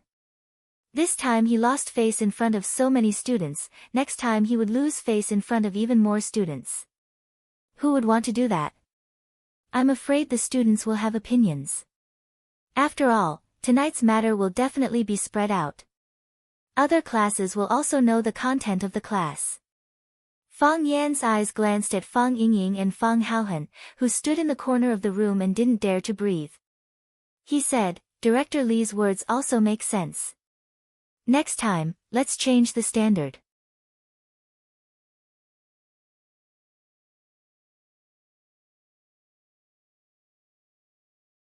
Chapter 220.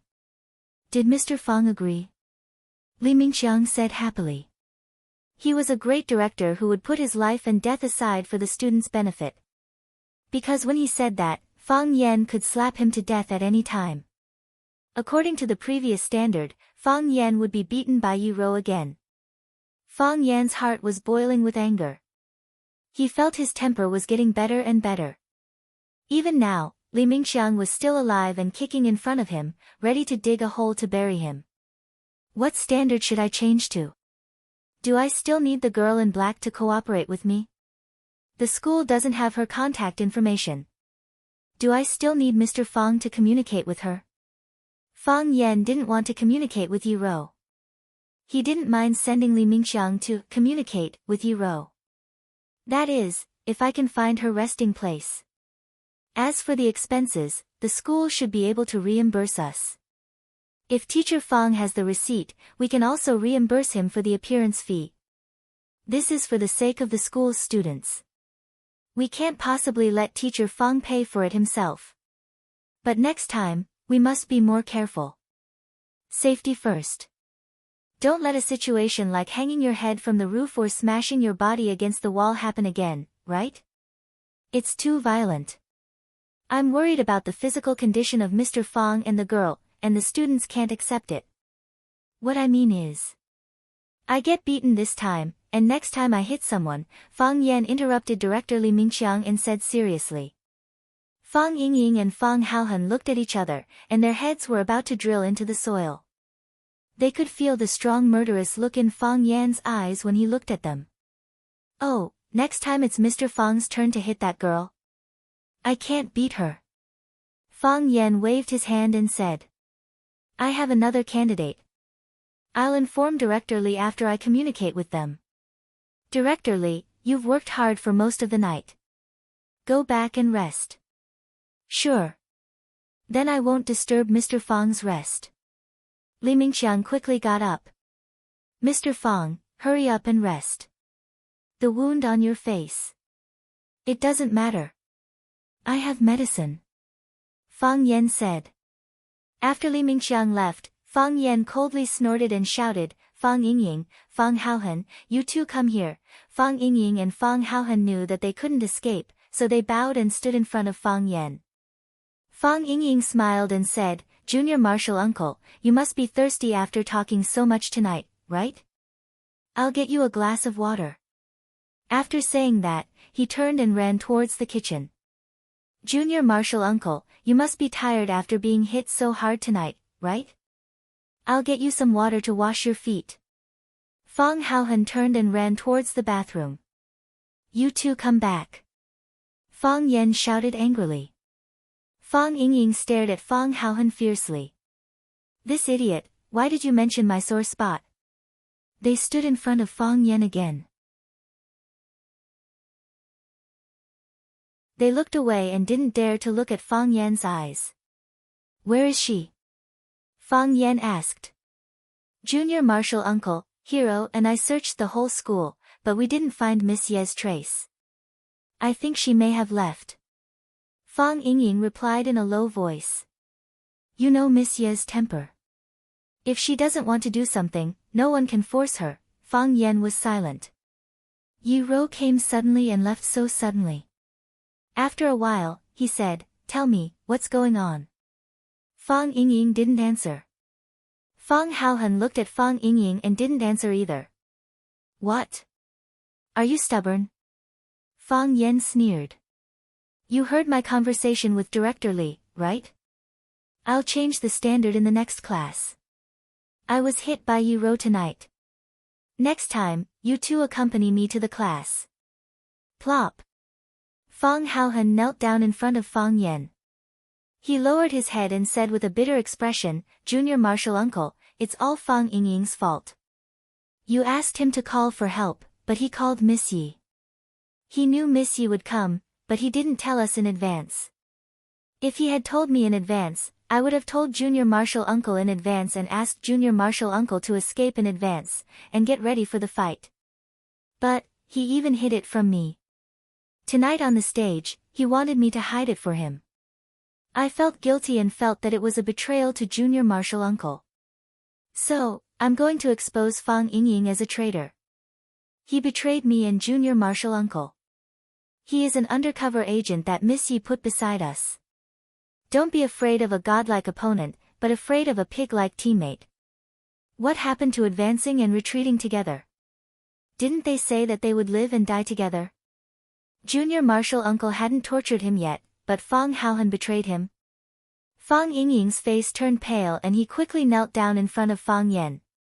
He said hurriedly, Junior Marshal Uncle, don't believe Fang Haohan's words. He's purposely framing me. He's doing this for revenge.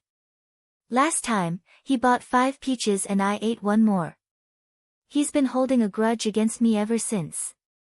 Junior Marshal Uncle, I did call Master, but I didn't expect Miss Yi to answer the phone.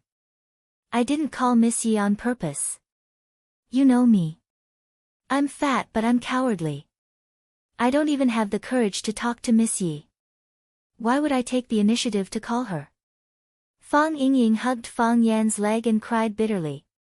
He looked extremely miserable. Junior Marshal Uncle, please look into the details and help me wash away the shame and return my innocence. I can't let Fang Haohan, that despicable villain, succeed in his conspiracy and take advantage of me. Bang! Bang! Fang Yan kicked the two of them and said, It's decided. Next time, you two come with me to the big class. Junior Marshall uncle. The two of them cried and fell to the ground. It seemed that they couldn't run away from a beating. Have you heard? Last night, during the big class, teacher Fang Yan fought with a woman in black for 300 rounds. Are you serious? He did that kind of shameless thing in the class.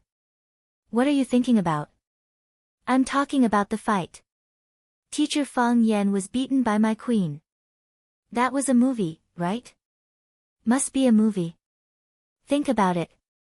If there was no steel wire, how could a person fly so high? It should be real, right? At that time, teacher Fang Yan was giving a lecture to everyone. How could he have time to tie the steel wire? Because when he came out, it was already done. Think about it. He stood on the stage during the class and didn't step down, right? It didn't matter if Fang Yan liked it or not. The story of Fang Huohua's fight with the Leather Queen spread throughout Rosefinch Secondary. Some students posted the photos they took with their mobile phones on the internet, which attracted a lot of netizens' clicks and comments. Most people were skeptical about this and felt that it was impossible. It was just like the video of a Tai Chi descendant gently pushing a dozen strong men in white and making them fly backward in all kinds of exaggerated postures. It was fake, malicious hype, and discrediting Huaxia Kung Fu. Of course, there were a few people who thought it was true. These people were Rosefinch's students who had witnessed the scene. Because the scene at that time was too surprising and shocking, even if Li Mingxiang later explained that it was a collaboration between teacher Fang Yan and the film company, they still didn't want to believe that it was so simple. However, their words were easily drowned out by the criticism and ridicule, unable to cause any ripples. Of course, there was another small group that was paying attention to this matter. After Chiba Kaoru went back, she told her father, Chiba Hajime, what had happened that night. Chiba Hajime and Fang Yan had come into contact, and he had even tried to attack Fang Yan with his claw sword. Fang Yan had dodged it. Just dodging it made Chiba Hajime look at Fang Yan in a new light. It was a habit he had developed over the years to stain his sword with blood. The fact that Fang Yan could dodge his killer move without being hurt proved that he had the strength to fight him. This was also the reason why he took the initiative to set a 1-month deadline with Fang Yan at the top of one sword peak. It should be noted that not everyone was qualified to be Chiba Hajime's opponent. Playing this kind of hype trick. He must be crazy to become famous, Chiba Hajime said with a sneer. Qing Yin, what do you think? Chiba Hajime asked. Qing Yin, whose whole face was hidden in the black cloak, looked at the picture on the computer and said, he does have the strength to do so. Yes, he does have the strength to do so, Chiba Hajime said. If he can't face his opponent, he will never be able to determine the gap between him and his opponent. Father, if Miss Fang Yan is really as powerful as you said. Chiba Hajime pointed at Yuro in the picture and said, then, she beat Miss Fang Yan. I saw with my own eyes that Miss Fang Yan couldn't fight back in front of her. Doesn't this mean that the woman is more powerful? Compared to her, father, who is more powerful? Chiba Hajime looked at Yuro's proud and pretty face in the picture and the fierce light in her eyes. He said with a smile, the world is black and the earth is yellow, and the universe is primitive. The sun and the moon rise and fall, and the stars and constellations are arranged. The clouds bring rain, and the dew turns into frost. Gold is born in Lishui, and jade is born in Kangang. 5,000 years of culture and millions of miles of fertile land nourished them. It's not surprising that 3 dragons and 2 phoenixes are born. Father. Chiba Hajime was full of resentment. His father valued Fang Yan, Yiro, and the other Huaxia monkeys so much. Kill the dragons and kill the phoenixes, Chiba Hajime said heroically. I have the North Star sword, and the fate of the world is in my hands.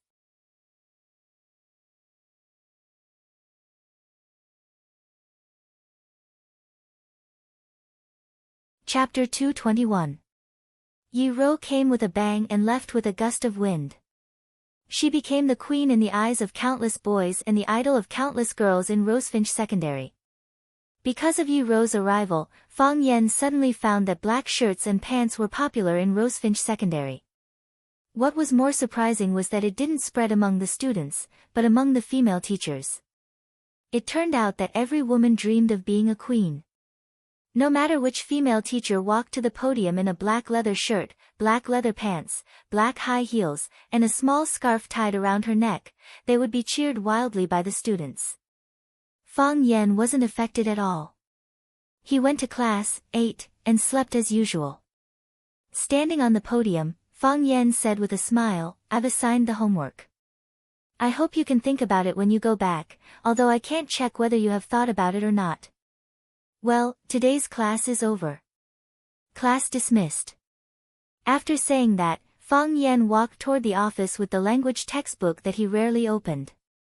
"Miss Fang Yen." Someone shouted behind him. Fang Yen turned around and saw Chiba Kaori standing behind him in her Rosefinch uniform with a smile. He stopped and asked with a smile, "Chiba Kaori, what can I do for you?" Chiba Kaori opened her mouth, but she couldn't express her thoughts in Huaxia language. She had been in Huaxia for a while and had learned some simple pronunciation in Huaxia language, but she still couldn't speak it as fluently as other students. She couldn't understand most of the lessons taught by Fang Yen or other teachers. She could only study by herself and tutor after class. Of course, she didn't care about how many points she could get in each test. What she cared about was whether she could be influenced by the pure Huaxia culture and obtain the secret of the ultimate tea ceremony. What she really wanted to find out was why Qinitian could beat her in the tea ceremony competition. That was the only reason why she came to Huaxia. A pure and stubborn girl. "Teacher Fang Yen, can I speak in English?" Chiba Kaori asked Fang Yen with an apologetic smile. "Sure." Fang Yen nodded. "My English level might be the same as your Huaxia level, so I'll try to keep it simple, thank you." Chiba Kaori bowed in gratitude. "Teacher Fang Yen, I know that you are going to have a duel with my father, is that right?" Fang Yen looked at Chiba Kaori with a burning gaze as he pondered the hidden meaning behind the girl's question. "Wouldn't it be better to feign ignorance?" Fang Yen nodded and said, "It's your father who challenged me. I'm still considering if I should go. As you know, our schedule is rather tight. I'm Chiba Keiru's language teacher, not Chiba Keiru's swordsmanship opponent." "I'm sure you'll be there, right?" Chiba Kaori asked. Fang Yen frowned and asked, "Why do you say that?" "It's just a hunch." Chiba Kaori's smile was gentle and sweet. She was humble and obedient from the bottom of her bones, making it impossible for anyone to dislike her. Maybe it's because of a man's pride, or maybe it's because of the pursuit of ultimate swordsmanship or national justice. "I'm sure you'll be there. Are you looking forward to it?" Fang Yen asked. There was a hint of anger in his heart. "What's wrong with this girl? Your younger brother bullied my student and got beaten up by me. In the end, your family tried everything to beat me up, sending ninjas to sneak up on me and challenging me with Chiba Keiru. Even so, I still let you study in my classroom with a big heart. Did I make you stand at the door as punishment when you can't answer a question? Did I deduct points from your language test? Although you only scored 5 points, I don't know how to deduct points without being discovered. But are you looking forward to your father beating me up?" "How so?" Chiba Kaori shook her head lightly. "I'm looking forward to it, but I'm more nervous. I don't want my father to lose to you because I know that he spent his entire life pursuing the ultimate swordsmanship. This battle is very meaningful to him. But my parents didn't give birth to me just to be beaten up," Fang Yen said with an unfriendly expression. "You don't want your father to lose, so you're looking forward to me losing? Are you telling me this because you want me to let your father go?" Fang Yen thought. He wished that he could proudly and boldly say, "Don't worry, I won't beat him to death. I'll beat him half to death, if he can beat me." "Mr. Fang Yen, you've misunderstood me." Chiba Kaori looked anxious. She quickly explained in English, I don't want my father to lose, but I don't want you to lose either. You're a good teacher, a teacher that everyone respects. I can tell from the other students' eyes that they like and admire you. You're their role model. I think they don't want you to lose. Fang Yan looked at Chiba Kaori with a puzzled expression. She didn't want her father to lose, and neither did she want herself to lose. However, since it was a martial arts competition, there was bound to be a winner and a loser. Fang Yan would go all out, and Chiba Kaori wouldn't hold back either. This was a form of respect for the opponent as well as for what she had learned. I'm really conflicted. Chiba Kaori flicked her long hair and said with sincerity in her eyes, I just hope that all of you can get what you want. When the time comes, I'll be there to cheer for all of you. Fang Yan patted Chiba Kaori's shoulder. You're a good student, just like the other students in class 9. 10 feet abyss. This place isn't bad, right? Qin Etienne asked as he looked at the beautiful scenery before him. Clear water, blue sky, and mountains in the distance. A cool breeze blew, and the sun set. It was truly the best scenery in the world. 10 feet abyss. 10 feet is heaven and 10 feet is hell.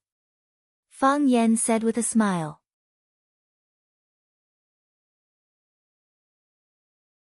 Why did you think of having a meal here? After satisfying their material needs, people began to seek spiritual enjoyment. They sought novelty, and excitement.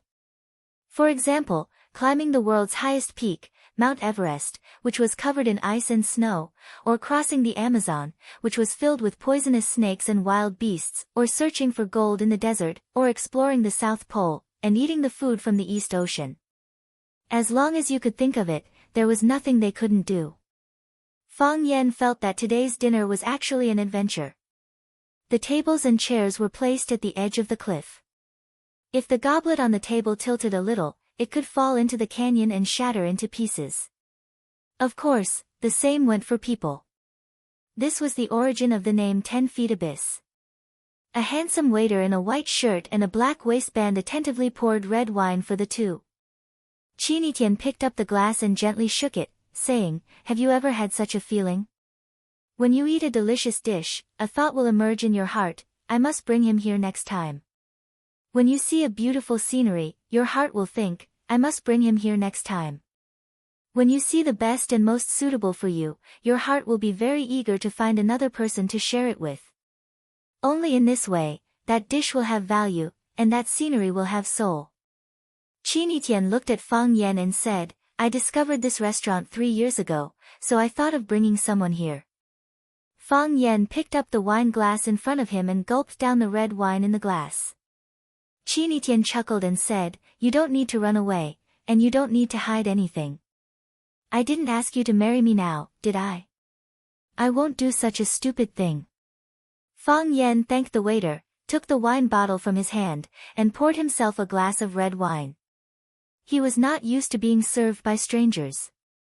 He would stand beside you when you were eating, he would stand beside you when you were drinking, he would stand beside you when you were choking on wine or accidentally dropping a piece of pork rib on the table, he would stand beside you when you were telling a humorous or lame joke.